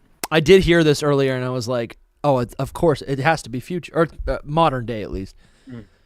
I'll tell you this: some guy loves his scaffolding. Absolutely, That's a lot of scaffolding. But that scaffolding we can obviously traverse, and I feel like that scaffolding is where we're going to be able to see Pokemon, like a lot of steel types, you know, for example. Like, that just makes too much sense. Yeah, Pokemon like Rotom and Porygon. Yep. Techno Pokemon. Yeah. These days, Lumiose is undergoing a high-tech urban redevelopment plan. We see Patrat right there. Shout out to Gassy Watchhog. Oh, this is interesting. Did you guys see this? This is high tech, bro. We have a hologram of another person talking to another person. Discuss. And we're in the purple zone. This is the purple zone. I would say that this is definitely like the Holocaster has 100% come up in the world, you know? It's the evolution of the Holocaster, if you will. Yeah. And I think this is the Apple Watch to the iPhone, or if you would, the Cybertruck to the Tesla, except actually looks good. No, you're absolutely right. That's so true. This is actually really cool to think that like this is the cutscenes. This is what the cutscenes are going to be like when we're talking to people on the holo receiver. That's cool. This looks clean. I love this. Turn into a city that people in Pokemon cuties. truly share. Larvitar. He smiles. I know, that's cool. Aw, look at him. He smiles. Ages. What a cute little sword that'll take away your soul. Like, this is so cool. Even though it's like urban, you're still seeing trash Pokemon, poison Pokemon near the trash. They are trash Pokemon. As you should, though, because but I thought, this is a city. It's a city, so there should be. And I thought this was effective. When I saw this, I'm thinking to myself, like, oh, okay, this is actually like immersive, right? These are just random encounters. Look good. Yeah, they look good here. They look good. I 100% liked this part better than the actual trailer. This whole because they show more and it feels like a trailer. Like they don't even need to give me the trailer. It's just for the cinematic part vibes. Yeah. Anyway, we got Eevee chilling with the cafe. he does a barrel roll. Yeah. Okay, right here we got a bunch of new Pokemon just chilling in this plaza. This seems to be like the main. I don't think it's the main plaza. Actually, this is crazy. Everything that we saw, spacious. everything that we saw of Lumiose Tower, we were so far away. We were almost like on the outskirts. And now that we're closer, I'm looking at this and I'm like, man, Lumiose Tower is massive. I didn't think of it, but the closer you get to it, obviously, the less of it you can see in one frame. There's some space in that right there. It looks good for that, which is what you want, kind of thing. Yeah, absolutely. And more importantly, obviously, this part of the trailer confirms we're getting a new evolution, a Mega I was going to say it if you and a Mega Victory Bell. No, Mega Weeping Bell. Mega Weeping Bell, right. I also like that you can hear Chandelore's like cry. I don't know if you hear it, Dusty, but if you go back, he just goes like, woo, it does like its cry thing. It's really good. That's the type of atmospheric thing I really enjoyed in Legends Arceus. You know? After you arrive in Lumiose City to see the sights, you'll meet 3 Pokemon, one of which will become your first first partner. We talked about We've seen them again. Mega Rings on the character. I think that's really big, honestly. Tepig, what is it? The Mega Ring. The Mega Ring being on the character. Also, not to be that guy, but for a whole year, I had to hear people complain about trees. Look at this water. It is so and the pebbles in the background. Dude, those pebbles are horrible. Are you joking? Oh no, I was saying they're amazing. I'm serious. No, I'm kidding. No, they look good. Okay. Are you okay? I'm trying to. I mean, it looks no better than a tree, truthfully. No, really? At least they all look amazing. I'm watching it on a very small screen. The water looks like from Mario Odyssey. Well, that does. Which the water looked amazing in that game. Dude, this water looks better than the water in Avatar: The Way of Water. Okay. Continue. Let's settle down. Look at this little dance they just did. Straight. Yeah, they stand straight and then they all turn around. That's so nice, dude. I need to actually save that. Isn't it great? Listen, this is what we talk about when we say Game Freak breaks the rules. They literally gave us a new set of starters by getting rid of Cyndaquil and just adding Tepig. Insane, dude. Insane. I love it so much. We literally got 2 Johto starters as in our selection. This is amazing. Pokemon to accompany you on a new journey. Oh, hold on. We're going way too quick. So we're running. More running. Yeah, that's Totodile running. Tepig's running. And I just got to emphasize these Pokemon are running alongside us. That is great. That is another element that actually was missing from Arceus. Like, Arceus had the overworld vibes, like when you could send your Pokemon out, but they didn't have following Pokemon. So this is actually really cool. City and its inhabitants. Let's see. So here are all the new characters lined up together. Did we really talk about that theory that said that how much did we get into it? The rivals being like our doppelgangers. We talked about it a little bit. Probably enough. Yeah. We'll talk about it more tomorrow. Yeah, just to, listen, if you're watching this now or watching the VOD later on, either tomorrow or it's out right now, there is a conversation with us that we're doing. We're doing a live stream tomorrow with JPR. JPR, what does he go by? JPR Pokemon Trainer. He's also one of the Rocket Radio guys. And also with AJ from Redirect. So that's going to be on the channel tomorrow. Just throwing both it out there. The goats. Oh yeah, absolutely. And I love these guys are sending me their head. I'm like, hey, give me some more headshots for the thumbnails, and they just send me a ton of like awesome high quality headshots, and I love it. It's sick. All right. Anyways, that felt like shade. Did that feel like shade to you, Soul? No, it's awesome. To you guys, yeah, absolutely. Yeah. It's just funny. My DMs right now are just a bunch of guys sending me like YouTube face headshots. Every man's dream. I know. I love it. Yeah, I love it. All right. I know. Yeah. Send me some, Soul. I need those. All right. When you arrive in Lumiose, you'll meet a new friend and an ally. So he isn't. They're positioning them as an ally, actually, not an evil doppelganger. In Lumiose, you'll meet a new. Of course he'd be positioned that way at first. Sure, good point. Friend and ally. We see It's crazy that AZ and then those Floette are literally just like vibe characters. They're just characters. Oh, yeah. I think Floette's going to be the Zygarde we all think is going to be around all the time. Little Floette's going to be around with us. I mean, isn't it? I honestly, now seeing this, Eternal Flower Floette, I'm calling it, is the A legendary. It's possible. It's possible. I like. Here we go. The flower's in the shape of an A if you really want to taco it. Yep. Either Urbane or Tawny. So we got Urban It's so weird and Townie. looking at it. So weird looking at it without sound. But see, it says at the top which character you meet will depend on the appearance you choose for Lay yourself in the game. Lay down. Mm-hmm. Lay down. Urban and Towny. Pretty good. The hotel. Dude, look at how tall he is. Doesn't it look like he has a tail? He's 9 foot tall. Kind of does, that's yeah. His hair.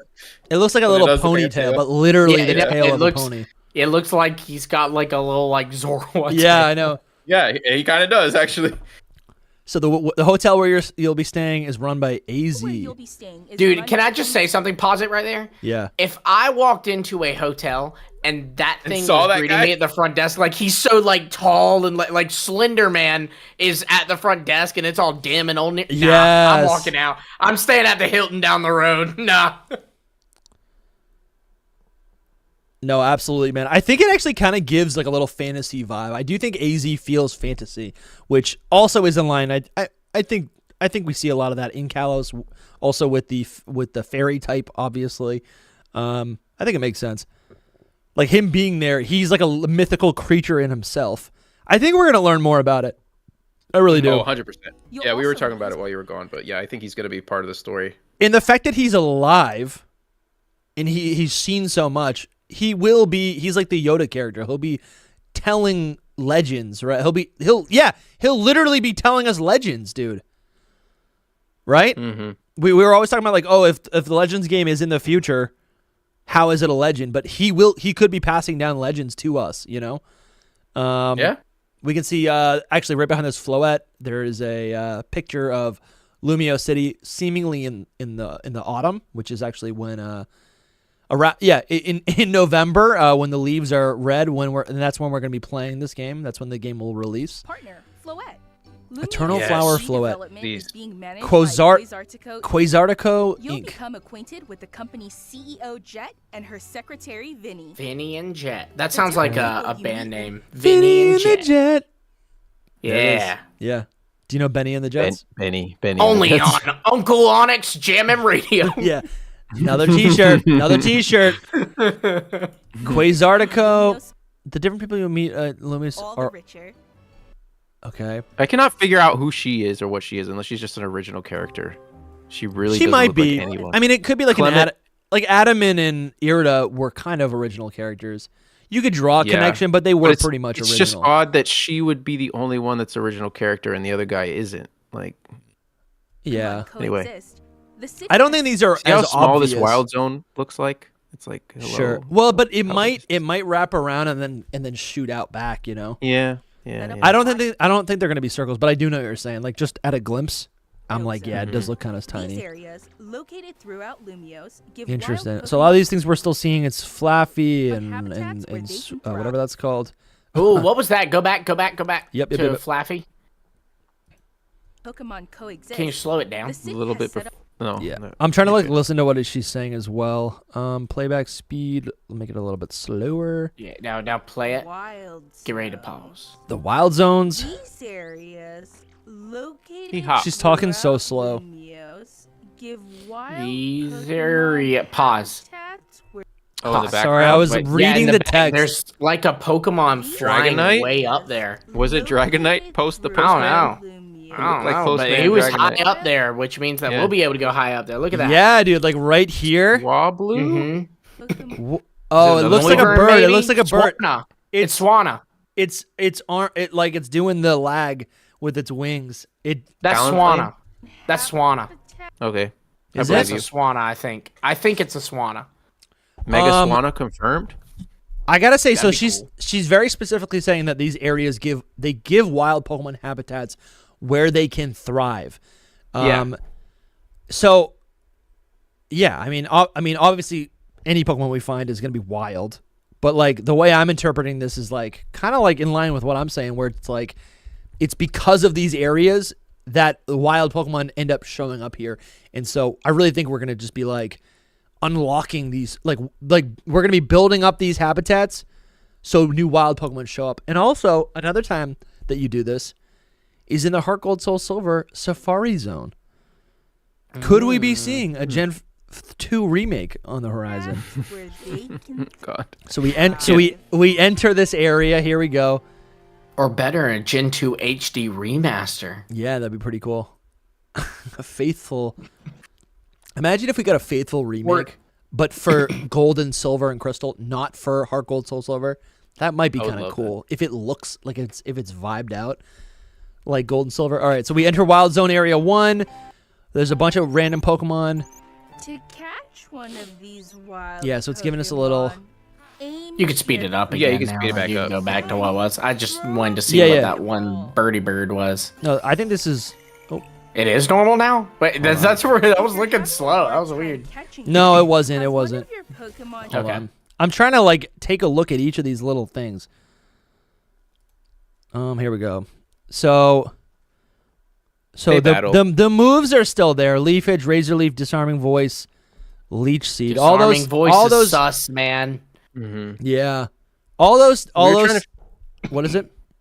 We were just trying to figure out how you move the Pokemon, and I think it's just you move the player character. Yeah, it absolutely is. You think? I don't know how else you can move the Pokemon over, like to dodge without you pushing. Play as the Pokemon, right? No, you do not play as the Pokemon. Watch the battle like earlier with Totodile and Tepig. You see the character run, and Totodile runs with the character.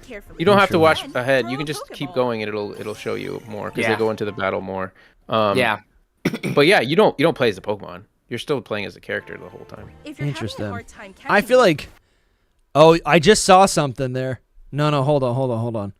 I'm not even kidding. Hold on. I saw like a little this little Mega Scrafty. Yeah. Yeah. I swear I saw it. It would be perfect for this game, just hanging out in like the alleys and stuff.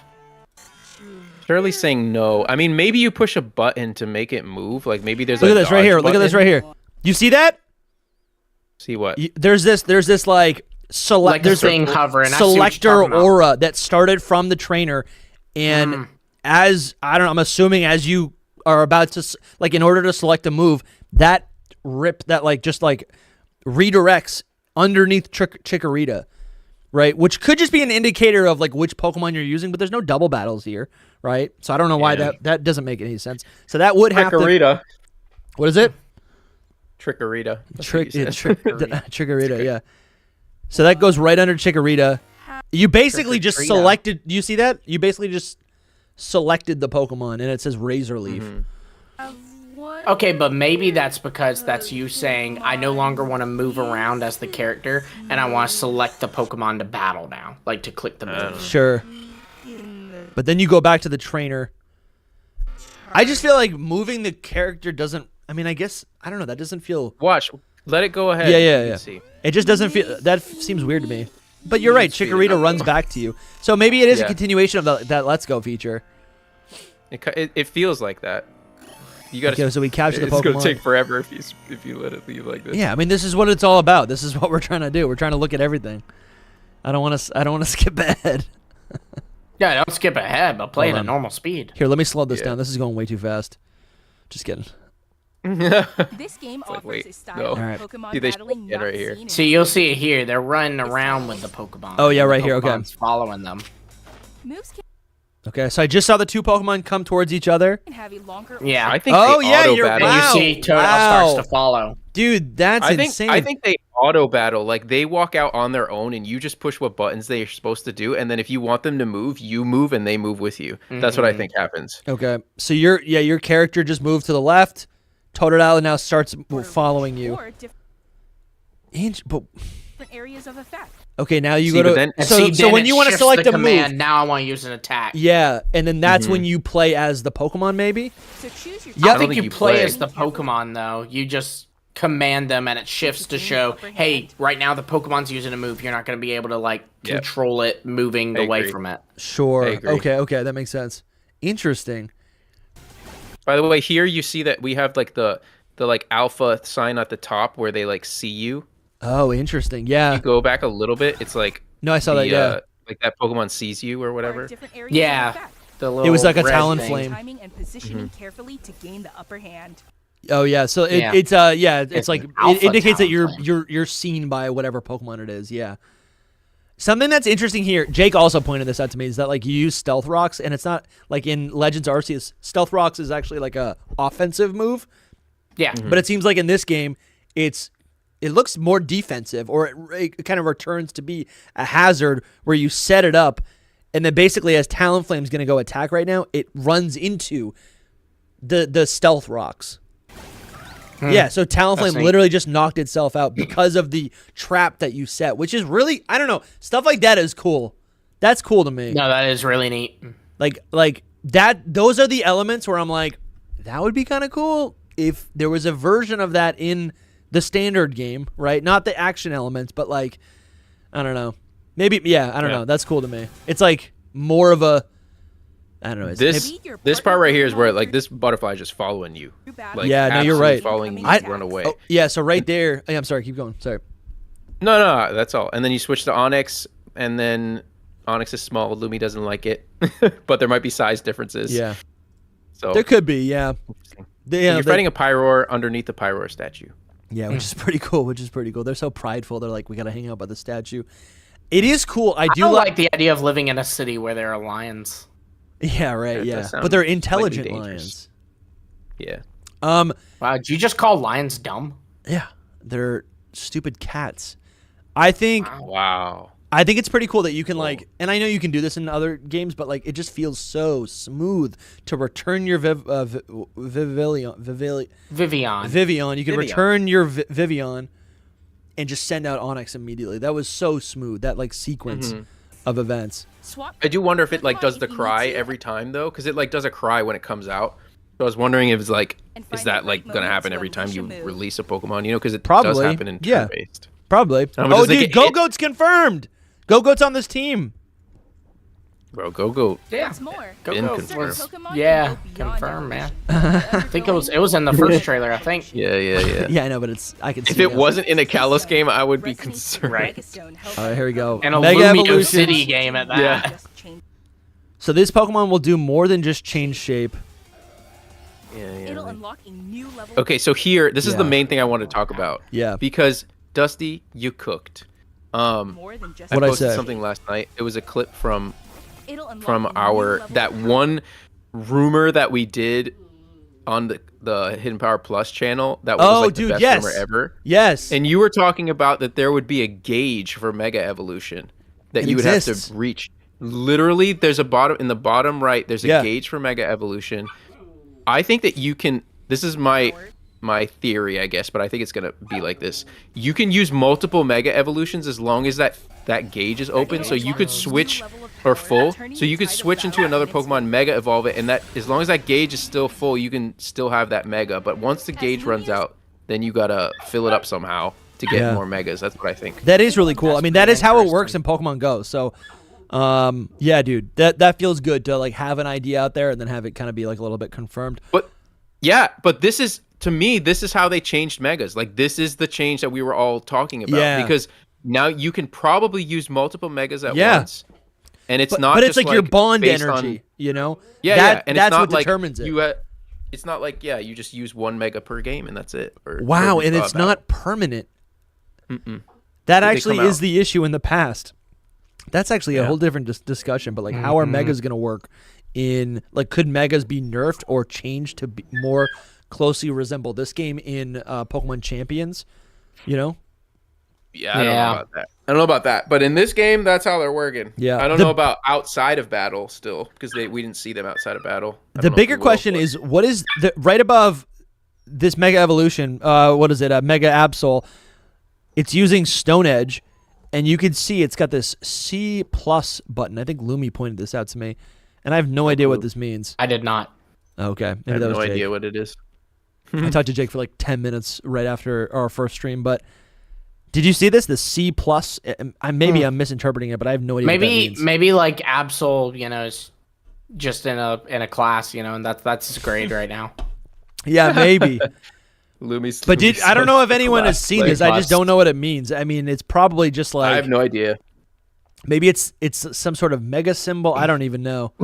We got ZA, it could just be something Z-A. indicating a power up because of Mega Evolution. Yeah, but it's got to stand for something. That's nuts. Yeah. All right, so there's that.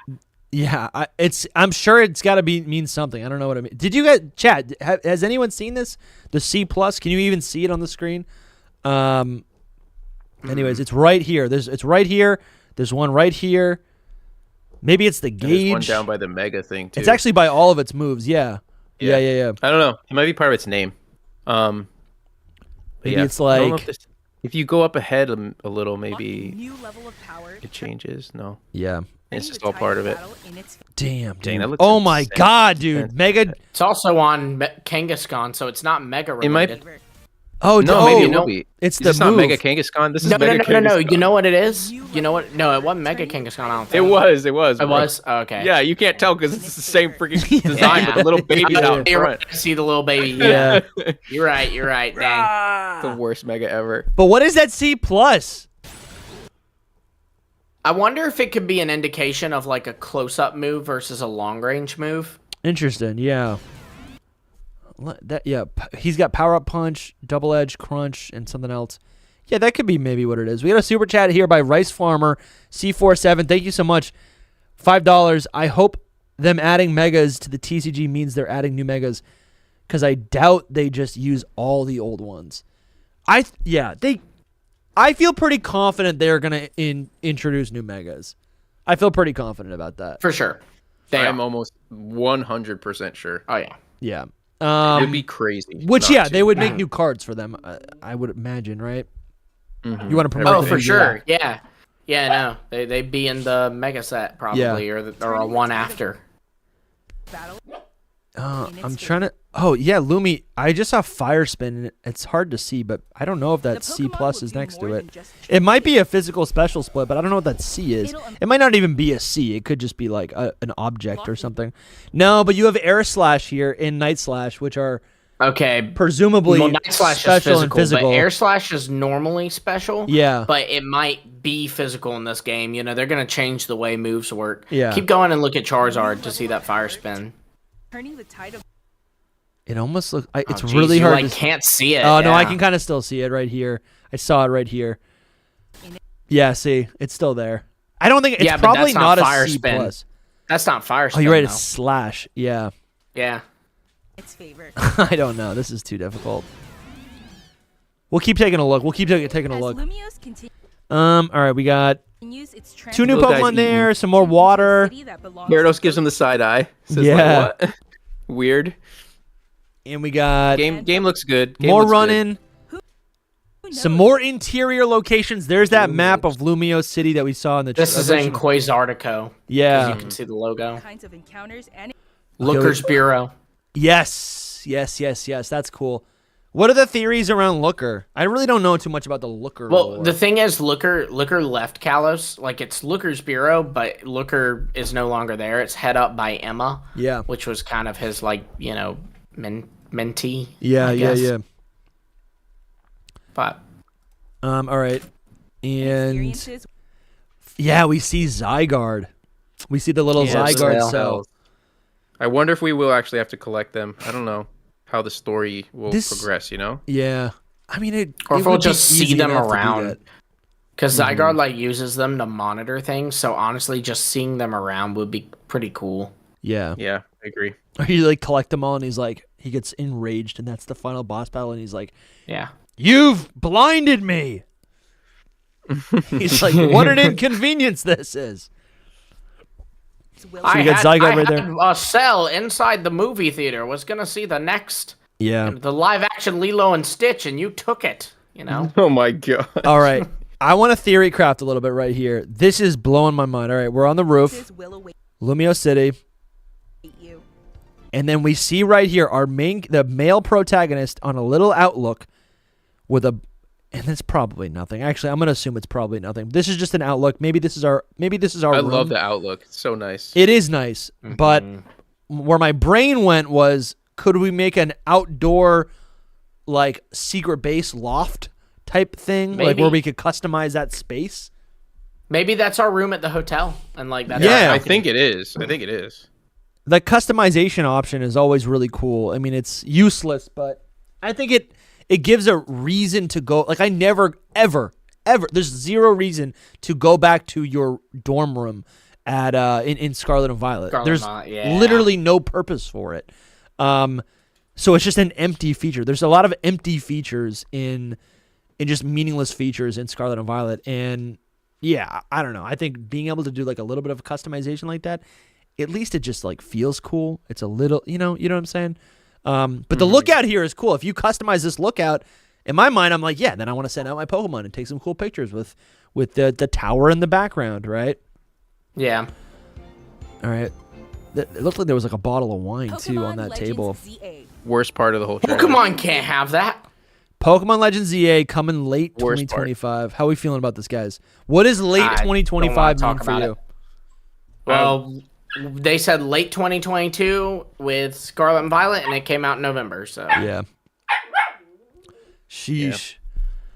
2025. Worst part. I think it's coming out in November. Instantly depressed when I saw this. It's coming out in November. It was like such a. And then our character's waking up.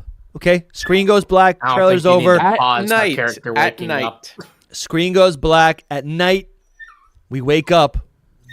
You hear the Rotom sound, or whatever. And Rotom comes out of nowhere. And then we get a little notification. It says this is a promotion match announcement. Promotion? What does that mean? Promotion match announcement? Mm-hmm. What do we think this means? Is that like European speak? A gym leader. I think that this is some kind of event because they're talking about a match, right? This is some kind of event that happens. A battle? That they just call you randomly. Maybe only at night, maybe in the day. I don't know, but it's a promotional match. In the morning. Yeah. It's a promotional match. Maybe kind of like in Journeys. Yeah. Ash had like you would like get like trainer battles or whatever. Sure. Notification. Yeah. Notification like, oh, you have a trainer near you. And then I think the reason I'm saying that is because the next scene is like the tower. If you want to click it. Here we go.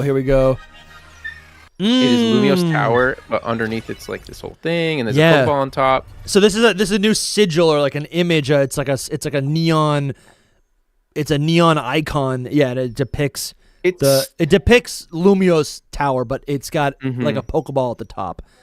It's some kind of. And then it ends. It literally just ends right there. Yeah, it's an event or something that happens in the game that we are going to be a part of, apparently. Soul, this is huge. Are you ready? What? According to Rice Farmer C47, they just super chatted and said in the Japanese Scarlet and Violet trailer, it said wintertime. Damn. That is huge. Because in the Japanese one for this, it said autumn. My depression is lifting. It's lifting off of me. So now we can play it in October instead of November. Dude, that's huge, honestly. That's huge. Not. Fall for them. It is huge, bro. If that's true, and I'm still waiting for because not that I don't trust you, bro, but I really want to hear from Poketsutami, who I trust without a doubt with her Japanese. Sure. It is just that for this game, they said fall in Japanese. If for Sword and Shield or Scarlet and Violet, whatever it was, they said winter, that is two different words, two different letters that don't translate. So they just said late for English, but in Japanese it does translate to fall or winter, and those are two different times. Yeah. We also wouldn't confirm right now because you know what? I can confirm right now. Because you can see, look at the kanji. Look at if there's a link to the Japanese trailer, then I can just jump to the end and look at what the ending says. Yeah. Dang, it keeps wanting to give me. It doesn't want to give me the Japanese trailer. It wants to give me the English trailer. We got another super chat here by Shiny Zillamon with the $2. Thank you so much. They said it's I think it's the hotel because the overgrowth. Yeah, and that's where they're talking about the balcony. Yeah, and that makes sense. That makes sense because also like, that's like where our room is gonna be. So that makes sense. We also got a super chat by Squirtle Master Kenobi. Thank you, man. What if it's a hint to Prism Tower hosting the Battle Tower? Yeah, that's kind of what I was thinking. I'm like, it feels almost like promotional match. I think that's what it says. Hold on. It says Rodam wakes us up, and it says this is a promotion match announcement. In a match, I mean, you can correct me, but I'm pretty sure a match in Europe means like a competition or a game, right? Yeah. That's what I'm saying. Like, they're calling us to go do like a battle or a match somewhere, or to do, and it is like event is the wrong word. I can't think, like a tournament. Yeah, tournament. Like a tournament. That is coming out of Lumio's tower, apparently, because the tower's like. But then there's some little tricky stuff at the end where it's like getting static and all weird, and there was static at the beginning of, or at the end of the last trailer too, when they did like the A. In the first teaser trailer. If you listen to it right here, you'll see it like turns evil or something. Yeah. Or not evil, just there's a little bit of ominous music behind it. I did just hear it, yeah. Yeah, and it's tripping out. It's like listen, I think everything that we're hearing, it's a ruse. If I'm drawing connections between all these things, I'm looking at these two shady folk, Jet and Vinny. I'm looking at Quasartica or whatever, right? I'm looking at them being like the grubby CEOs who are like trying to similar to what's his name, Chairman Rose, right? I'm looking at these people like they're trying to utilize Mega Evolution and that power for the Lumiose Tower, and they're trying to maybe attract all these wild Pokemon, right? Trying to obtain their power.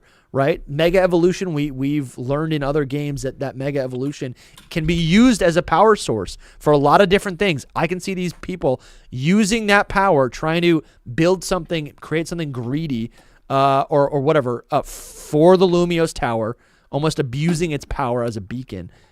And maybe AZ is at a point where he can go, listen, like, and he's decked out in green. You know, and maybe that doesn't matter because I'm actually looking at Vinny. Vinny's got some green as well in him in his design. But maybe AZ is, that old fart who's like telling the tales of the time, and he's like, listen, like Zygarde's not gonna like this, and eventually Zygarde awakens, which is what we see at the end of the trailer, the actual trailer, where Zygarde is at the top of the tower or at the top of one of the buildings, looking at the tower. And maybe collect, it's one of the like Zygarde has its cells all over the region, all over the city, right? Keeping an eye out. I think there's going to be some sort of climax there, in some sort of final battle. I can see that.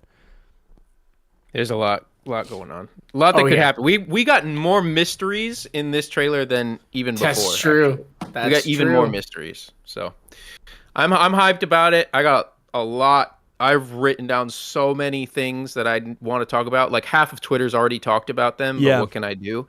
But it's just post stuff. There's so many things. I'm still gonna post. Not about being first. Anyway. Yeah.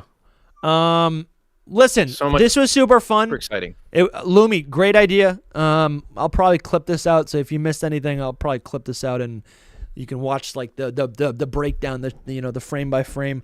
Later. But yeah, thank you guys so much for honestly all the support today. Listen, we reached 10,000 subscribers today. You guys showed up. You supported the stream. This was such a fun day. And guess what? We get to do it all again tomorrow. We have, like I said, more. We got some guest episodes tomorrow. And depending on how busy I am, maybe we do. I would like to pop in Legends Arceus and play that with this game in mind, based on what we learned. I think that would be fun. So if you guys want to, I don't know what you guys are doing tomorrow, but like outside of that live stream, but maybe we do that tomorrow afternoon. I think that could be fun. Yeah. Sweet. But thank you guys. I'll say it. Everyone. There's been so much support, but every bit helps.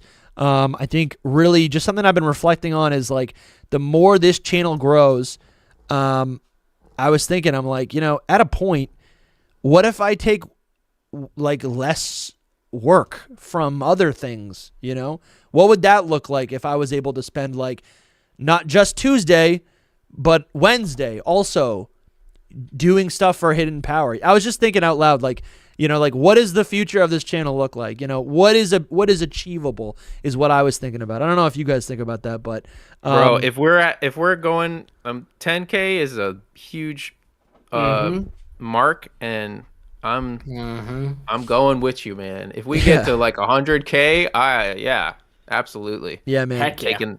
I'm taking off work all the time. This is work. This is it. I'm all about it. Yeah. So, anyways, I just say that to say any sort of support helps the show. If you guys like the content, helps so much. You guys make our dreams come true. You guys can buy merch. You get to support the show. This helps out a lot. You get some swag. You can take it home. You can wear it. I'm wearing the shirt right now. It's embroidered. It's so comfortable. We get a bunch of Kalos themed merch. You can also join and become a Patreon member, or YouTube channel member. $5 a month gets you in the door. $5 a month. That's it. Just $5, and you get access to our Discord, which we have, you know, tons of perks within the secret Discord.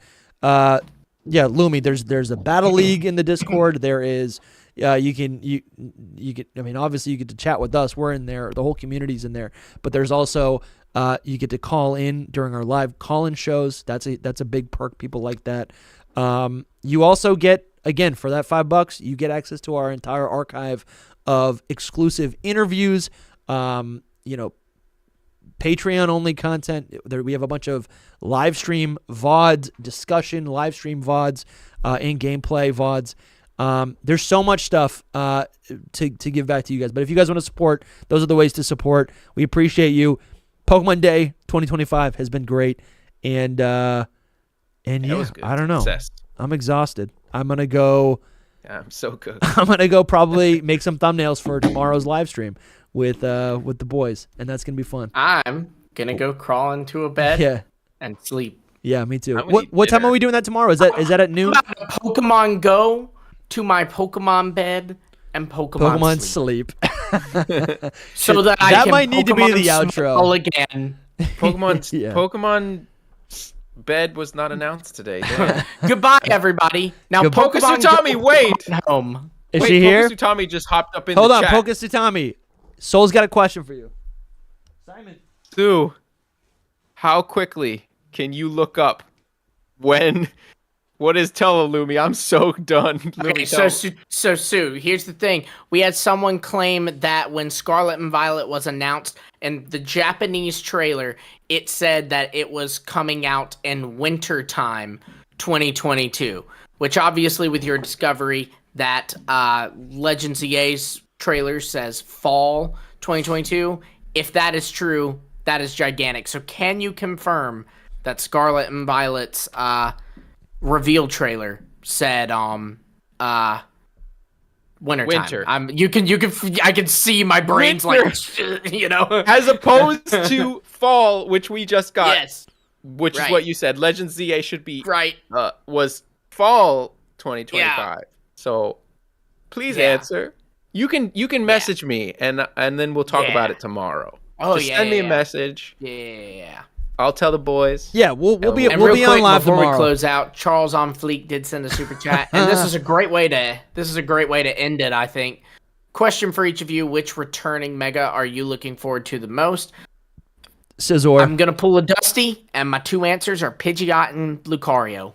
Pidgeot and Scizor for me. Mine's Gallade. Pidgeot boys. Yeah, that's a good one. That's a really good one. I thought you didn't like Gallade. I love Mega Gallade. Yeah, and I love Gallade. I like Iron Valiant. And I want Mega Manectric. Sure. Mega Manectric I would love to see again, too. Yeah, that's the real Z legendary. You know, something else I was just thinking about, you know, yesterday. What happened to the black and white remakes? Where the heck did those go? Nobody's talking about it, bro. Just later on. They could be coming They are definitely coming, but... I mean, maybe in 3 years, right? Sue, you didn't. Sue said all just about scheduling. I have a lot of free time at the moment. Just needs to be when baby. Yeah, but she's talking about Pokesutami as a special guest when, not our question. Did you hear what we said, Sue? Or she just. Did you happen to see what we said? Did you happen to see that we were talking to you? Did you happen to see what we said, Sutami? Just God. message me, friend. God. If not, I'll message you. We'll never know. All right. Thank you guys so much. Update us if you get the answer from her. Let us know. I will for sure update you. Black and white remakes are coming. Just 2026. Puts it in his pocket. Never lets us know. Oops. I'm going so slow, but I don't think she's going to answer. So it's been great, guys. I got to eat dinner. Yes. Yeah. Good to see you guys. I'm going to Pokemon Go, Pokemon Home, and Pokemon Sleep now. End stream.